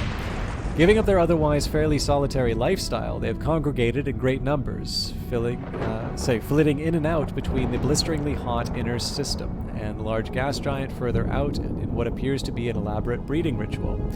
It is unclear what could possibly have caused the amoeba to favor this inhospitable system. Regardless, they seem intent on protecting it, and have already turned their flagella towards the hateful Cephalos 9 in an overtly threatening manner.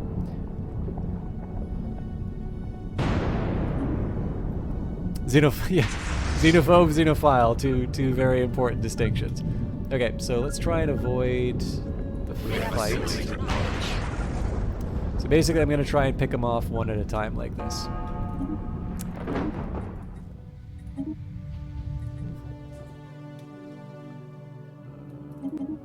Okay.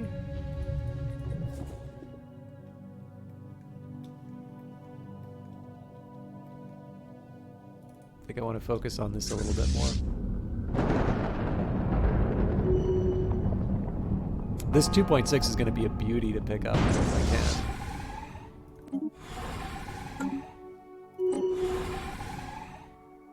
Are they done already?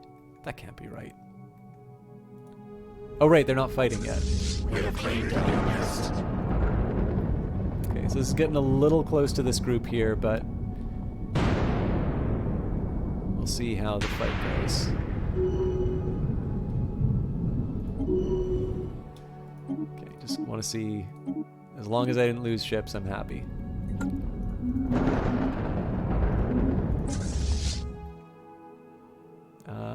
This is not the fight I thought I was looking at. Oh wow, we already wiped that thing out. Okay, cool. So we're gonna go intercept this one. This actually looks like it might be going to the Rescamere system. But yeah, the real intention here is just to take these things out one at a time and try and preserve as much as I can, as much of the fleet as I can. I don't, like, it's not the end of the world if I have to replace some stuff, because these are all surplus ships anyway. But, you know, just being able to take on weak enemies is kind of preferable. Okay, ready to colonize. We also have a lot of cash, so I might want to consider that shift.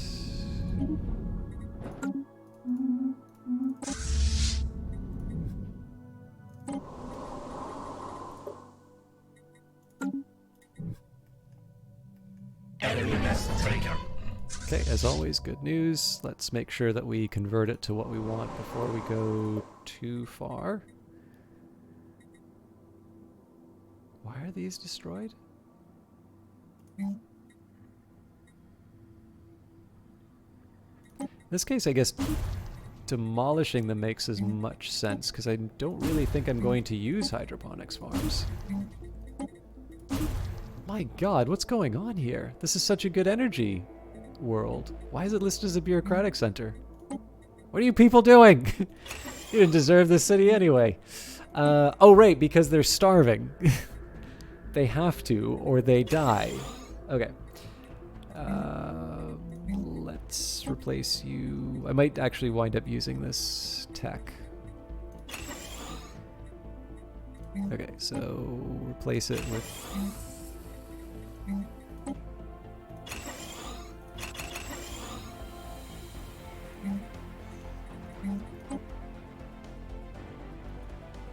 Am I out of... Why don't they want me to replace it?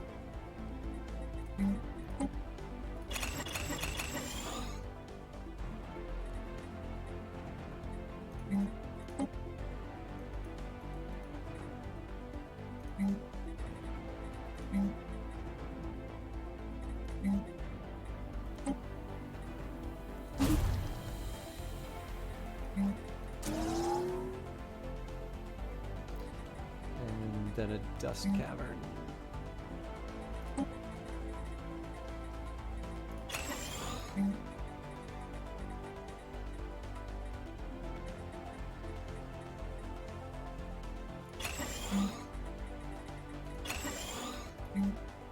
Yeah, we'll decide what to do with that later, but I mostly just want this thing to look the way I want it to.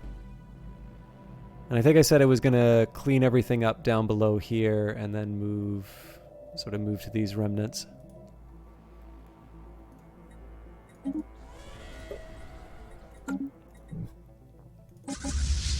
Okay, how are we doing against the amoeba?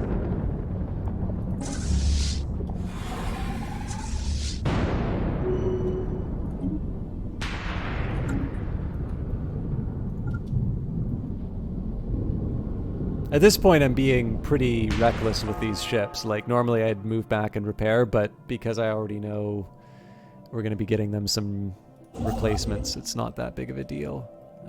Let's get you to build a mining station. What are my science ships up to? Excuse me.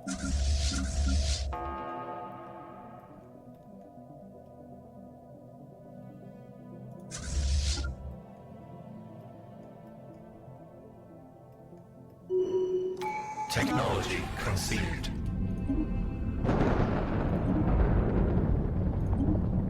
Okay, maybe flagella. Non-nanovitality crops looks kind of tempting. Yeah, let's go for that.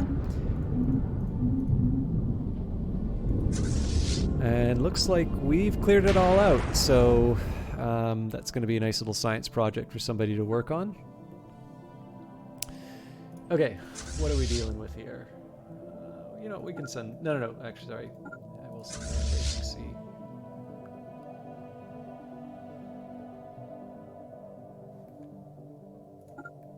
So really, this fleet should kind of be getting back into the action. I feel like we should probably just start cleaning this this part of the galaxy out while we can. I'm just not quite sure what's going on with the science ships. Oh, that's a real shame. Okay.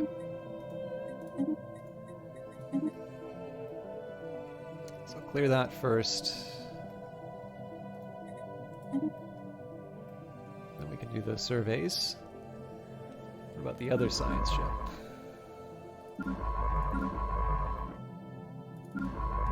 I just sent them both on the same mission, didn't I? Okay, well, you go up there. Let's just make sure you're doing the right missions.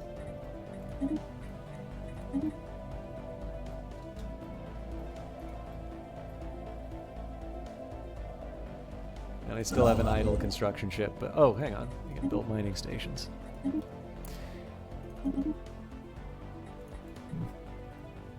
Okay, I think we're back on track. Our space hive is lost. Right, that was this one. I mean, it's unfortunate when stuff like that happens, but I'm not going to get too bent out of shape about it.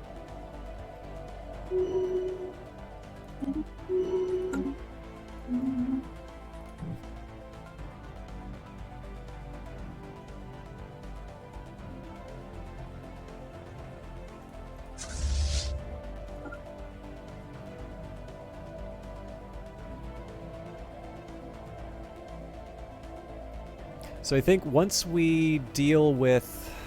so obviously we've got our current war going on right now. Once we deal with them, there's a couple of extermination jobs that I want to do probably before I start the next war. So we've kind of cleared our border area, which is fine. I think probably... So clearing this out just kind of seems to make sense. And then at this point, you know, why not take out the Caravanserai coalition, or why not, you know, take out the enclaves within my own territory? That's just, you know, and kind of a nice to have at this point.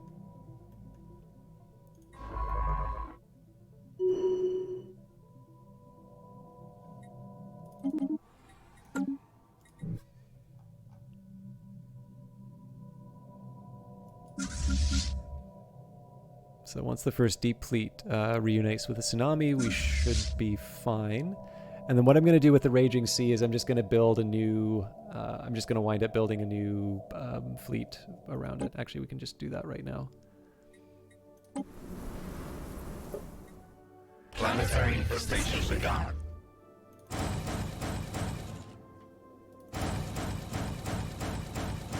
We have assimilated knowledge. Enemy nest taken. Okay, more good news. I think...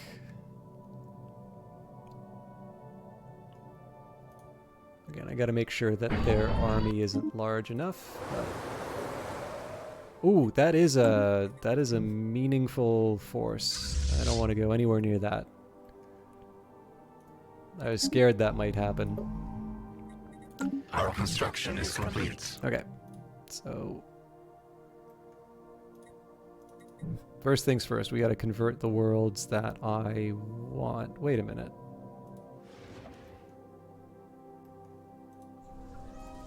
Did I just wipe out that world instead of claim it?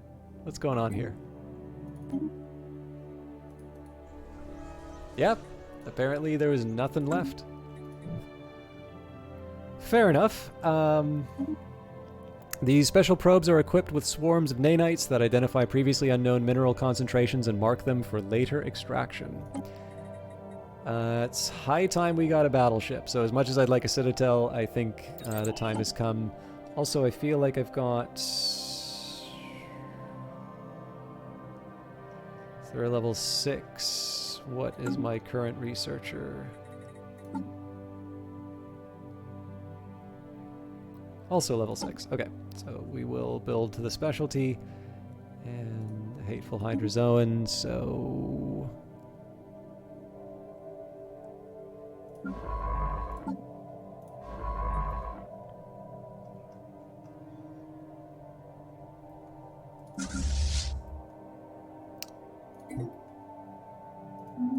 did not appreciate how quickly we build ships. Oh, and apparently I can do drone study. I should probably also do tearing the fabric at some point. In fact, I think I want to do that first because it seems to me that we're already at the point where I want to claim that. I was wondering why I wasn't moving up, so if I go under society management, we are at 19,525 menace. Yeah, so we almost have twice as much as we need, but we did not finish the special project yet to become existential threat. So we remain a galactic nemesis despite doing all sorts of terrible deeds. That's fine though. I'm not going to colonize, I'm going to terraform. And I actually want to get back on that terraforming kick. So this is going to be a little calmer than the previous rounds. I'm just getting some cleanup done.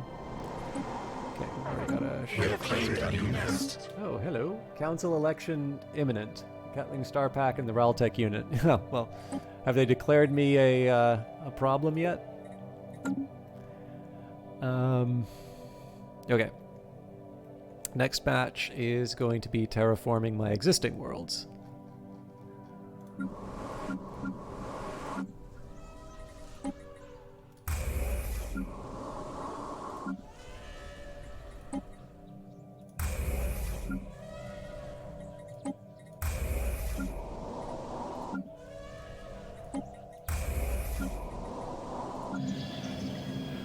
I guess we'll keep the Gaia world if we have to. I mean, most of the stuff is pretty tolerable already, but might as well eke out the little extra productivity. Alright, and we're still above 10k, so I'll keep it there. Infusing crop strands with small amounts of nanomachines help create a type of produce that is ultra-resilient, and the chemical composition which can be tailored and altered during its entire lifetime. I guess I could do a clone army, or tomb world habitability. We'll do clone.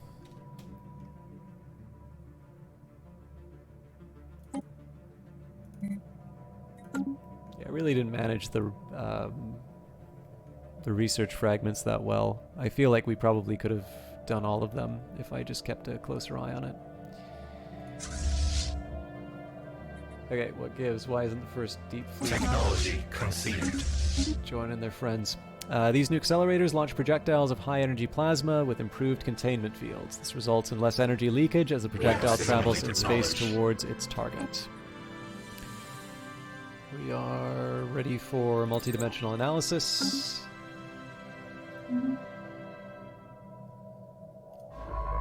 I feel like a particular bonehead over the... Come on.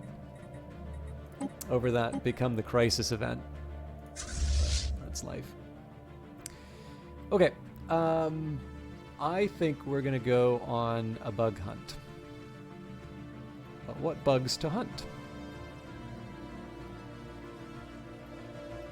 So it doesn't seem like we... Oh, nope, we do have an enclave. Okay. We have 2 enclaves.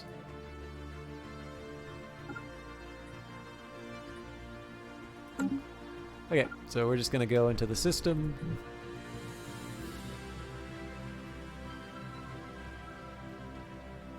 Again, I could have just as easily taken these ones out, but let's deal with the enclaves. Mining drone work ethic. Even the drones and their tireless, endless work of extracting ever-diminishing resources from local planetoids make for a somewhat dull but nevertheless informative subject of study. In fact, mining networks on Phobos could stand to learn a thing or two about maximizing mineral extraction rates while conserving energy. Additionally, we have found that the drones are not completely silent. They emit signal pings, though extremely infrequently and of a wavelength hard to isolate from background noise. If there is anyone left to receive these pings, it may be a mystery for another time. Easy prey or fascinating automata. I guess we'll say easy prey. It's a little more on brand. I've been slipping a little bit on the brand. So I don't think it would hurt to bring that back to where it needs to be. I'm curious if I forgot to... Nope. Although I think I am building one too many Corvettes.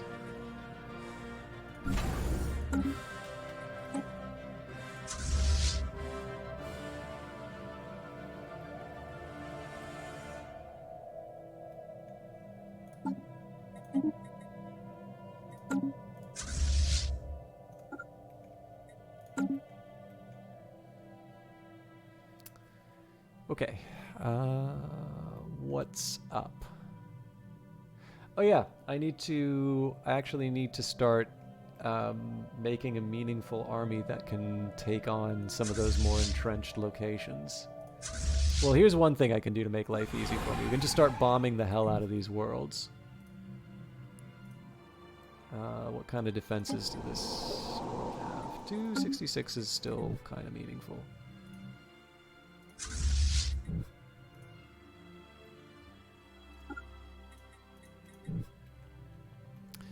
So on one of my existing worlds, Traver will work.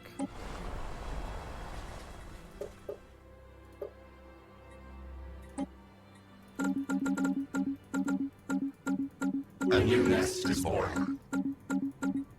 20 is ridiculous, but that'll take care of us for the rest of the playthrough. The members of the Galactic community have voted to establish a Galactic Council. Membership in this august body will be limited to representatives from the 3 most powerful and influential empires in the community. Until a new council is elected, these are the Realtech Union and the Ketling Star Pack and the members of the council are expected to lead and safeguard the galactic community. Their increased powers allow them to cut through some of the red tape that so often inhibits the decision-making process in large political institutions. So the puppeteers finally reveal themselves. Okay. Do our usual setup.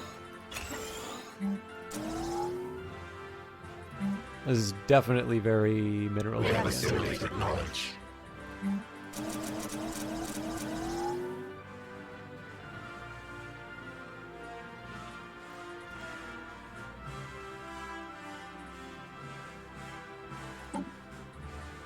Darn it. Well, we'll figure it out. We'll find out whatever that planet was later. Oh, was it Levisco? That's great if it was. Yeah. Planetary infestation begun.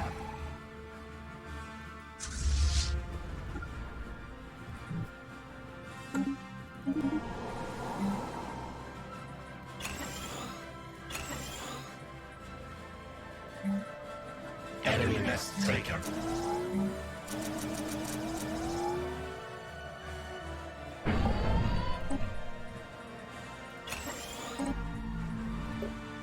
Our construction is complete. I'm sure they'll get over it. Okay, on to the next one.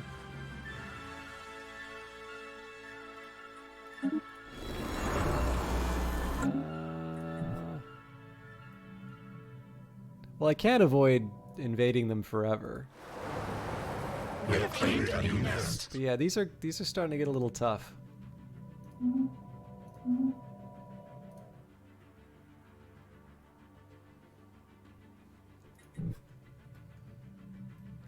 Technology I'm kind of banking on this transport ship to boost my numbers a bit.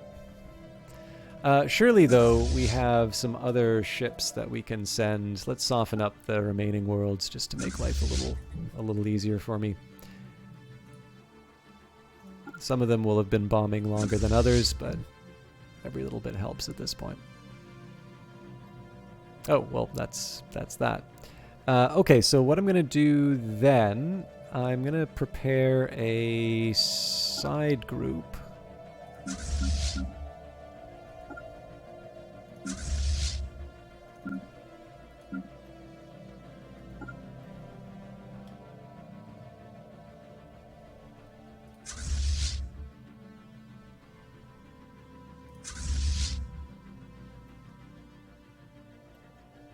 No, you guys gotta go to Sidor. Planetary infestation begun. You know what? I'll do uplift just so that I can get it out of my queue. But what about these special projects? Okay, we are working on this one. It just takes We a have while. surveyed the system. So again, while I was eating up all of that extra research, it would have been nice for me to make the effort to actually claim it. But that's life. I mean, again, I can beat myself up about it, or I can, I can just move on and do the best with what I've got. I do notice, however, that I've got a few idle science ships, and I don't think there's any more exploration for me to do at this point. So, I suppose the question is, what kind of research planets do I have now? I suspect I have quite a few more.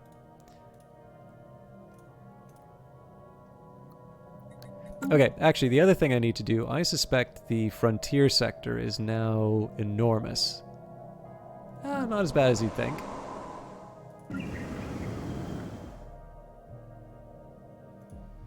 Okay, so does it make sense for me to keep Oreb? I don't think it's actually serving any purpose anymore. So... brings me back into compliance. Whiter might make a little bit more sense, but even actually, you know what? We can dismantle Raprix as well, because we control both ends. Now, I mean, so there's a couple things to keep in mind about this. Like, if I kind of need to hold it too. That's the one part of this that I'm not really acknowledging. But whenever it's sort of internal, I try and say, okay, this is the sort of thing I may be comfortable letting go. Let's go with Thora. Now, what do I want to do with this science ship? There's definitely some more stuff I can... So, I guess the question here would be, do I want to send them on an archaeology job knowing it might be interrupted? Yeah, you know what? What else am I going to do with them? Okay, so this construction ship's on its way there. I guess the question would be, do I want to... So, like, in one sense I could say, okay, let's just close these two off, because what else am I going to do with it, right? The other one is to say, no, remember you've got an absolutely enormous amount of Empire Sprawl, and this is how you got into trouble last time. And I don't learn my lessons, apparently. Okay, I guess the last thing I'll do, so Rastaban... Okay, same story here. We'll dismantle... Well, do we need to dismantle Dearth? We might refactor Dearth, but we do have a colony here, so this still makes sense. Has Rastaban got a... Yeah, they have a... Or do they? Yeah, there isn't a planet here. So this will downgrade.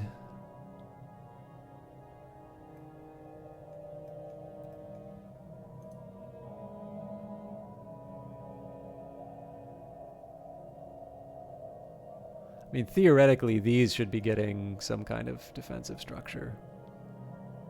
I'm not going to put it on them, but... yeah. I don't need to spend too much time thinking about it. Okay, what's the story here?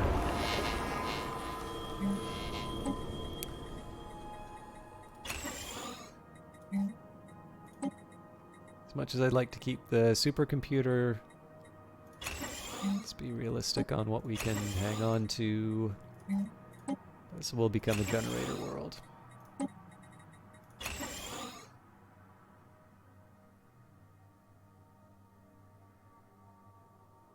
Yeah, we'll just leave that be otherwise. Okay. Our army's starting to look kind of ragged.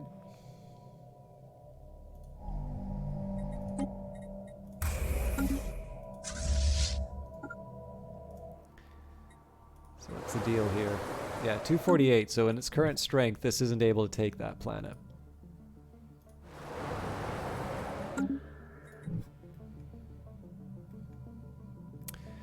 Which is fine. We just need to wait for all these ships to generate, but it does mean I might need to save the final conquest for a future episode. Jesus.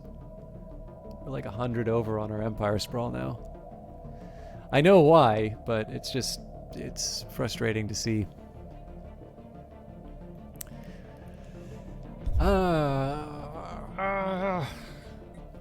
The other thing is that, like, so in terms of things that I just want to punch with my my ships, so clearing out the mineral extractions, you know, all that, take out the enclaves, take out the psionic entity, and like that's all stuff that's not related to winning.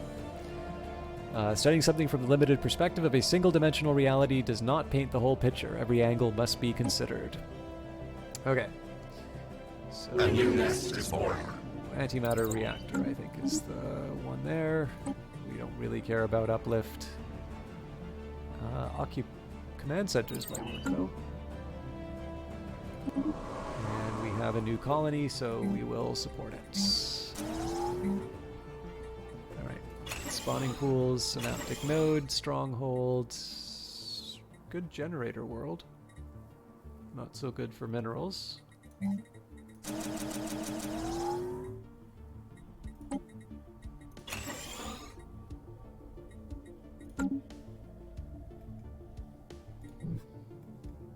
I think I'm just going to neglect the bases for a little while.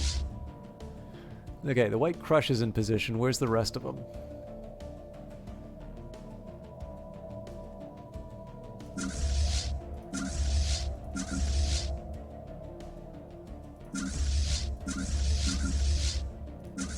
The White Crush is going to be the only one that's there, isn't it?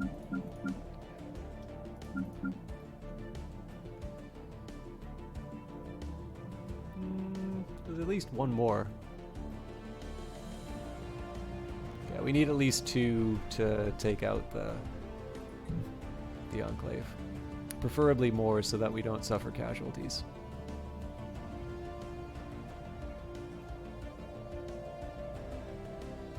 But the rest of this at this point really is just taking out... Oh, you know what?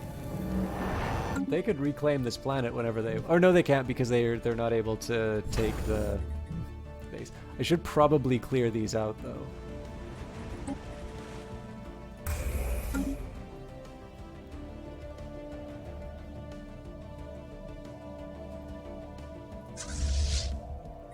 Let's take one spare fleet. Again, I'm getting kind of lazy on some of this, so... I guess after that job, we'll send him up to Sidor. Okay, really only one option here, instinctive synchronization. Our growing hive has greater demands on synchronized work and development. Now, speaking of that, we have had some time for my different worlds to grow. So, what's the deal here? So it's Topaz. Is it like an occupation? Maybe. Okay. Bunch of colonizing first.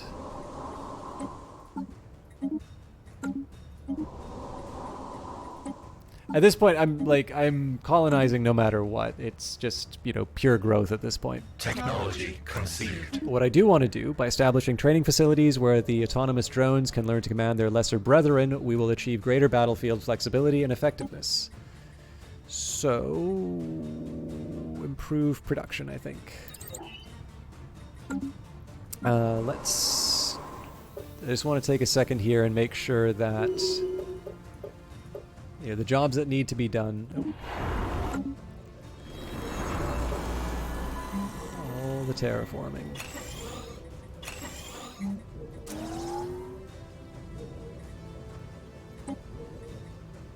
Wow. Well, so much for terraforming plans. There's got to be something else messing with this. I'm pretty sure once the archaeology's done, we're gonna see a little more. What was I looking for? Oh, I should have sold the consumer goods. There's another thing I wanted to do. Sorry, the evening's starting to wear on me. Right, sorry, I was auditing my workforces, so I want to make sure that I'm not suppressing any more jobs, and I want to make sure that we are not running into unemployment problems. Okay, so for this world, we cut the maintenance drones by quite a bit. I'm going to load this up again. So the fear here is that we're going to lose some of our agricultural drones. Now, we are in a nice little surplus at this point. We'll see maybe what happens when the month turns over. We'll see if anybody moves.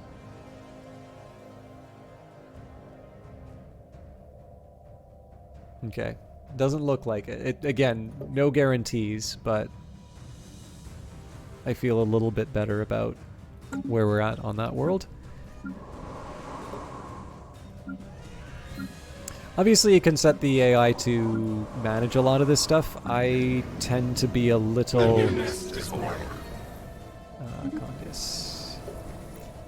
I tend to be a little, I don't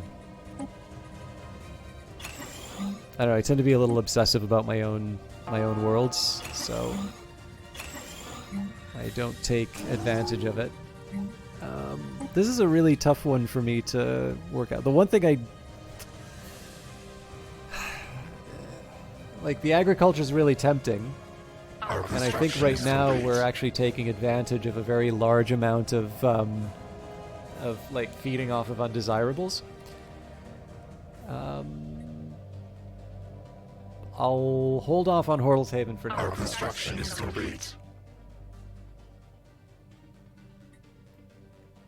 Yeah, so the one that I just claimed.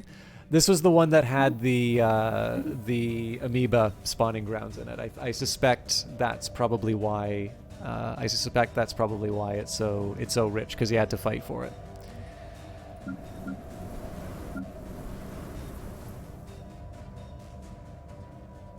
Yeah, it's probably almost certainly over 10k strength, which is obviously not that's not something that's hard for us to deal with now, but certainly at the time we found it, any ship that went in there wasn't coming back out, so. We have claimed a new nest.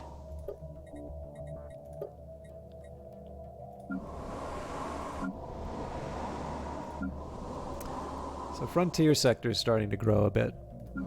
I do need to assign some proper capitals, but one thing at a time.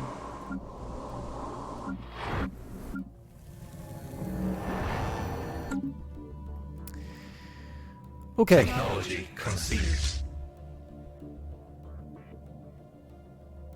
So we're halfway on these numbers. I mean, 311 isn't terrible. We might be able to take a planet off of that. By harnessing the energy produced by matter-antimatter annihilations, our efficiency at generating ship power will be orders of magnitude better than fusion. Let's do hyperdrive 3. We've got a big empire now, and it's going to be tricky to move around. Okay, what are we realistically looking at for invasion? So 110 against 252. I like those odds. What about the other worlds?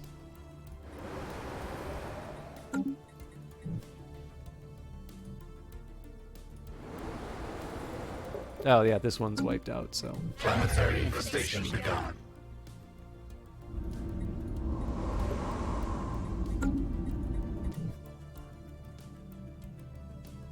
Enemy nest taken. I sometimes try to avoid, damaging the infrastructure in that, but Technology I am getting a bit impatient. We definitely want to repair the gas extraction. Research lab. Yeah, no, that's fine, because this can definitely become a new tech world. Spawn. Synapse. Don't need a hive warren.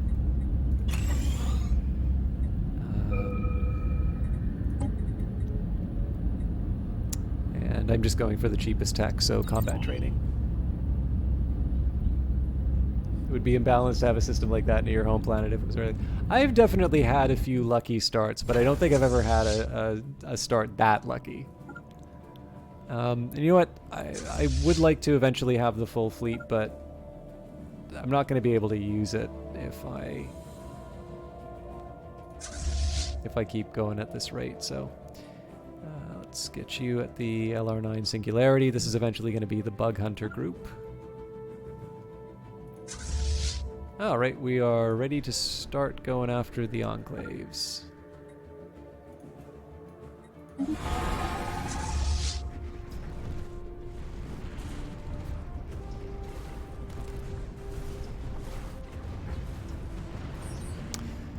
The Mutagen Merchant Guild destroyed. Our fleet assets have destroyed the Mutagen Merchant Guild headquarters, and efforts to recover as many valuables as possible from the shattered remnants of their starbase are well underway. We have gained a large amount of resources. And we lost a Corvette for our trouble. Oh, sorry, a destroyer for our trouble.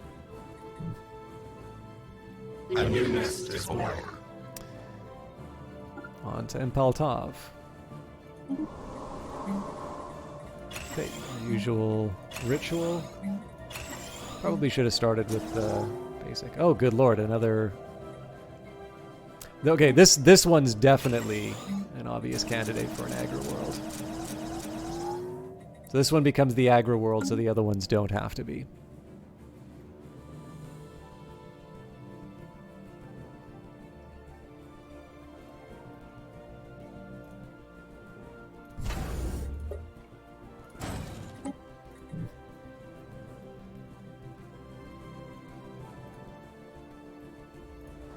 Special project is complete.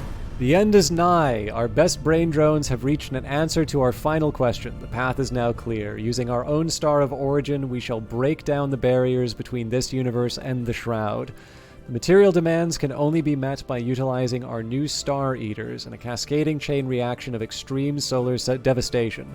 Destroy one to create another. The lesser, smaller minds of this galaxy may cry out against this, but they lack vision and purpose. We do not, and now we are nearly complete.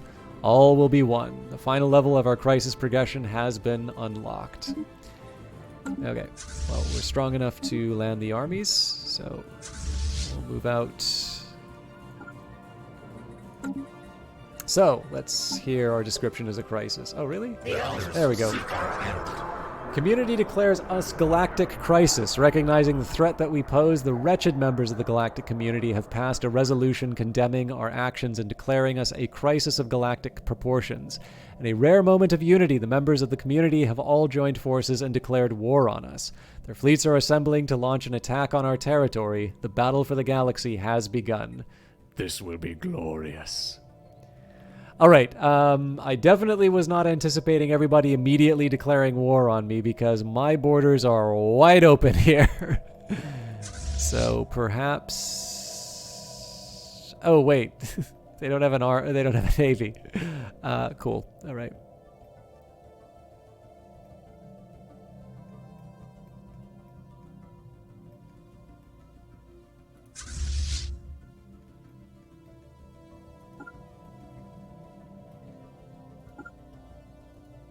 Yeah, I don't know. Oh crap, did the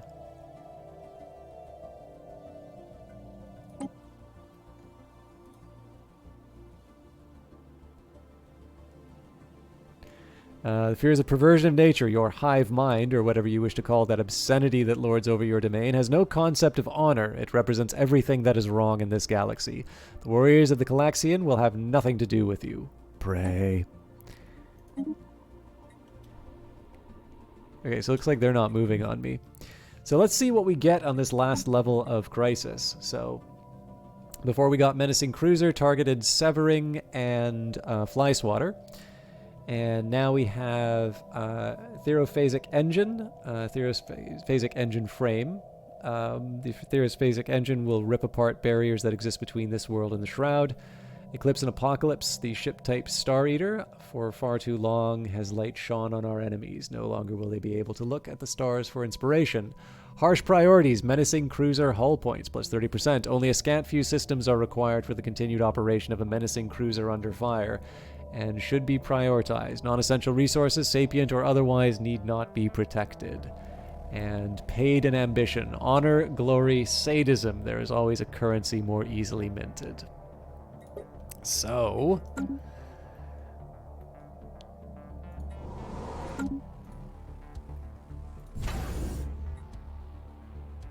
no, I don't have enough dark matter to make a Star Eater. Fair enough.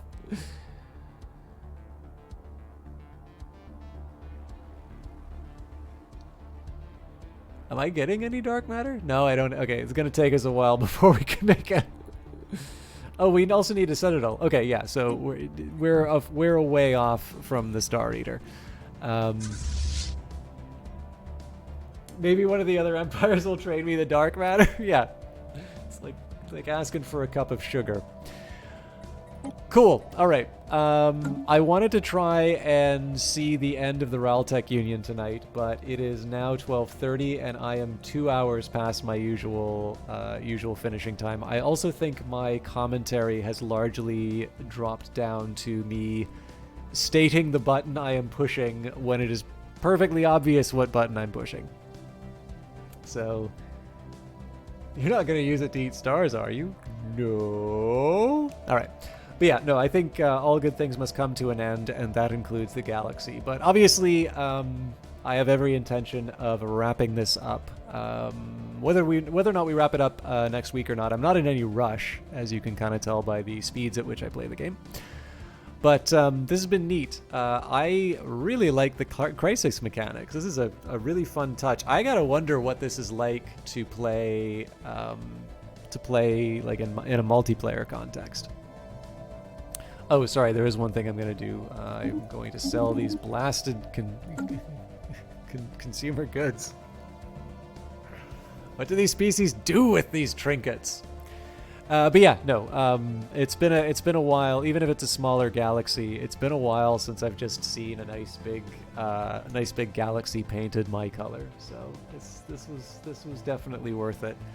But yeah, actually, maybe just for some context in terms of how much I appreciate you all hanging out.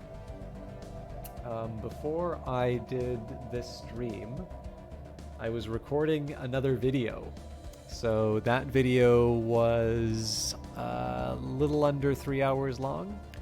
So I have actually been streaming and like recording and talking for the past 7 hours, 30 minutes, I think, if I'm conservative in the estimates. I need a break. And I do have work in the morning, so thank you, everybody. Let me just try and find somebody to host. It's been worth it. For those of you who only like watching Stellaris, I'm going to be back next Monday for Stellaris. I do a pre-recorded video tomorrow, or that's Tuesdays, so that's tomorrow at 7 o'clock. I will try to be in chat for as long as I can for that. I'll also make sure that this is still... The following content is provided under a Creative Commons license. Even though it's Creative Commons, I'm not sharing it with you. But yeah. Okay, so we've got our Stellaris. But yeah, sorry. So Elder Scrolls Oblivion, it's the first time I played it. I do the Caius voice during that. That's pre-recorded, but feel free to hang out. I'll usually be in chat, but if you want to watch the high-definition version, that's on YouTube. on Wednesday, I think Phantom Brigade's getting an update. I'm not sure if it'll be Phantom Brigade or Industries of Titan, but one way or the other, there'll be something going on there. There is something special happening probably Thursday. When I'm allowed to talk about it, I will. But I will say, traditionally, I've put up like a YouTube video to announce it. Sadly, I can't do it on Twitch. But I will try and let you all know. Keep an eye on my various ways of reaching me, and I'll try and make sure that the announcements kind of go out and all of that. And then finally on Friday we'll probably be back to Boyfriend Dungeon. I had a good time with that last week, and I figure we can continue on. Finally, while I will be streaming Stellaris on Monday, and there will be an episode of The Elder Scrolls on Tuesday, it is worth remembering that from the 27th to the 30th, I'm going to be in Vancouver. That means that Wednesdays and Fridays streams are almost certainly not going to happen. I'm going to try and set up some VODs or something like that to broadcast in my place. But I'm going to be on vacation, so I'm going to just keep that for myself. Anyways. I'm really trying to find... There's a few good people to host tonight.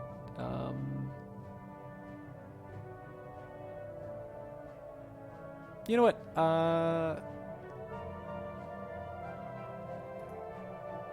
I keep talking about Uncle Cranky, but I don't always raid him, so I guess we'll raid him tonight. I am going to do a couple quick shoutouts, though. So we've got... Nightvillian28 is currently playing the game Untitled. And for those of you who like game development, Valiant Cheese is also streaming as well, but I know I don't always get a chance to catch Uncle Cranky, so I'm going to send it off to him. I hope you all have a good time with him. He's currently playing Dead Island Riptide. He played the first Dead Island before, and he's continuing on with his journey there. So I hope you all have a good time over at Uncle Cranky's. If not, those are two other wonderful streamers. And of course, if you're just here for Stellaris, there's that Stellaris link down below. I sadly do not know too many of the people who are streaming it, so I leave it for your judgment. Anyways, have a good night. Treat Uncle Cranky well. I will see some of you tomorrow, some of you Wednesday, and the rest of you next week.